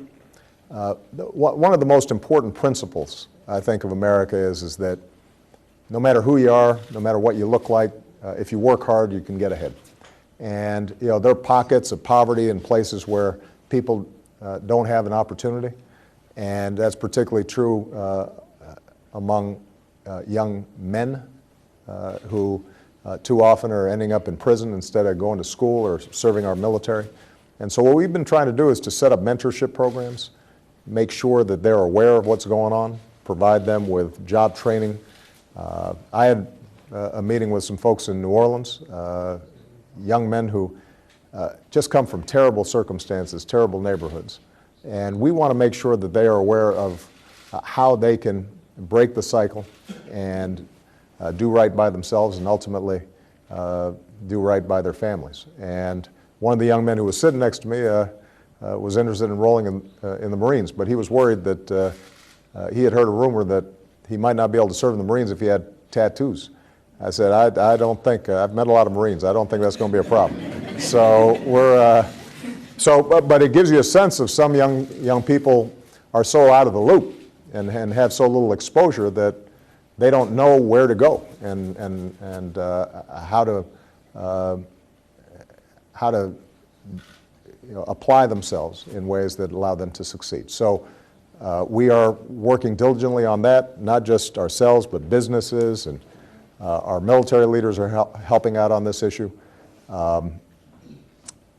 Young women, we have a whole nother set of initiatives in the White House called, we have a White House Council on Women and Girls to provide opportunity for them as well. I have to say, generally, the young women are doing better than the young men. That's because you guys are a little smarter.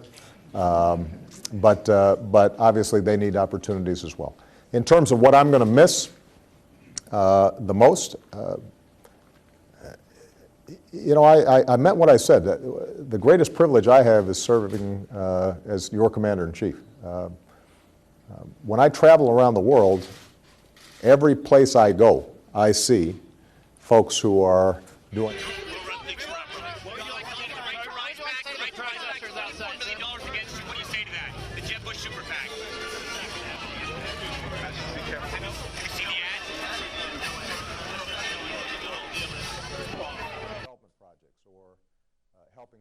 Looks like we're getting a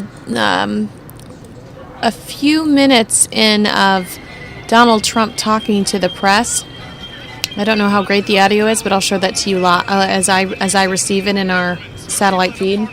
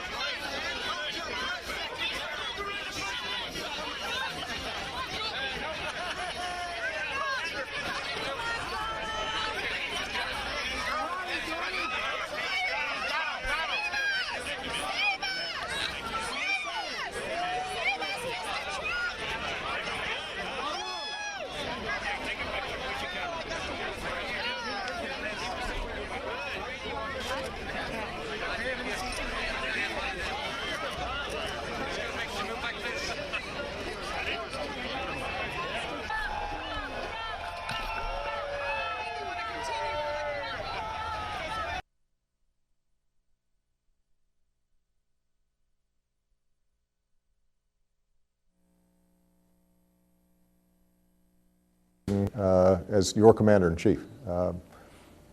When I travel around the world, every place I go, I see folks who are doing incredible work. And it's not typically fighting.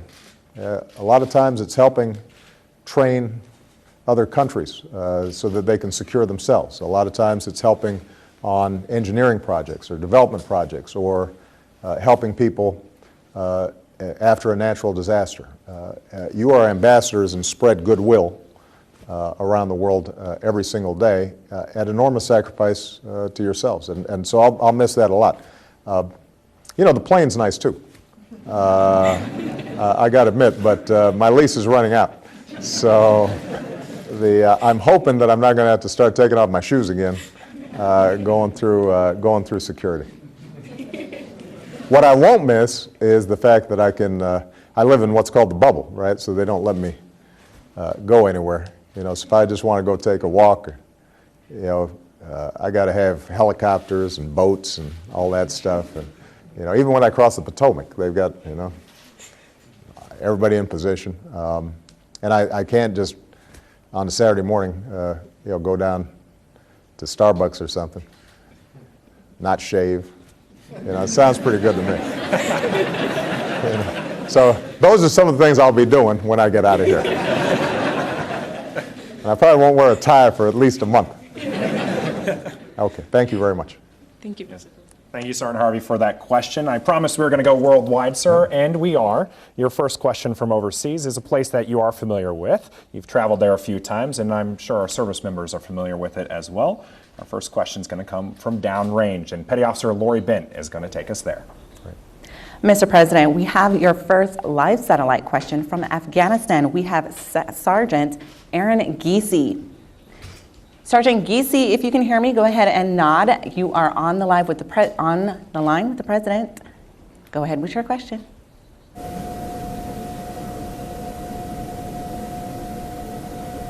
Good afternoon, Mr. President.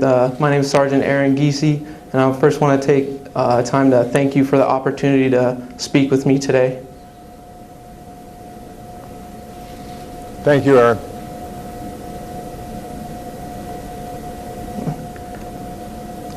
Okay. My question for you is, due to the recent Russian activity in Syria and the possibility of future activity, how will that affect our current military strategy within the region? Well, it's a great question, Aaron. First of all, let me just say thank you for your service, and please tell everybody in your unit that we appreciate them as well, that we're thinking about them, and you're in our thoughts and prayers.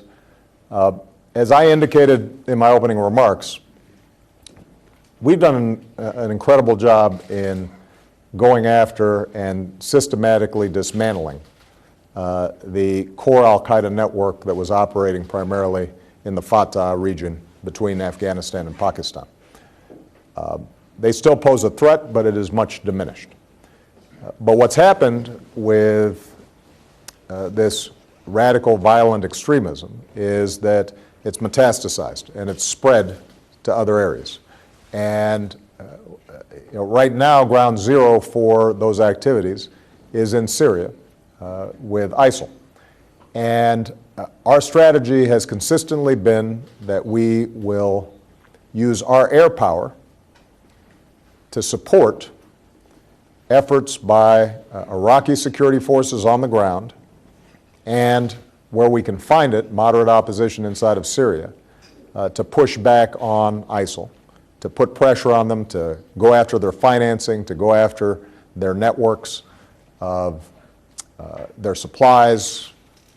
A lot of their operations are funded by oil sales, and so blocking those, going after the infrastructure that they've built up.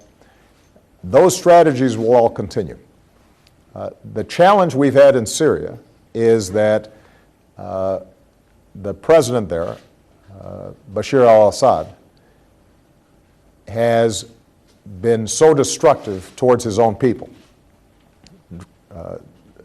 destroying entire cities, dropping bombs, creating a sectarian conflict, between Shia and Sunni inside of Syria, that it has become a magnet for jihadists throughout the region.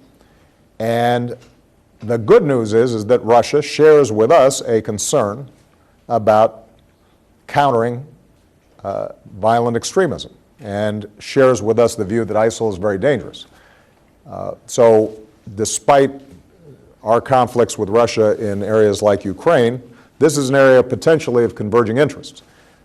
The bad news is that Russia continues to believe that Assad, who is their traditional partner, is somebody that is worthy of continuing support.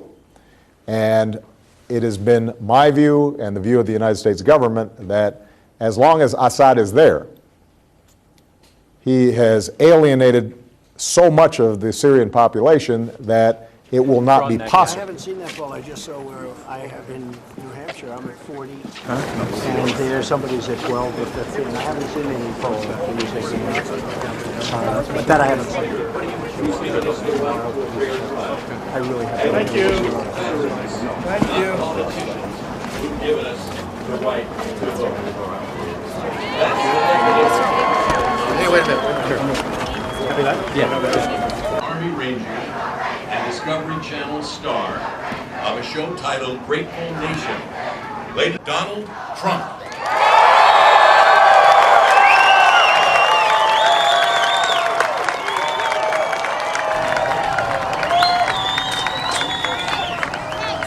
Just to reiterate, we get, I have multiple satellites that I'm looking at. Oh, look, this is anti-Trump stuff, I think, on Sat 6. I have multiple satellites that I can see, and I can cut to different video. And this is older video from the Trump rally that they're just now feeding into us because we could only have one feed live during it. And so we're getting different visuals around the event, but I wanted to give you these interesting angles while I have them available to me because it's not content I can pull up later and show you. This is live as I'm getting it, but that's interesting. That's a very different angle to see the dump Trump people.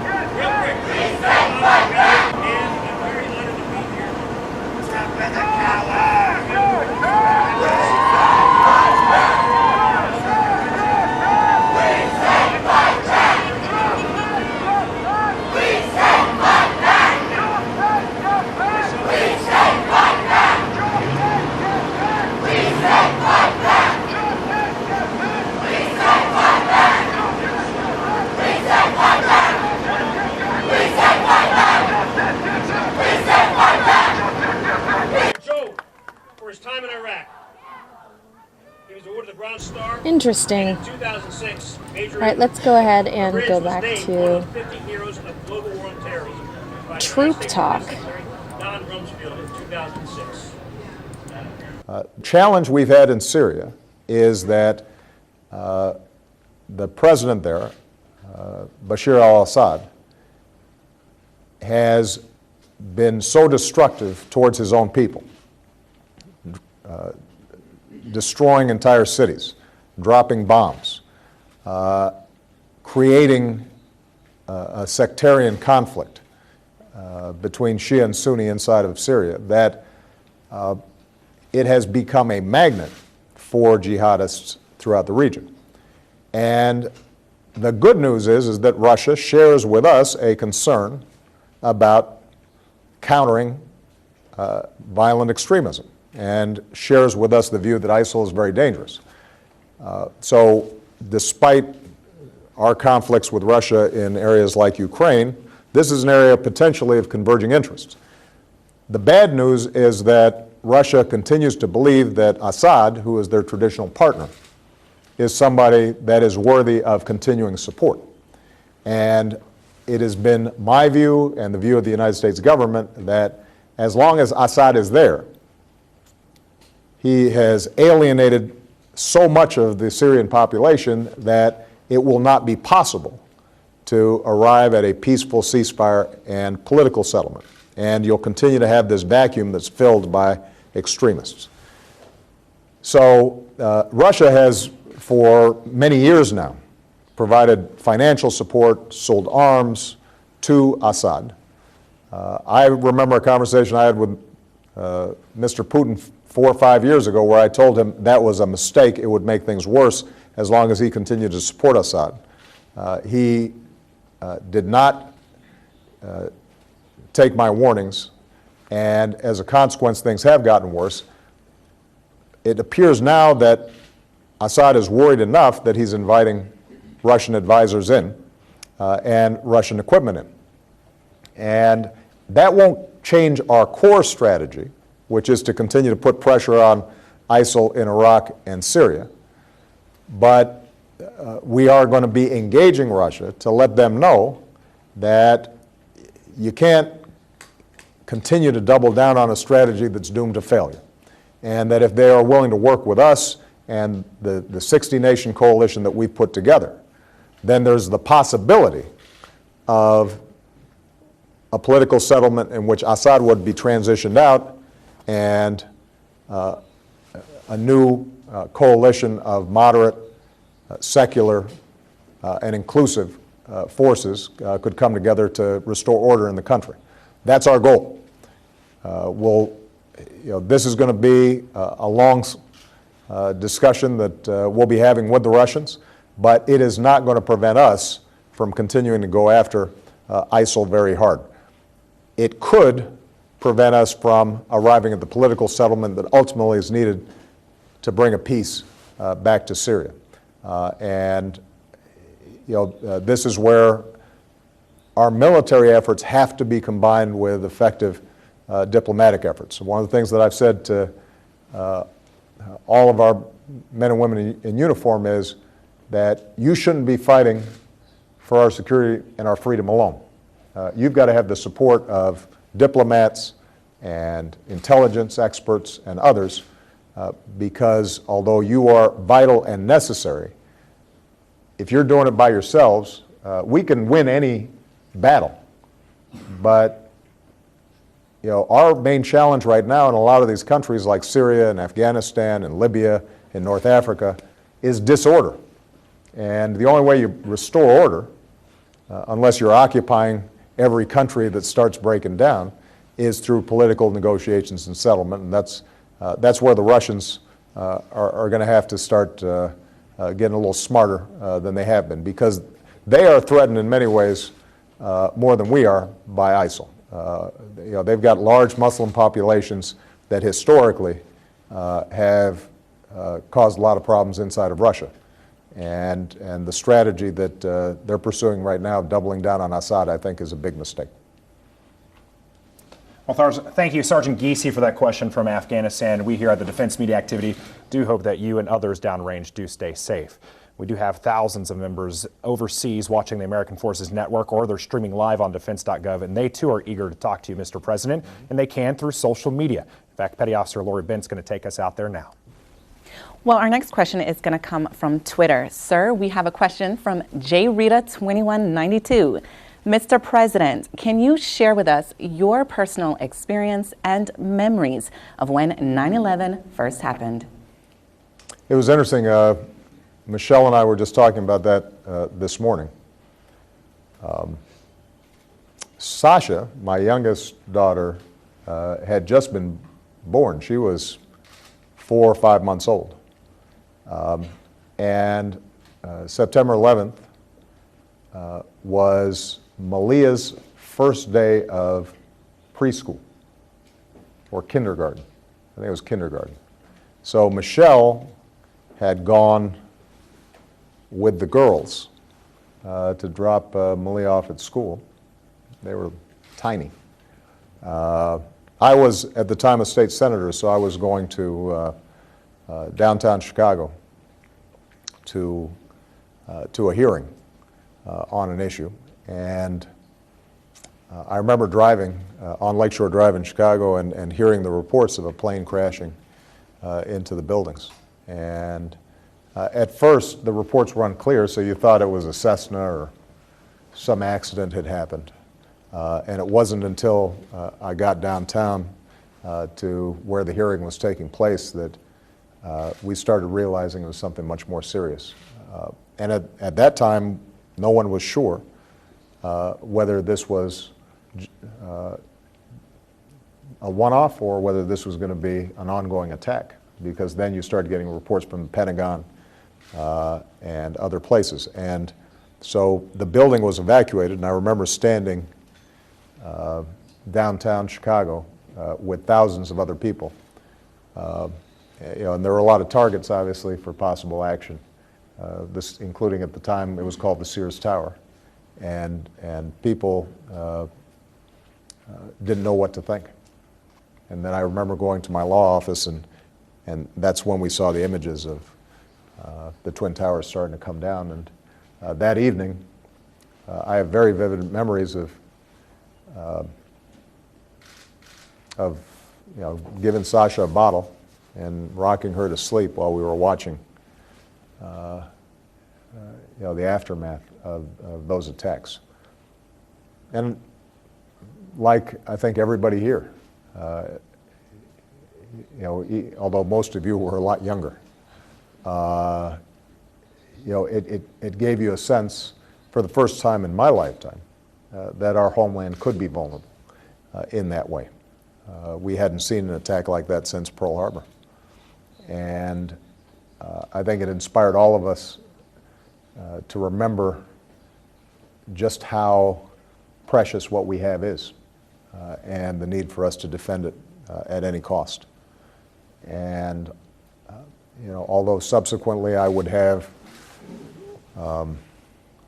strong disagreements with the previous administration about certain decisions that were made, I remember and give great credit to President Bush for being at the site, throwing out that first pitch at Yankee Stadium, and everyone remembering that you're not a Democrat first or a Republican first or a Texan first or a Californian first. You're an American, and that we all had to come together. And my hope is always on a day like today that we remember that sense that what binds us together is much more important than anything that divides us. And that what makes this country special is the fact that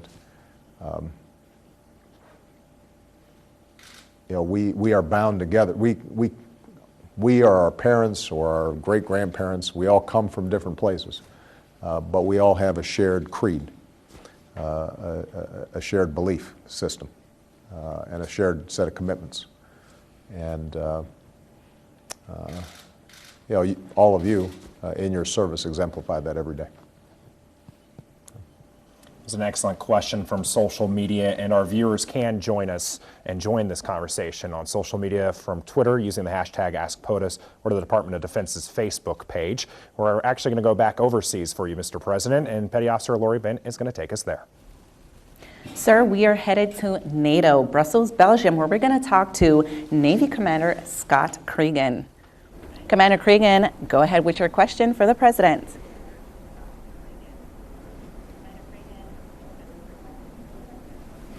Thank you for your time, Mr. President. I was honored to march in your inaugural parade in 2009, and we briefly met a few years later when I worked a Halloween White House event. I was a Star Wars stormtrooper. You were great. might not remember what I looked like because we all kind of looked alike. On a serious note, we're seeing more and more refugees coming to Europe by land and by sea. Do you think there should be a NATO response to this crisis? I think that we have to work with our European partners on this issue. The refugee crisis is not just a European problem, it's a world problem, and we have obligations. I made certain to send through every agency that we've got to do our part, first of all, in taking our share of refugees. And those of you who saw some of these heartbreaking images of that small boy drowned, I think anybody who's a parent understands that that stirs all of our consciences, not just folks on the other side of the Atlantic. So I've already been in discussions with people like Prime Minister Renzi of Italy, the Greeks, and others who are down south about how we can enhance maritime efforts to make sure, first of all, that people who are loading up on these rickety boats are safe, and we're not seeing enormous loss of life there. We are encouraged by the efforts of the European Union to accept refugees in all countries and spread out some of the burdens and the pressure. And as I said, the United States needs to do our share. I said that we should establish a floor of at least 10,000 refugees that we're willing to accept and cut through some of the bureaucracy and red tape to do that. Ultimately, though, as you well know, it is really important for us to go to the source. There's the old story about if you see a bunch of bodies floating down a river, part of your job is to pull those folks out and save who you can, but you also got to go downstream and see what exactly is happening. And this refugee crisis is prompted by the collapse of governance in Syria and the growth of ISIL and the cruelty that Assad is perpetrating on his own people. And that's why the response I gave earlier, the importance of us continuing our military efforts against ISIL, but also trying to pull together a strong international diplomatic effort to bring about some sort of political accord inside of Syria is going to be so important and so vital. Last point I'll make about this, though, and this is where NATO planning becomes critical, even as we're in the short term helping countries respond to the immediate crisis. Unfortunately, we can anticipate that refugees will be an ongoing problem for decades to come. And the reason is because there are too many states that are not doing well by their people.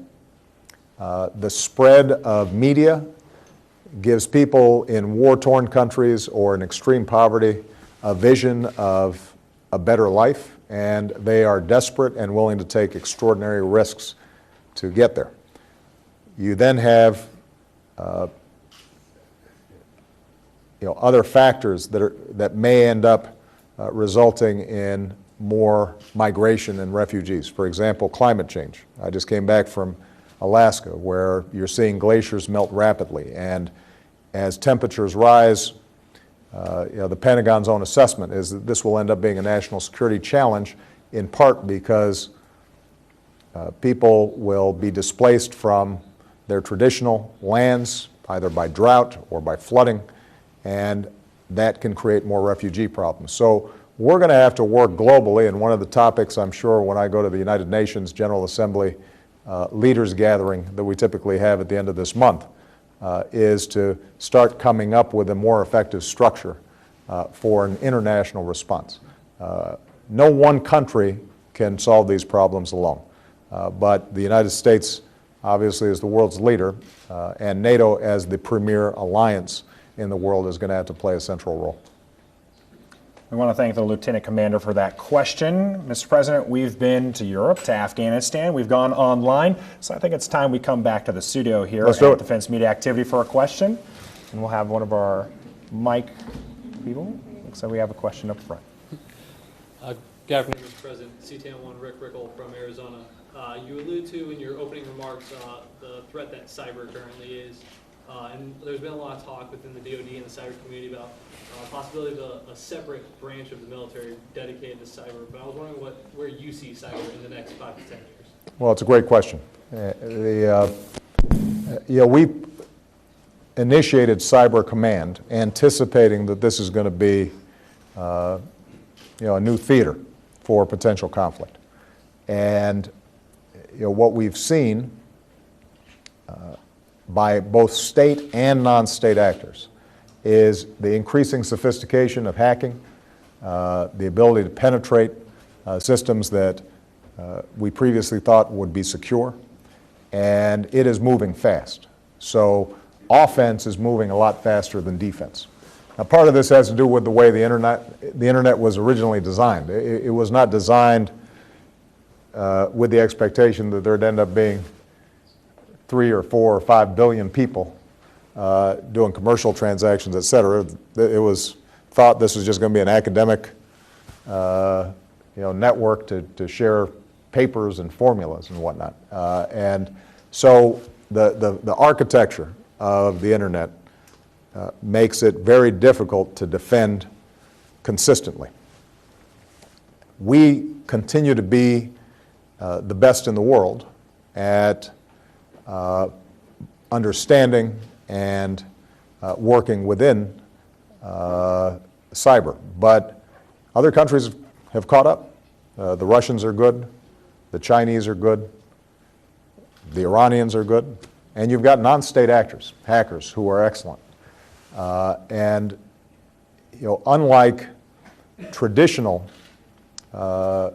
conflicts and aggression, oftentimes we don't have a return address. If somebody hacks into a system and goes after critical infrastructure, for example, or penetrates our financial systems, we can't necessarily trace it directly to that state or that actor. That makes it more difficult as well. So what we've done is to try to emphasize, number one, the need for a coordinated response. And over the last several years, what we've done is to bring together our military agencies, Cyber Command, with the NSA, with our intelligence, and working with the private sector to try to strengthen our defenses much better. And we've made progress, but we're not making enough progress. So I would anticipate that we are going to have to do more, both through the Defense Department, but again, we're going to have to work, because this is not a traditional war theater. We're going to have to work with a whole bunch of other actors and coordinate with them much more effectively. The bulk of vulnerable information and data isn't in our military, it's in the private sector. It's throughout our economy. It's on your smartphones. And so we're going to have to both strengthen overall networks, but we're also going to have to train millions of individual actors, small businesses, big vendors, individuals, in terms of basic cyber hygiene. We're going to have to be much more rapid in responding to attacks. And this is something that we're just at the infancy of. Ultimately, one of the solutions we're going to have to come up with is to craft agreements among at least state actors about what's acceptable and what's not. And so, for example, I'm going to be getting a visit from President Xi of China, a state visit here coming up in a couple of weeks. We've made very clear to the Chinese that there are certain practices that they're engaging in that we know are emanating from China and are not acceptable. And we can choose to make this an area of competition, which I guarantee you we'll win if we have to.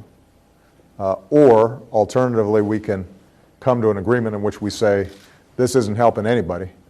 Let's instead try to have some basic rules of the road in terms of how we operate. Now, as I said, there's still going to be individual actors. There are going to be terrorist networks and others.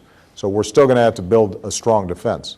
But one of our first and most important efforts has to be to get the states that may be sponsoring cyber attacks to understand that there comes a point at which we consider this a core national security threat, and we will treat it as such. The Excellent question from one of our cyber warriors here at Fort Meade, Maryland. He looks like he knows what he's doing. Well, we are here on the East Coast, but I hear Petty Officer Lori Bent wants to take us all the way to the West Coast for your next question. Yes, our next question comes from Joint Base Lois McCord from a C-17 instructor pilot, Major Jennifer Moore. Major Moore, go ahead with your question.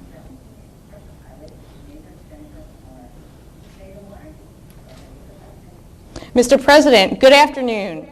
Sir, both my husband and I have been serving side by side as C-17 and T-6 instructor pilots for the past 11 years, and we have two amazing and thriving children. How do you and Mrs. Obama know how to balance life and work to ensure your children will grow up to be successful in their future endeavors? Well, first of all, thanks to you and your husband both for serving. And tell your kids I said hi, and that they should do what you tell them to do.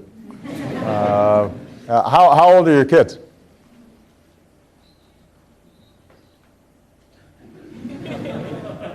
Well, my daughter Gabby is 7 and my son Robert is 4.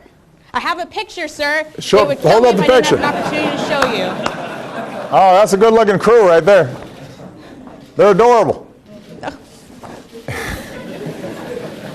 Absolutely. The Yeah. happiest place on earth. Thank you, sir. Well, I'll give you,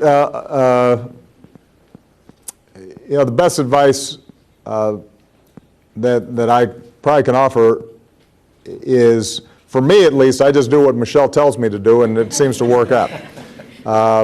And your husband may take the same approach. And those are great ages, 7, 4, because you come home and they're jumping on you and so excited to see you. And, when they get to be 17 and 14, then they still love you, but you're not very interesting. But everybody here, the demands of your jobs are so extraordinary, and it's not like you're always on the clock. You just got to get the job done, and that puts a lot of pressure on folks.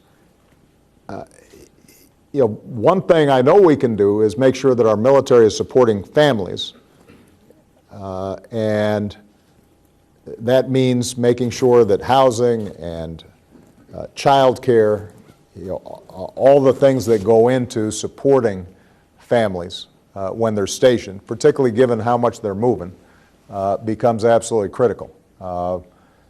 Michelle has worked with Dr. Joe Biden on joining forces to make sure that we are spending a lot of time thinking about how are we supporting military families on an ongoing basis, including those spouses who are not in service, but who are serving alongside and do so much critical work, making sure that they have the opportunity, for example, to find a job if they're getting transferred, and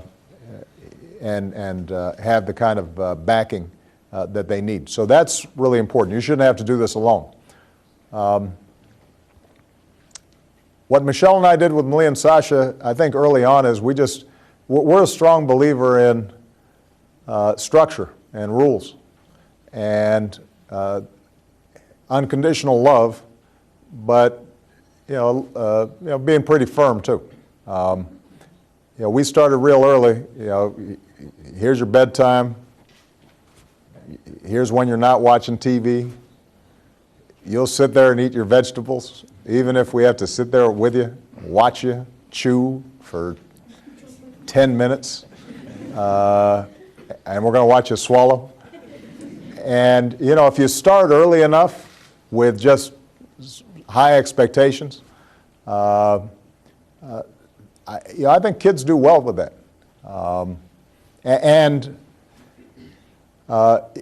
Part of that involves, just loving those kids to death, but also letting them know, what, I'm your parent, I'm not your best friend.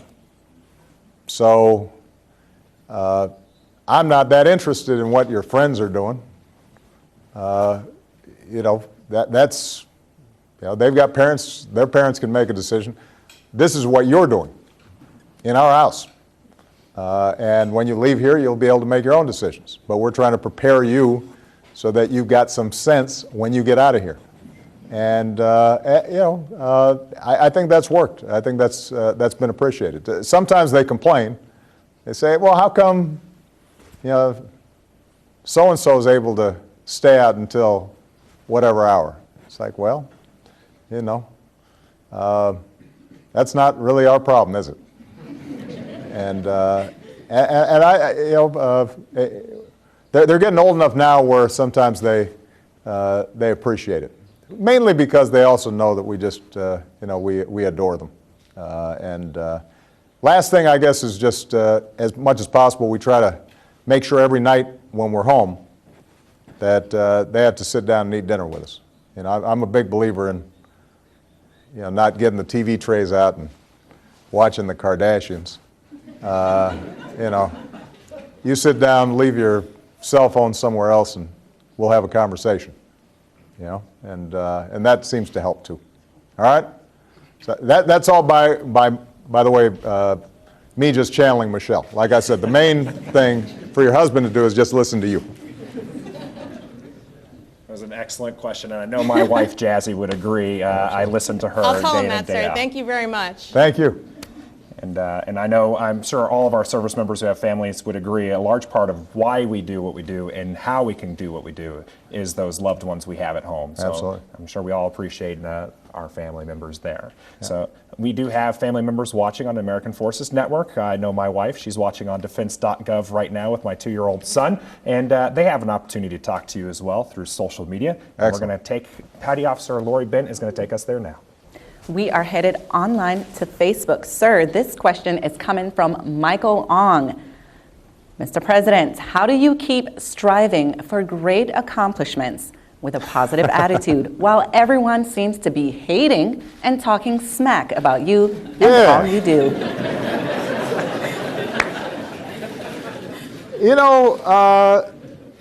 The truth is that not everyone's talking smack about me. But there is a sizable percentage in Congress that talks smack about me, no doubt about it. It's interesting. When you go into public service, I think there are two ways to approach it. One way to approach it is that you just want to be popular. You want to get elected, you want to stay in office, you want to be popular.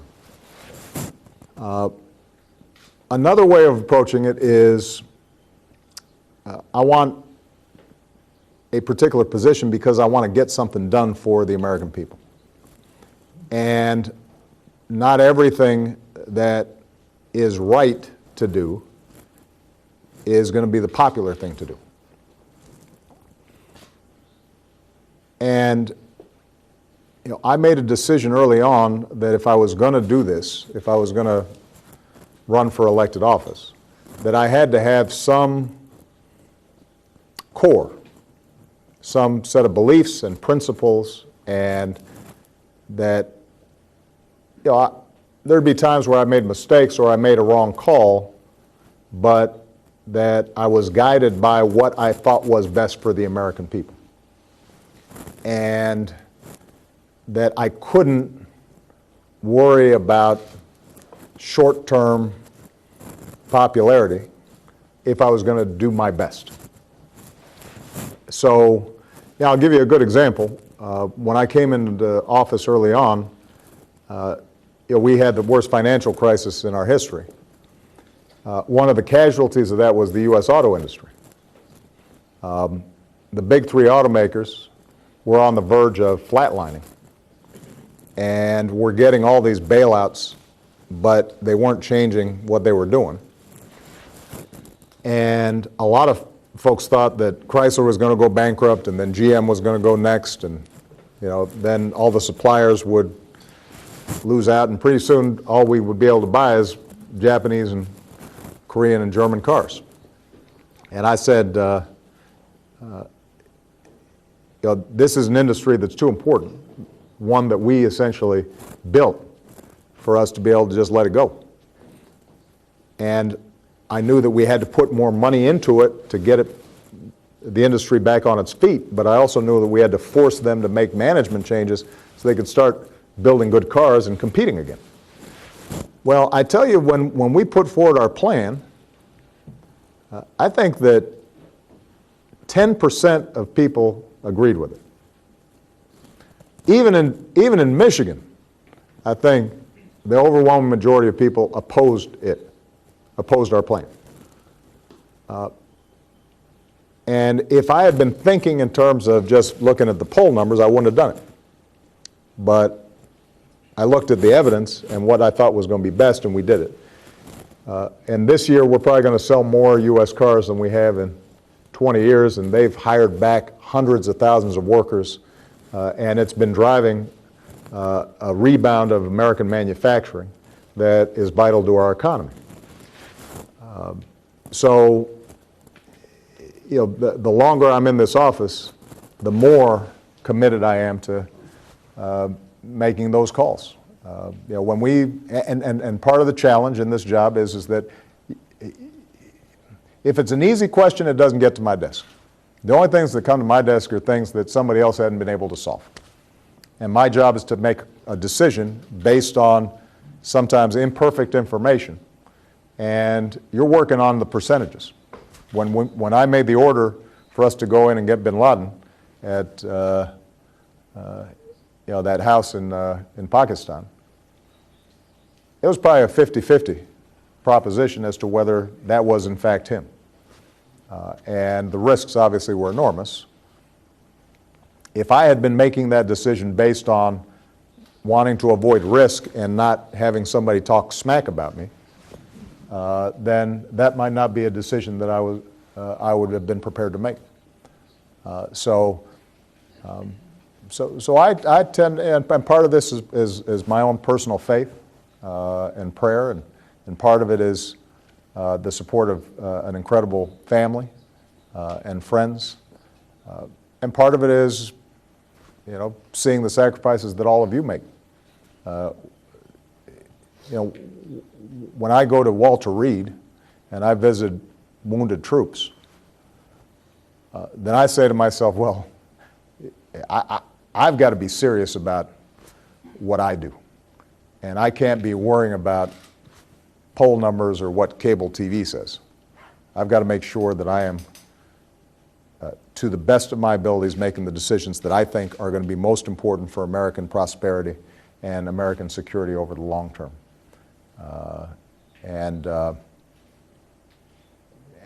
That way you can at least sleep at night. That way, when I go to bed, I go to bed easy because I know that I've made the best decisions I could make. Now, the only way that works is if I'm also open and listening to see if the decisions I made were the right ones. Is it working? And I've got to be open to the fact that sometimes I may not make the right decision and I'm willing to correct it. And I've got to own that. And that's what I always tell everybody in the White House is if somebody screws up, because there will be some screw-ups, own it and correct it and learn from it. And what applies to everybody on my team applies to me as well. So I think some of you may recall when we passed health care, everything was working fine until there was this website that didn't work. It was a disaster. Even though I'd been asking every 2 weeks, how's the website going? I hope this works. But it didn't work. And we had to own that and double down, and we corrected it in 3 or 4 months, and now 16 million people have health insurance that didn't have it before, and it's actually cost less than people anticipated. It's working the way it should have, but that was a screw-up. And there's no point in trying to hide things when they don't work. I guess the last thing I'd say is I tend to just take the long view on things. Political polls and what the pundits say and what other politicians say, that comes and goes. It goes up and goes down. I try to think 20 years from now when I look back, will people say this person operated with integrity and made decisions that were best for the country? And so far that's working for me anyway. Doesn't mean I'm not sometimes a little offended. That's when I go to the gym. Work it off. All right. Well, Mr. President, your next question, Petty Officer Lori Bent, is going to take us overseas. Excellent.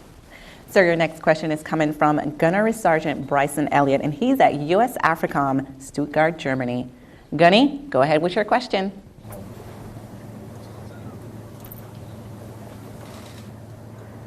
First of all, sir, thank you. Good afternoon. Thank you for taking my question. Mr. President, my question is how are military exercises like African Lion with Morocco strengthening the relationships between the U.S. and African nations? Well, it's a great question, and thank you for your service. Tell everybody at AFRICOM we appreciate them. You know, I just came back from Africa several months ago, and there are huge challenges there, but also huge opportunities. First of all, that's a continent that appreciates America. You know, when you look at polls, the continent as a whole, their positive views of America are as high as any other continent in the world. You know, so the people of the African continent admire the United States. They appreciate our values and our way of life, and you know, there's a real connection. It also is the continent with some of the fastest growing economies in the world. I think we tend to have stereotypes about Africa as, you know, Ebola and poverty and all this stuff. When you travel there, they're moving.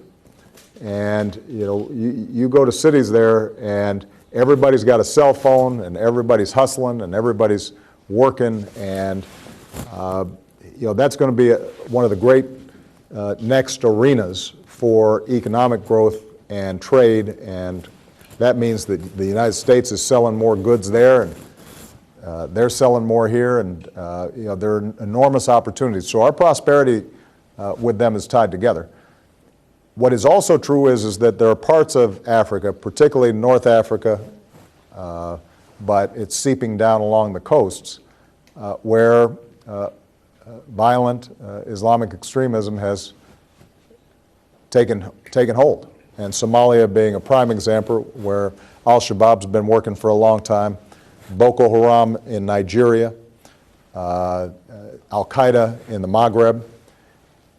And so we have to have a strategy to partner with those countries to ensure that our intelligence capabilities, our rapid response capabilities, and their own capabilities for maintaining order and pushing back against extremism, that they are a lot stronger in the years to come. The good news is that these countries are eager for that kind of cooperation. Countries like Nigeria, countries like Kenya, welcome our presence, welcome our training of their troops. We have excellent CT cooperation with them. The big problem they've got is capacity. But capacity is one of those things you can solve where you've got a willing partner. So, you know, we're working with the Joint Chiefs to develop plans so that we are continuing to build up partnership capabilities across the continent. And that will help us not only with homegrown problems inside of Africa, but those platforms then also allow us to act more effectively against deeply rooted organizations like Al-Qaeda on the peninsula in Yemen, because that's right across the ocean, and we want to be able to make sure that we can target those terrorist networks effectively. Having African partners helps us do that.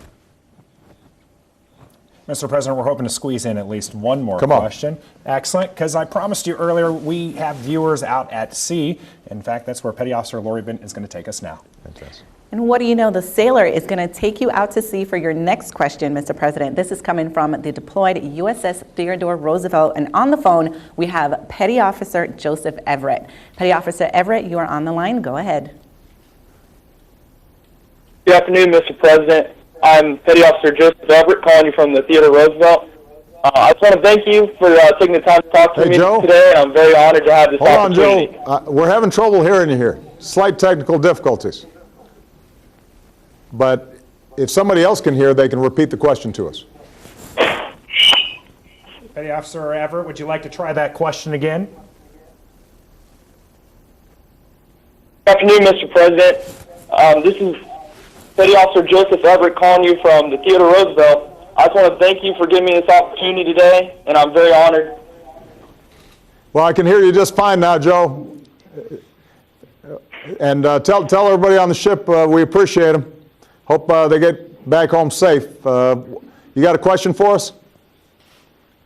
Yes, Mr. President. During your presidency, you've had a lot of great experiences. What would you say is your most rewarding? Wow. Well, that's a big question. I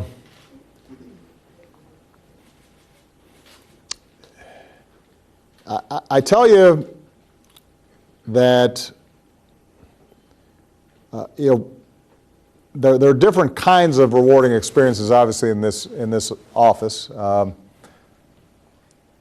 but across the board, what ends up being most rewarding for me is when somebody comes up to me in a rope line when I'm appearing someplace or at some event, and they say, Mr. President, you helped me.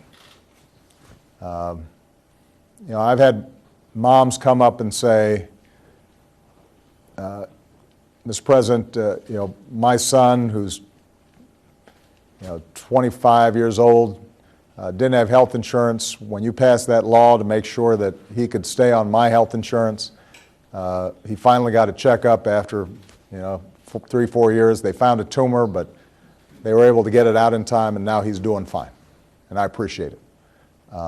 Or we have White House tours of wounded warriors, and once this wonderful couple was there. Both the husband and wife were service members. They had 2 adorable little kids. And as I was coining them and shaking their hands, one of them said, the wife said, I just want to thank you because you saved our family, because the husband had PTSD and but wasn't getting help, and she had written to us, and I had folks at DOD reach out, and he had gotten counseling and now was doing well, and the family was thriving. A lot of times this stuff seems abstract, and there's just a bunch of folks talking on television, and it all seems like politics and arguing. But one of the things that you learn the longer you're in this is that these decisions matter, and you're touching people directly in some kind of way. And when you hear that something you did actually helped, then you say to yourself, all right, this was worth it. This was a good day. And I know that everybody here feels that same way. There are going to be frustrations in our work. There are going to be challenges in our work. Many of you operate in obscurity, and people don't always say thank you. But then every once in a while, you see that, all right, what I did helped, made a difference. Somebody's safer. Somebody's who was hungry is eaten. Somebody whose home was destroyed, now they've got shelter. Somebody whose village had been overrun, now they've got a chance at some security and some freedom. And that's what keeps you going. That's what inspires you. So those are the most gratifying moments of my presidency.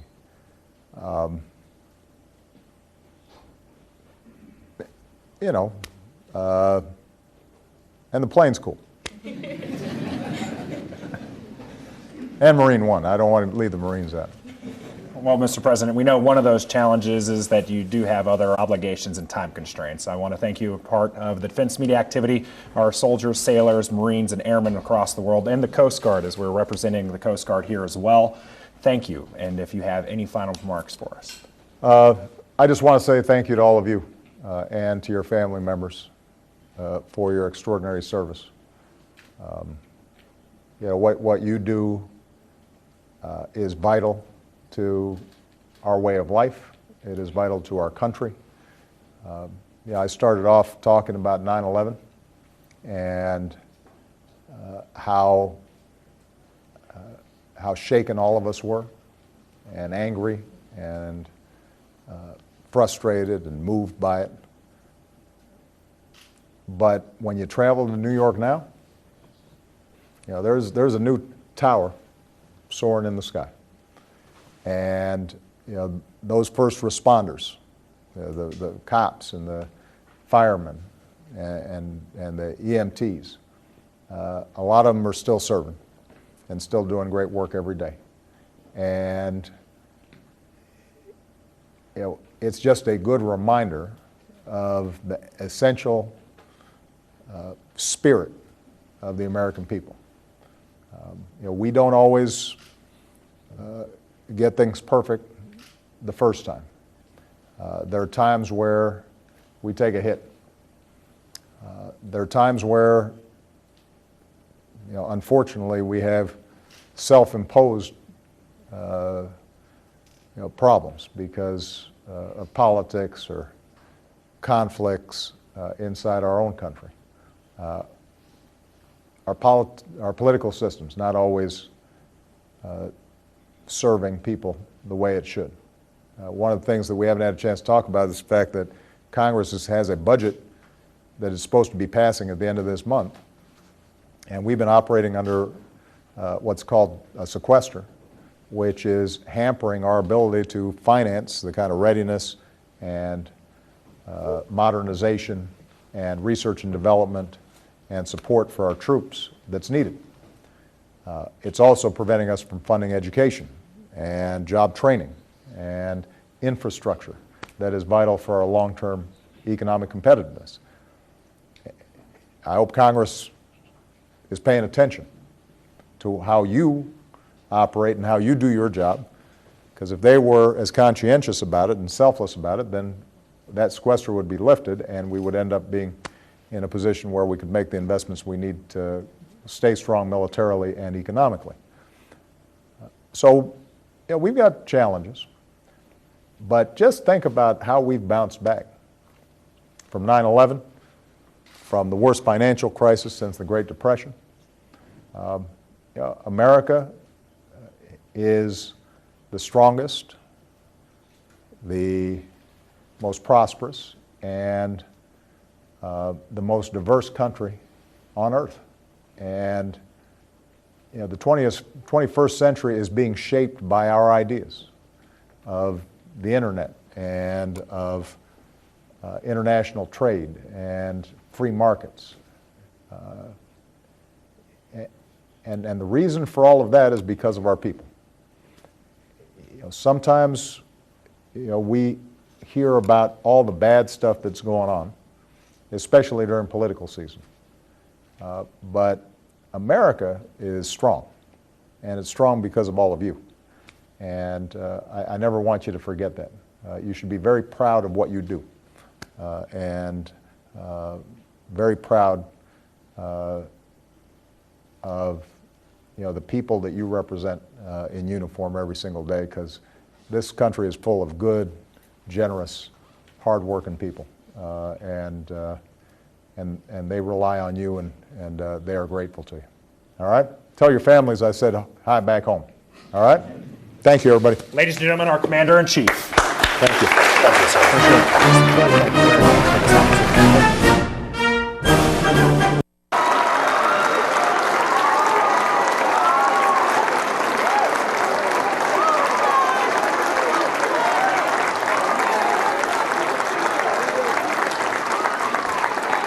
Barack Obama.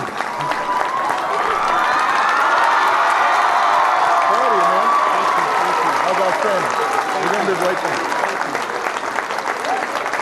Everybody give it up for Rashawn.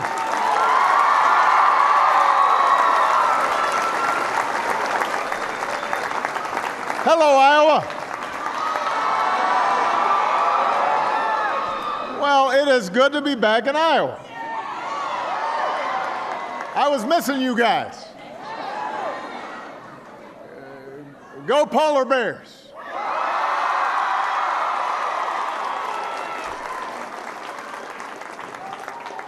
It is great to be back in Des Moines. You know, I landed at the airport and saw the Hampton Inn there that I must have stayed there like 100 days. I'm sure I've got some points or something. I could get a couple free nights at the Hampton Inn. Everybody have a seat. Have a seat. Relax.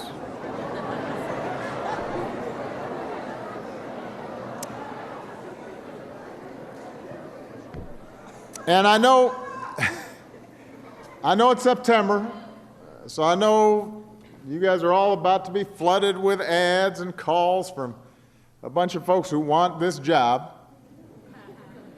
I just can't imagine what kind of person will put themselves through something like this. Although I noticed, I didn't know Rashawn was on the ballot. During the introduction, he was all like, the next president of the United States. We could not be prouder of Rashawn, not just for the introduction, but for the inspiring story that he's told. I think it's an example of what our young people can do when they put their minds to it. I want to thank your principal, Mike Vukovic. Where's Mike? There he is. Your superintendent is here. Tom Ahart is here. Where's Tom? Your mayor, Frank County, is here, who's a great friend. Where's Frank? He was here. He had to go to a city council meeting. He's missing out on the fun. Iowa Attorney General and great friend of mine, Tom Miller.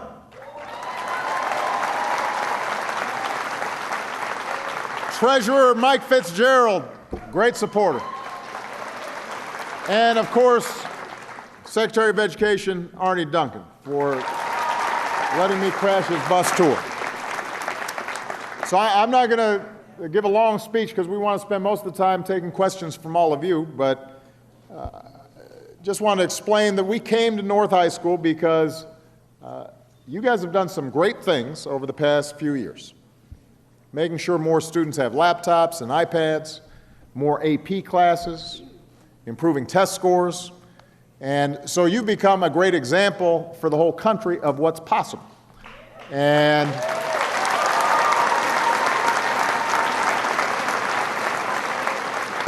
so we thought we'd come to pay you a visit, talk with some of the students here in Des Moines and your parents, because I know that there's nothing that high schoolers love more than being in public with their moms and dads. I know that. That's what Malia and Sasha tell me all the time. You know, it was 7 years ago this week that a financial crisis on Wall Street ended up ushering in some really hard times on Main Street. But thanks to the incredible resilience and grit and hard work of the American people, we've bounced back. We've created 3.1 million new private sector jobs over the past 5.5 years. We've helped more than 16 million people have the security of health insurance, many of them for the first time. Our high school graduation rate is the highest that it has ever been. And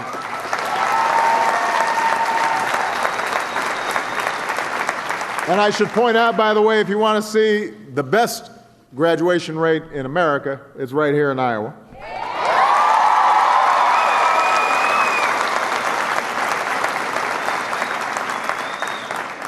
So we've been investing in things that help to grow the middle class and help provide opportunity for every young person.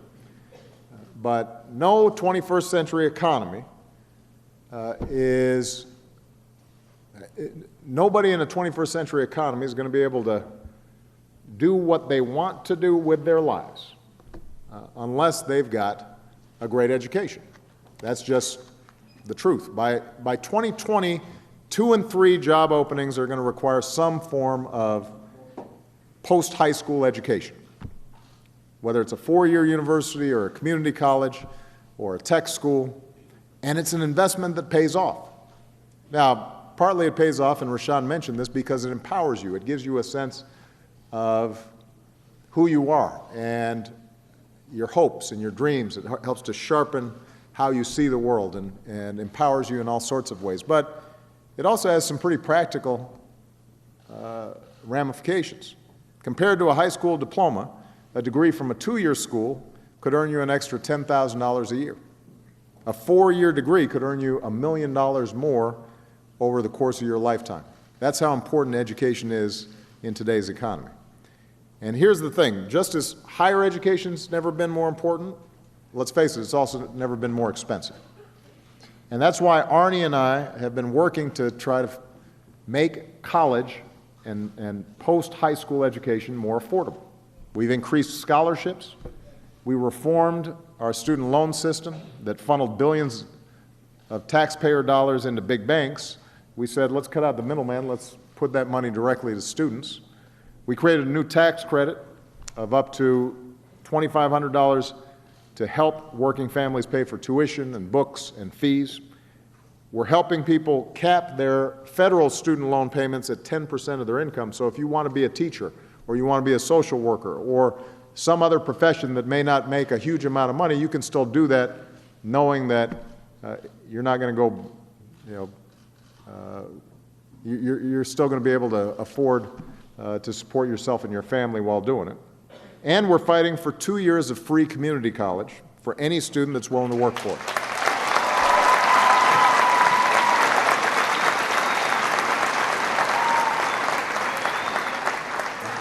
The bottom line is that no young person in America should be priced out of college. They should not be priced out of an education. And I know that finding the right school for you, the best school for you, is a tough process. Malia's going through it right now. You guys are juggling deadlines and applications and personal statements, and some of you in the back of your mind are asking yourselves what you plan for a career and what you want to do with your life. I think we should make that process easier. So a couple of things that we've done that we're announcing over the course of this week during Arnie's bus tour. We've introduced something called College Scorecard. Right now, a lot of families don't have all the information they need to choose the right school. And a lot of the college ranking systems that you see, they reward schools just for spending more money or for rejecting more students. And I think that's the wrong focus. I think that our colleges should be focusing on affordability and on serving students and providing them good value. So we've pulled together all sorts of data on college costs and value. We created this college scorecard, and you can scroll through it to see which schools are more likely to graduate their students, are more likely to result in good jobs for those students, more likely to make sure that those students can pay off their student loans. And you can then use that information to make choices that are right for your future and right for your budget.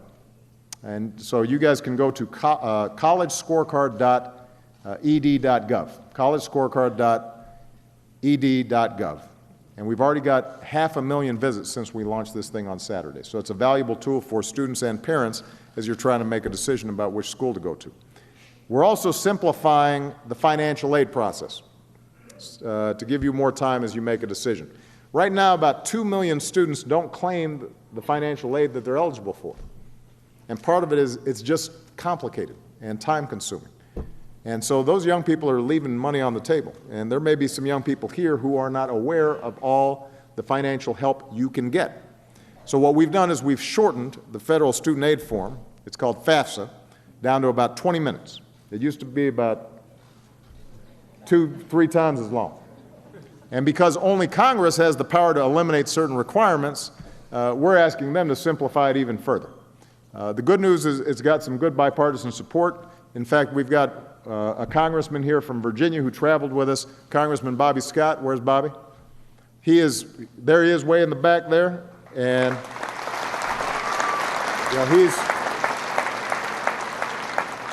he's working, he's a Democrat, he's working with Republicans to see if we can further shorten and make this form simpler. Today I'm also announcing that beginning next year, families will be able to fill out FAFSA even earlier, starting on October 1st, right around the time the college applications ramp up. That means you won't have to wait for months for your W-2s to arrive before you get started, so you can get a jump on the college application process. You'll know sooner how much aid you qualify for, you'll have more time to evaluate your options, and we're also working with colleges and universities and scholarship programs to align their application and their financial aid processes with this new FAFSA start date. So all these steps taken together should help hundreds of thousands more students pay for college, and I know that's important to you. I'm going to end my opening remarks with a story from somebody who couldn't be here today but graduated from here last year, and his name is Nico Green. You might remember Nico from the Polar Bear basketball team. And the reason that I want to tell his story is for the past few years, Nico was homeless as a junior and senior. He was grateful to mostly stay with his coach or his counselor. But before that, he spent nights in shelters and in church basements or in hotels with his mom, sometimes sleeping next to drug addicts or worse. And this is something Nico wrote. He said, "I've seen some terrible things, but I'm thankful for what I've been through because it's taught me to be strong." And being strong meant studying, meant keeping his eye on college, applying for and winning some scholarships.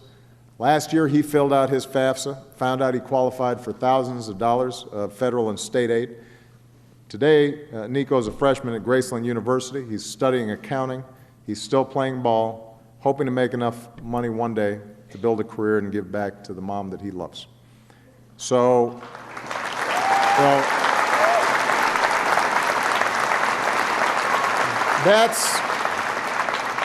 that's why we're here. That's what this is about.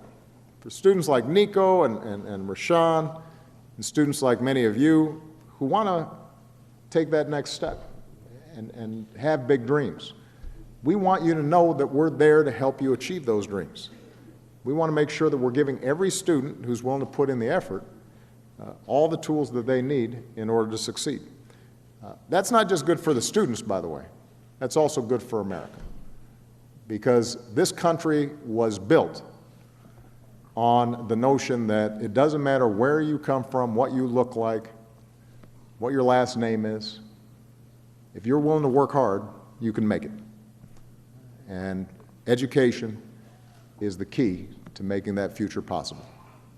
That's how we grow this country. That's how we make it successful. And that's the incredible project, the great experiment in democracy that all of you are a part of. So with that, Arnie and I are looking forward to taking your questions. Thank you very much, everybody. All right.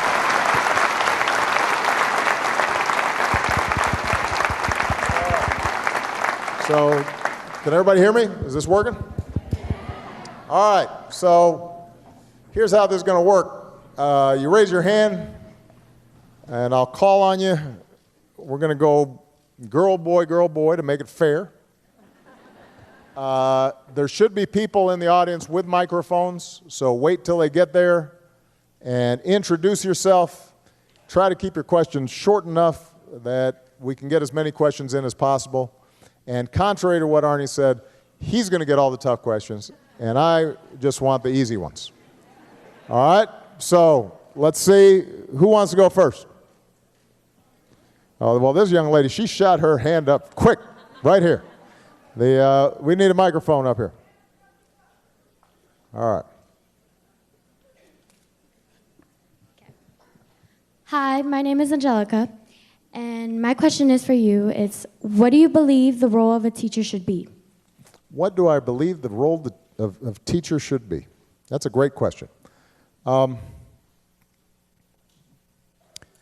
When I think about my own life, some of you may know my dad left when I was very young, so I really didn't know him. So I was raised by a single mom.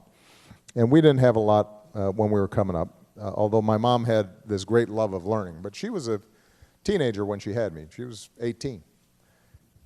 And she was still going to school and working at the same time as she was raising me and then my sister. She was my first great teacher, and what she taught me was compassion, caring about other people, but she also taught me to be curious. And when I think back to all the great teachers that I've had, it's not so much the facts that they've taught me, because I can get those from books, but it has been teachers who are able to spark in me a sense of curiosity. Like, well, how does that work? Why is that the way it is? Somebody who's helped me want to learn more. That, to me, is the role of a great teacher. Somebody who can teach you to be so interested in the subject that you then start over time teaching yourself. And I'll bet there are a lot of great teachers here. Part of the challenge, I think, for being a teacher is that sometimes students don't always appreciate good teachers, let's face it. Because I think sometimes we think education is something that you just receive from somebody else. It's passive. You know, they just kind of pour knowledge in here.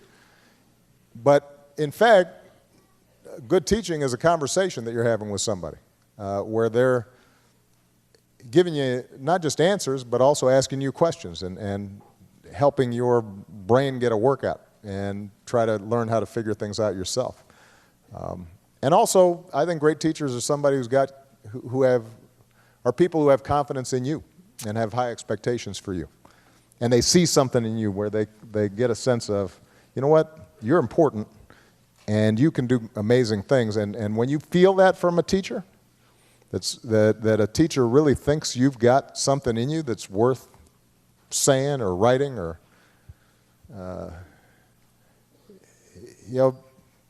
those are the teachers that you remember. Those are the teachers that inspire you. What do you think, Arnie? I'll be quick. I think it's a really, really good answer. The only thing I would add is I think great teachers see things in students that they don't even see in themselves and pull things out of you. And someone like Rashawn, who talked publicly, mom was locked up. Lots of folks could look at you and say, well, that's where he's going to go. Other teachers see him as a student body president, as a future teacher, as a future leader in the community. So those amazing teachers see things in us as kids. Those are teachers I remember from my childhood who saw things in me that I didn't even recognize in myself and helped to bring that to life. Great question. All right. All right, I think it's the guy's turn now. Let's see. That gentleman right back there, right in the corner there. Hi, my name is Dennis Nissen. I have a senior here at North High School, and what's so funny? Are you the dad that's embarrassing? I don't. Maybe your daughter's just like, oh, Dad. God, well, you know, it's a give and take. They embarrass me, I'm going to embarrass them. So. Okay. Listen, I'm right there with you. So, you know. Okay. In your opinion, of all the next presidential candidates that are in line, which ones have the best ideas for education reform to make it more affordable and accessible? Well, you know, let me.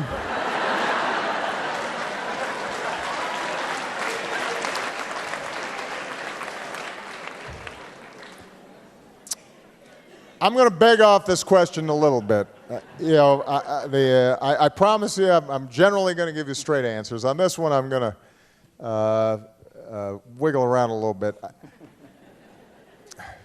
Right now, I'm going to try to stay out of the campaign season partly because I can't keep track of all the candidates. So I'll wait till it's winnowed down a little bit before I have an opinion. But here's what I can say. That a society's values are reflected in where we put our time, our effort, our money. It is not sufficient for us to say we care about education if we aren't actually putting resources into education. Now, I am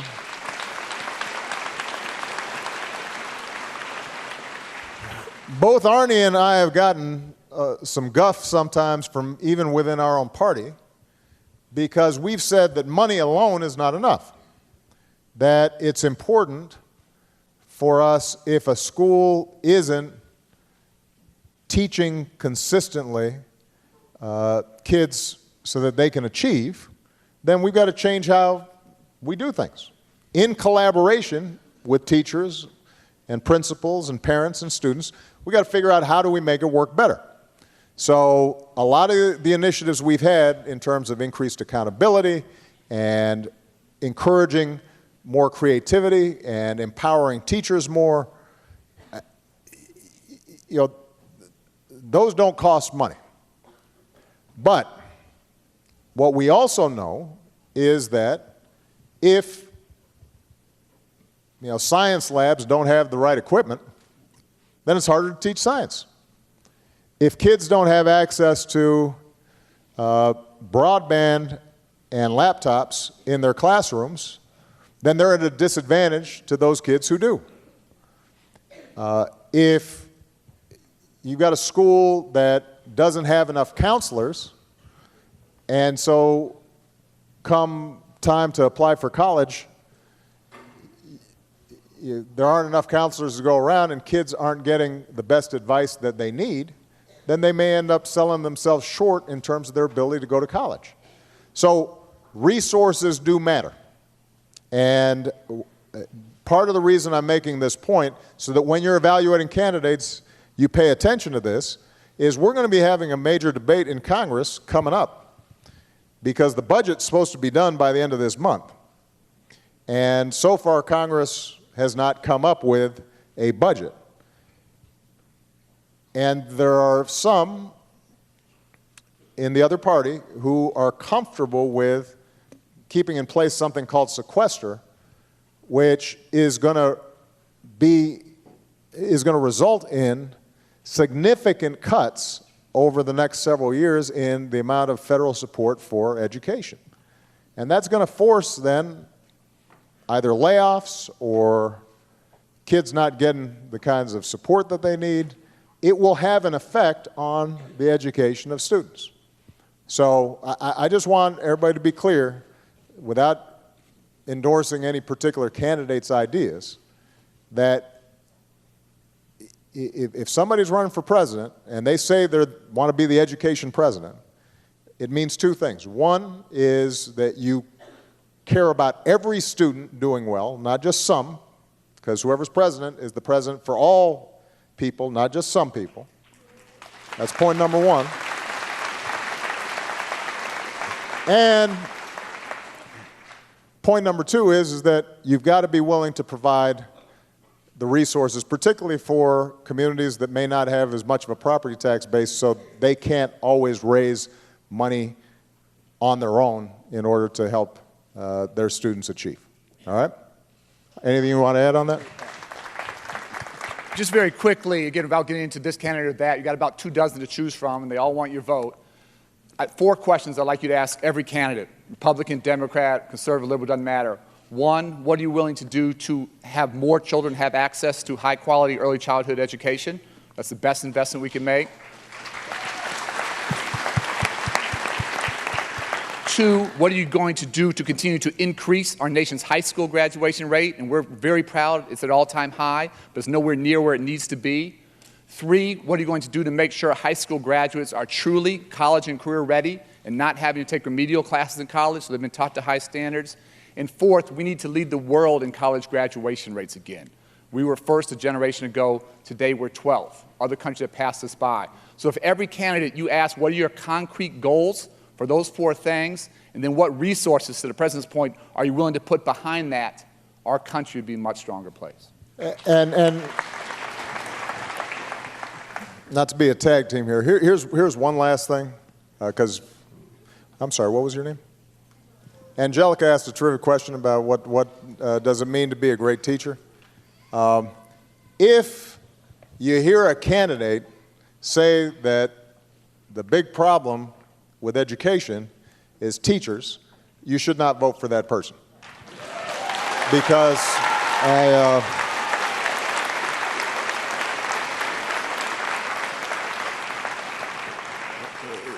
it is a hard job, and it is the most important job we've got. And folks who go into teaching don't go into it for the money. They go into it because they are passionate about kids. Now, that doesn't mean that there aren't some bad teachers, and it doesn't mean that we shouldn't hold teachers to high standards as well and continue to work in terms of professional development and recruitment and retention of great teachers. And there have been times where Arnie and I have had some disagreements with the teachers' unions on certain issues because we want to encourage experimentation. But the bottom line, though, is that you can measure how good a school is by whether or not it is respecting and engaging teachers in the classroom so that they are professionals and they feel good about what they're doing and they are given freedom and they're not just being forced to teach to a test. And it is very important for us then to make sure that, if what we hear is just a bunch of teacher bashing, I can't tell you who to vote for, but at least not right now. Later I will. But I can tell you who to vote against, and that is somebody who decides, that somehow teachers don't deserve the kind of respect and decent pay that they deserve. So. All right. Let's see. It's a young lady's turn. Yeah, you right there in the brown sweater right there. Go ahead. That's fine. I'm Elena Hicks, and I'm a senior at Roosevelt and an intern at the Hillary Clinton campaign. Oh, okay. Woo. I guess I know who you're voting for. Yeah. And this was a Sanders question, but I'll make it more general. Do you think it's possible or realistic for there to be free tuition for college in the United States? Well, I think that it is absolutely realistic for us to, first of all, have the first 2 years of community college free, because it's in my budget, and I know how to pay for it. And it would... And essentially, if you close up some corporate tax loopholes that aren't growing the economy and are just kind of a boondoggle, you take that money, you can then help every state do what Tennessee's already doing. Because Tennessee's already making community colleges free for the first 2 years. And what that does then is, first of all, it helps young people who may not right now want to go get a 4-year college education, but know that they still need some sort of technical training, or they want to get an associate's degree. Right away, that whole group, they now know they can get their education for free as long as they're working hard. But for those who are thinking about a 4-year college education, they can also get their first 2 years at the community college, then transfer those credits to a 4-year college, and they've just cut their overall college costs in half. So it would be good for everybody, whether you're going 2 years or 4 years. Now, if we can get that done, then I think we can start building from there. In the meantime, I do want to make sure, though, that everybody understand what we were talking about in terms of FAFSA. You have to fill out this form, and we are making it easier for you to do. You have no excuse. Parents who are here, even if you didn't go to college, you need to nag your kids to make sure that this FAFSA form gets filled out so that people know, so that you know the student aid that you may be entitled to. My grandma, she didn't go to college. She didn't, even though she was probably the smartest person I knew. But she did know that you had to go to college and that you had to fill out this form. So I want everybody here to make sure that you stay focused on that, because there's more help already than a lot of people are aware of. And this college scorecard that we talked about, collegescorecard.ed.gov, what that does is it allows you to take a look at the schools to find out, do they graduate their students? How much debt do they have? Are they generally getting a job after they graduate? So we're not like just ranking here's the most prestigious school. Well, we're giving you some news you can use here in evaluating whether the schools that you're applying to actually deliver on their commitment. Because a lot of times the students who get big student loans debt after they graduate, it's because they didn't think through where should they go, what should they be studying, what resources are available. And we want you to, on the front end, to have as much information as possible in order to make a good choice. Okay? All right. Arnie, anything to add on that? Very, very quickly, quick test. That FAFSA form the President talked about. How much in grants and loans do we give out each year? Any guesses at the federal level? How much is a lot? See, I didn't test you, you notice, with this. That's the head of the education department. How much? 30,000? Any other thoughts? Yes, sir. What's that? Total. How much? 30 billion? Any other guesses? All right, so very quickly, we give out $150 billion in grants and loans each year. That's real money. And the President said we got a long way to go. We want to do more, trying to make community colleges free. But we don't care whether your family has money or don't have money, or whether your family's gone to college or not, or where you live. If you work hard, $150 billion. It's the only form, 20 minutes, half an hour, only form you're ever going to fill out in your life that's going to give you access to $150 billion. So just want to emphasize this point. You have to fill that out. Got to fill it out. All right? All right. This gentleman back here, I don't want to neglect the folks in the back here. How you doing, Mr. President? How are you, sir? Good, good. My name is Rudolph Dawson. I'm a graduate of Fort Valley State University in Georgia. My concern is that the historically black schools like Fort Valley State, a lot of the pressure is being put on them in terms of they're not getting the budget they need to continue to educate people like myself. They are not getting the programs that they need to attract students that want that higher pay. And it's, to me, what can you do, or what can your administration do, or the next administration do to right the wrong that's done in the past and is continued to be done to these universities? This Fort Valley State is also a land-grant college, and they haven't been getting all the money they needed for agriculture, like the University of Georgia. You know, I'd like to see some changes there. Okay. Well, first of all, for those of you, because some of you, we got a lot of young people here, so just to give you a little bit of history. The historically black colleges and universities arose at a time when obviously a lot of schools were segregated. And so African American students couldn't attend a lot of the traditional state colleges and universities that had been set up.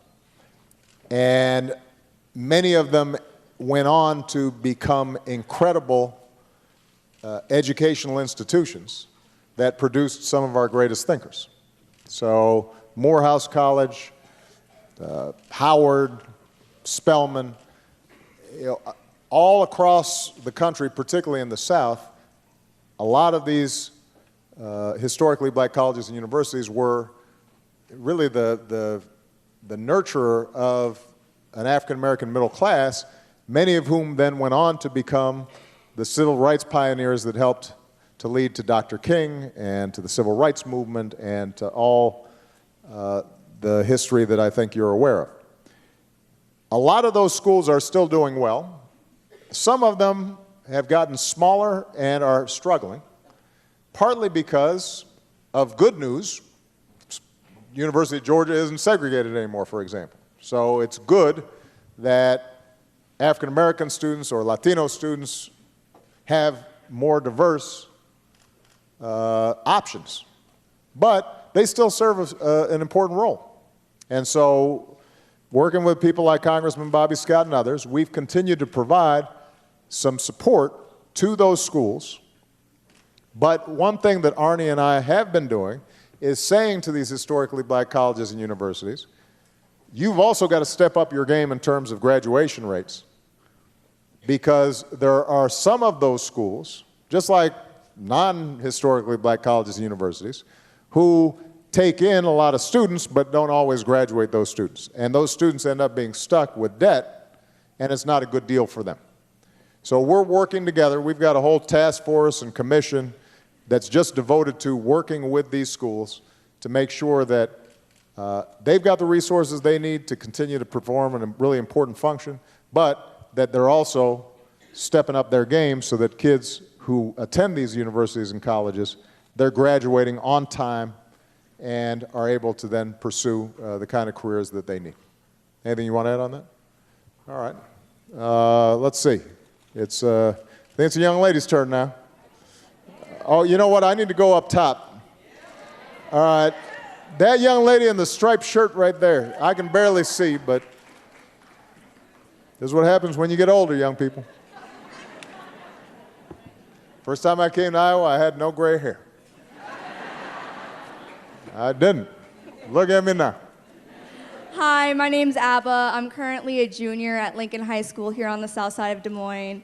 My question to you is, I know you don't want to get involved with the presidential race at the moment, but a candidate has said that they want to cut government spending to politically biased colleges. And I was wondering if, say, that would hurt the education system for those who depend on that, or would it better the education as a whole? First of all, I didn't hear this candidate say that. I have no idea what that means. I suspect he doesn't either.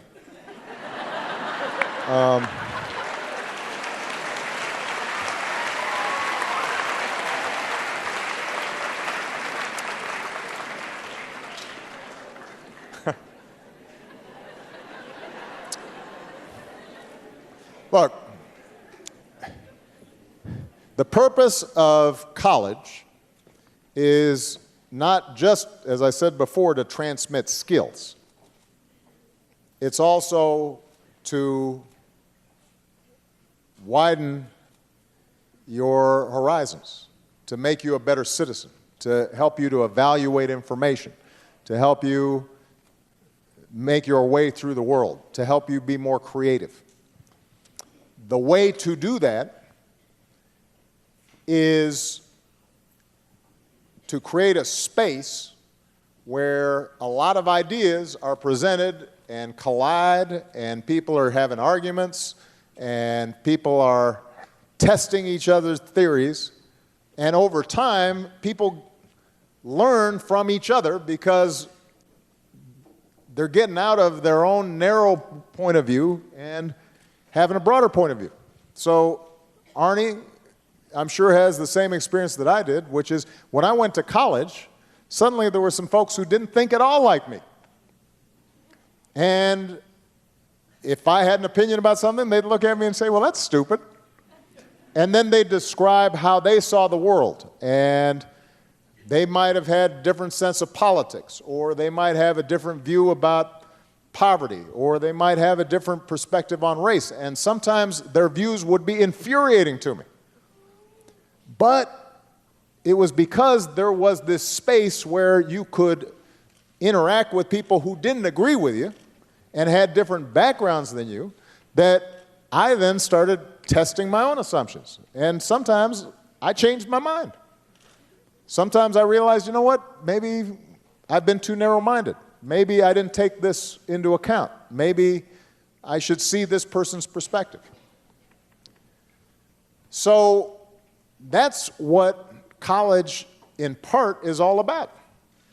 The idea that you'd have somebody in government making a decision about what you should think ahead of time or what you should be taught, and if it's not the right thought or idea or perspective or philosophy, that person would be, that they wouldn't get funding, runs contrary to everything we believe about education.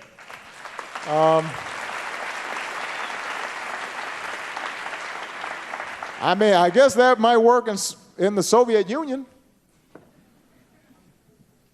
but it doesn't work here. That's not who we are. That's not what we're about. Now, one thing I do want to point out is it's not just sometimes folks who are mad that colleges are too liberal that have a problem. Sometimes, there are folks on college campuses who are liberal and maybe even agree with me on a bunch of issues who sometimes aren't listening to the other side. And that's a problem too. I was just talking to a friend of mine about this. I've heard some college campuses where they don't want to have a guest speaker who, is too conservative. Or they don't want to read a book if it has language that is offensive to African Americans or somehow sends a demeaning signal towards women. And, I got to tell you, I don't agree with that either. I don't agree that when you become students at colleges, have to be coddled and protected from different points of view. I think that you should be able to, you should invite anybody, anybody who comes to speak to you and you disagree with, you should have an argument with them. But you shouldn't silence them by saying you can't come because, I'm too sensitive to hear what you have to say. That's not the way we learn either. So, what do you think, Arnie? Amen. He said amen. All right. Okay. Let's see. I think it's a guy's turn. This gentleman here, this gentleman here in the tie, you had your hand up a couple times. Yes, I didn't want you to feel neglected. You almost gave up, and I wanted to make sure to call on you. Hold on a second. Wait for the mic. Thank you. My name's James Quinn. This is my wife, Tatiana, and our daughter, Victoria. We've been saving for her college education for 10 years, and over that time, the federal deductibility of 529 contributions has gone away, even though we can still get that deduction from Iowa income taxes. It'd be nice to see a little reward for saving rather than just making borrowing money get easier.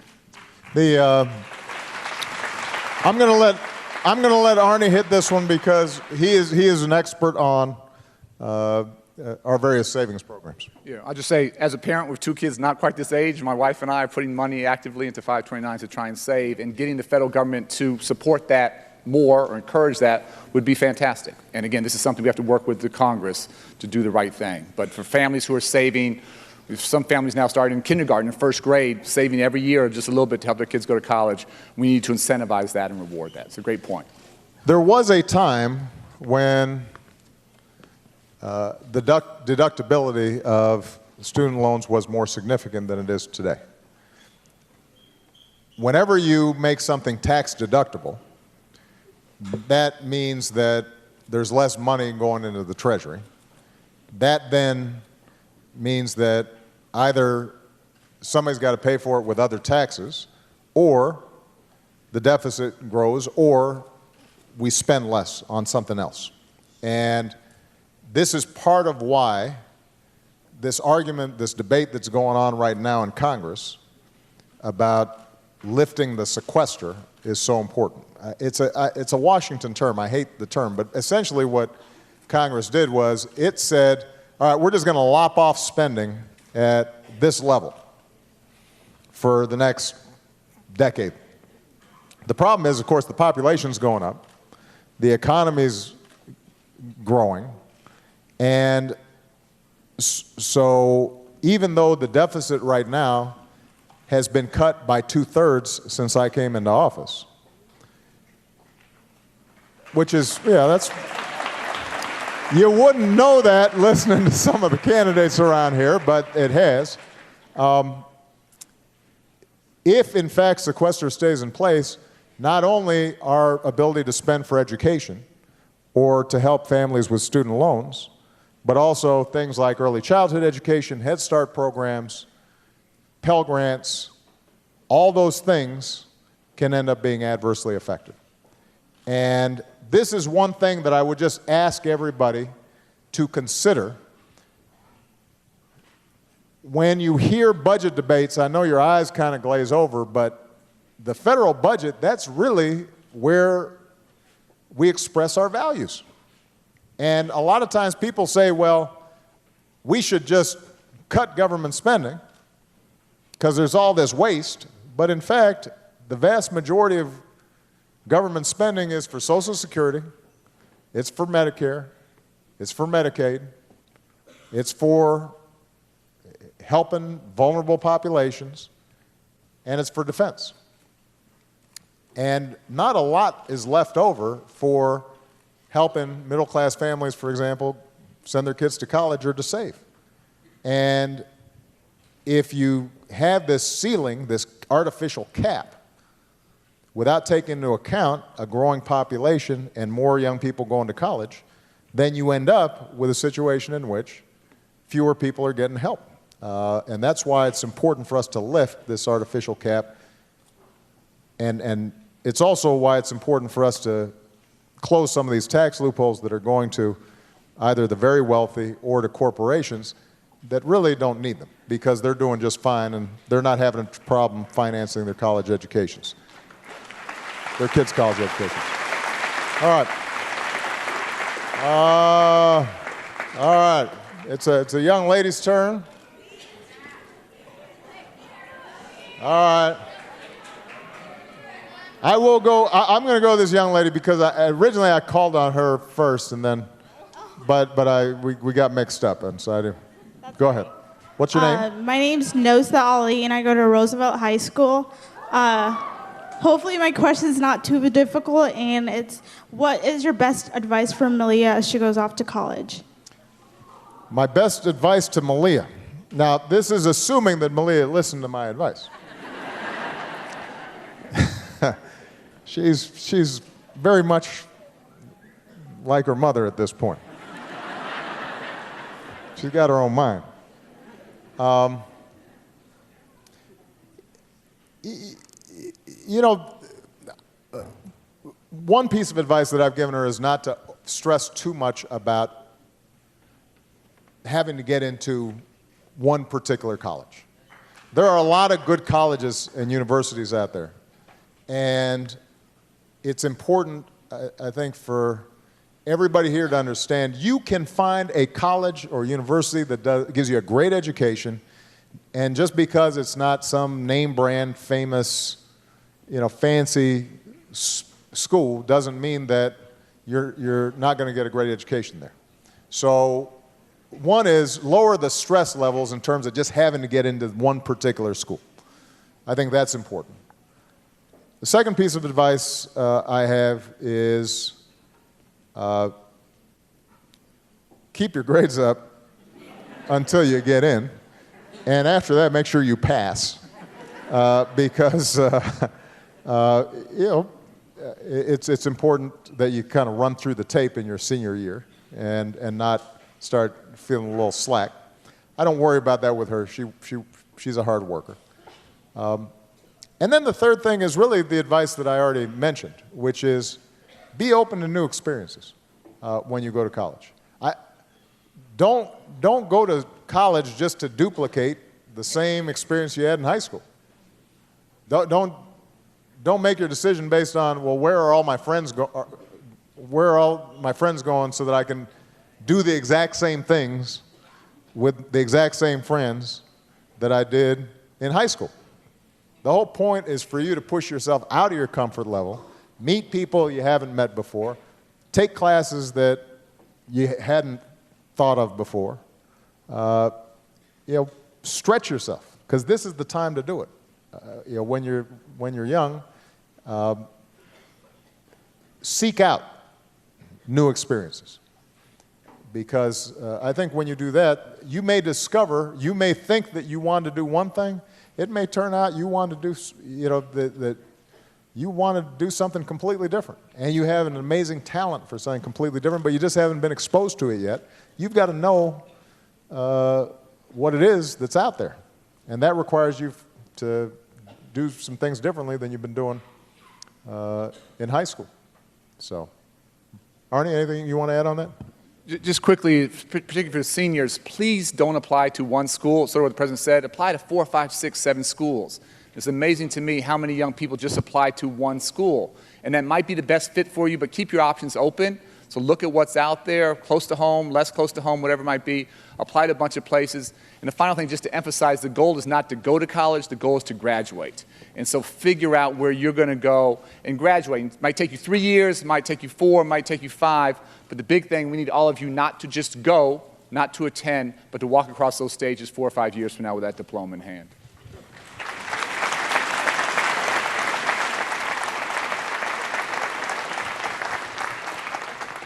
Gentleman right here. Here, you can use my mic. Thanks, Mr. President. I'm an elementary school principal here in Des Moines Public Schools, and one of the things that we really value is the diversity that we have within our community. And I'm really curious to hear from you and Secretary Duncan the value that you see that diversity brings to a young person's education. It's a great question. How long have you been a principal? 5 years? That's outstanding. We're getting old though, man, because I thought he was a student. He's the principal. He's not even just a teacher. He's a principal. Well, thank you for the great work you're doing. To some degree, I've already answered this question. The value of diversity is getting to know and understand people who are different from you, because that's the world you will be living in and working in. And it's actually really interesting. They've been showing through a variety of studies that people who can understand and connect with a wide range of people, that ends up being as important a skill, if not more important a skill than just about anything else in terms of your career success, whatever the field. It also, by the way, is part of what makes our democracy work. I was having a discussion about this earlier today. Our democracy is premised on an assumption that even if somebody's not just like me, that they're a good person and a generous person, and that we have things in common and that we can work things out. And if we have a disagreement, then we can have an argument based on facts and evidence. And I might sometimes lose the argument. I don't persuade as many people, and then that's how voting works, and majorities are formed and they change. That's how our democracy is supposed to work. And I think that starts early, because when you've got diversity in schools, then you're less likely as an adult to start thinking, well, that person, they're not like me. Or those persons, they don't have the same values, or they don't care as much about their kids, and then democracy starts breaking down, because then everything is a fight to the death, because there's no sense that we can actually bridge our differences and disagree without being disagreeable and find common ground. So it's not only good for your career, but it's also good for our country. The same holds true, by the way, as part of diversity. Studies show that organizations that have women in decision-making positions function better than those who don't. And so, seriously, that if you look at corporate boards, actually you can correlate their performance with the number of women that they've got on those boards. So it also is valuable for us to make sure that not only is there diversity, but that in leadership positions, different voices are heard. So, Arnie, anything you want to add to that? Good. So keep it up. Young lady right there. Yeah, you, right there. Well, I'm sorry, but I'll call on you first, and then I'll get back to you. I'm sorry. The mic's already there. I promise you'll be the next one. Okay, it works. Hi. My name is Hadi Sella. I'm a junior here at North High School. And actually, I have like 2 questions. One's one for my friend. He's very shy. He can't speak up. We are part of a group called Upward Bound, and we work through Simpson College. Yeah. There's been stories of our budget being cut, and we want to know what the government can help us and work with us for that. And my other question is, in your professional opinion, how much is visual arts an importance to our school, and how are you going to save it? Okay. Why don't I'll take the first, I'll take the question on visual arts. You talk about Upward Bound. Arnie, go ahead. Just very quickly, it really goes back to what the president talked about. It's not just Upward Bound that's at risk. It's Pell Grants that are at risk. Early childhood education, folks in Congress want to zero that out of the budget. I think it's so important that all of us as students and as educators to not pit this program against the other, but to hold folks in Washington accountable for investing in education. As the president said, we want to make sure we're getting results. It's not blindly investing, but there are lots of things in our budget, Upward Bound being a piece of it, that honestly are in pretty significant danger right now. And the president's fighting very hard. We have some folks backing us, but there are others that just sort of see these things as somehow extras. And I think it's so important that as young people, as voters, as family, your voices be heard. He cannot by himself prevent these cuts. It's not how our democracy works. And so we'll hold us accountable.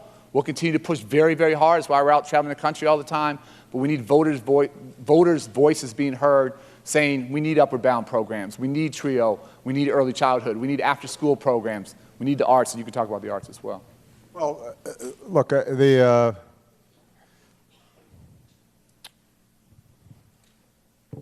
mean, the arts are what make life worthwhile, right?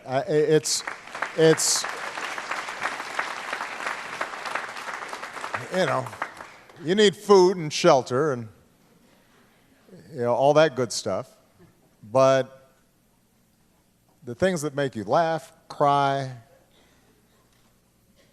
connect, love, so much of that is communicated through the arts. And, you know, I don't want our young people to think that the arts are just something that you sit there passively and watch on a TV screen. I want everybody, even if you're not a great artist, to have the experience of making art and have the experience of making music, because that's part of what makes for a well-rounded education. We also know that young people learn better if they're not just looking at a textbook and multiple test quizzes all day long, and that it breaks up the monotony and it gives expression to different sides of themselves, that's good for the overall educational experience. So I think, you know, visual arts, music, it's all important, and we should not be depriving young people of those experiences, and they're not extras. They're central to who we are. We are, part of what makes us human is our ability to make art, to represent what's inside of us in ways that surprise and delight people. And I don't want us to start thinking that that's somehow something we can just push aside. Now, I want you to be able to read and be able to do your algebra too. But I don't know where we got this idea. We've got to choose between those two things.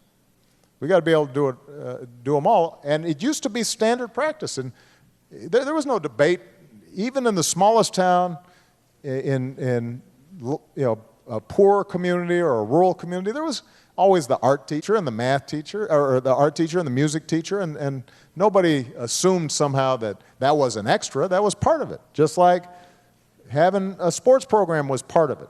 And that's part of what a well-rounded education is all about. But it does cost some money. And that's something that I want to emphasize, that you can't do all this stuff on the cheap all the time. Legally, should have the consequences of paying a fine and getting registered and all kinds of steps that they should have to take in order to get right with the law. But when I hear folks talking as if somehow these kids are different from my kids or less worthy in the eyes of God,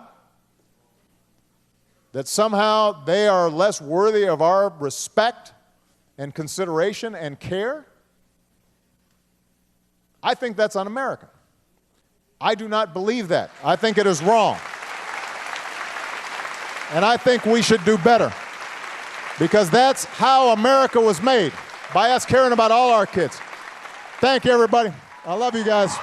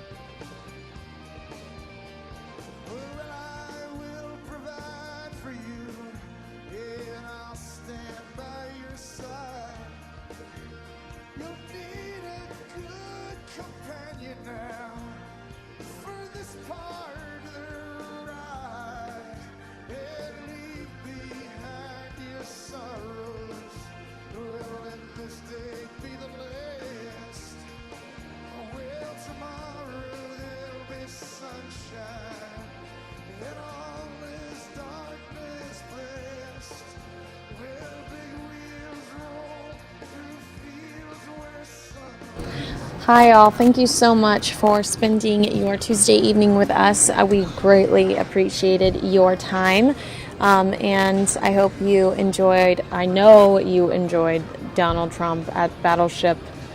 I mean, Donald Trump in front of a battleship was pretty glorious. Just, we need that poster size right behind us forever, next to our Make America Great Again hats. But we greatly appreciate you spending your evening with us here at FOX10 News Now. We are gearing up for our 9 o'clock broadcast. It is, if you're local, you can watch it on Channel 10. It's an hour and a half of local news with John Hook, who's back. Thank you so much, John Hook. Let me show you my John Hook picture. I had to take a picture with him when he rolled in today. I was so excited to see him. John Hook is back. Oh, there he is. doing the 9 o'clock with Carrie Lake. Troy Hayden's in. He was out last night too, so Troy Hayden is back tonight doing the 10 p.m. broadcast. So if you're local, you can turn on Channel 10 and watch our local news broadcasts. I know we've got a lot of exciting stories coming up for you there. If you're not local, you can head on over to fox10phoenix.com and stream our local television broadcast for free. You should download our app. It's free. Not only is our Fox 10 Phoenix app free, but it sends alerts to your phone whenever we have live Trump events, our Barack Obama events, or Carly Fiorina events, or Ben Carson events. All of the events. We show a lot of live video here. So download our app. It's free. You should follow us on Twitter. We're Fox 10 Phoenix. You should like us on Facebook. We're Fox 10 Phoenix. But we're wrapping up the show for tonight. We'll be back tomorrow morning at 10 a.m. Subscribe to this channel if you haven't, because we live stream Monday through Friday, 10 a.m. to 9 p.m. guaranteed. Otherwise, sometimes we start early and sometimes we stay later depending on the breaking news. But we are here on YouTube for you 5 days a week. And I enjoyed my time with you. I'm not going to twerk, but I appreciate the suggestion. It makes me laugh. But I enjoyed spending my evening with you. Thank you so much for spending your evening with me. And hopefully we will see you again here soon on Fox 10 News Now. Thanks, guys. Bye.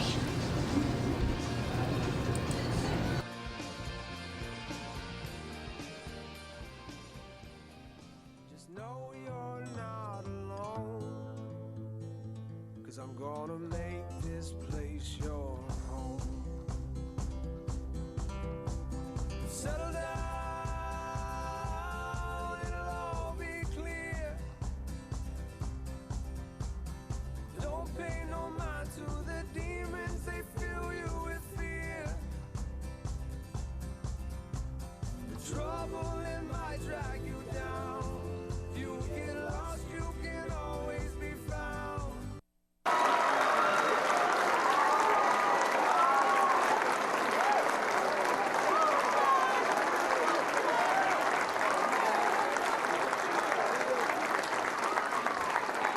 Barack Obama.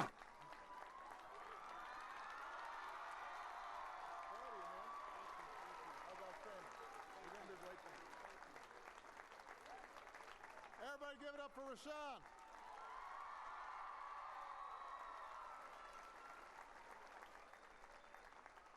Hello, Iowa.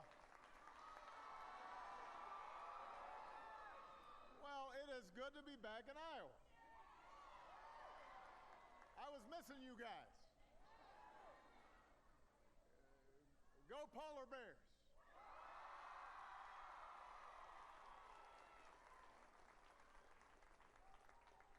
It is great to be back in Des Moines.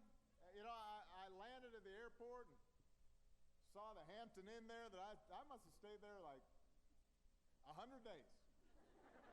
I'm sure I've got some points or something. I could get a couple free nights at the Hampton Inn.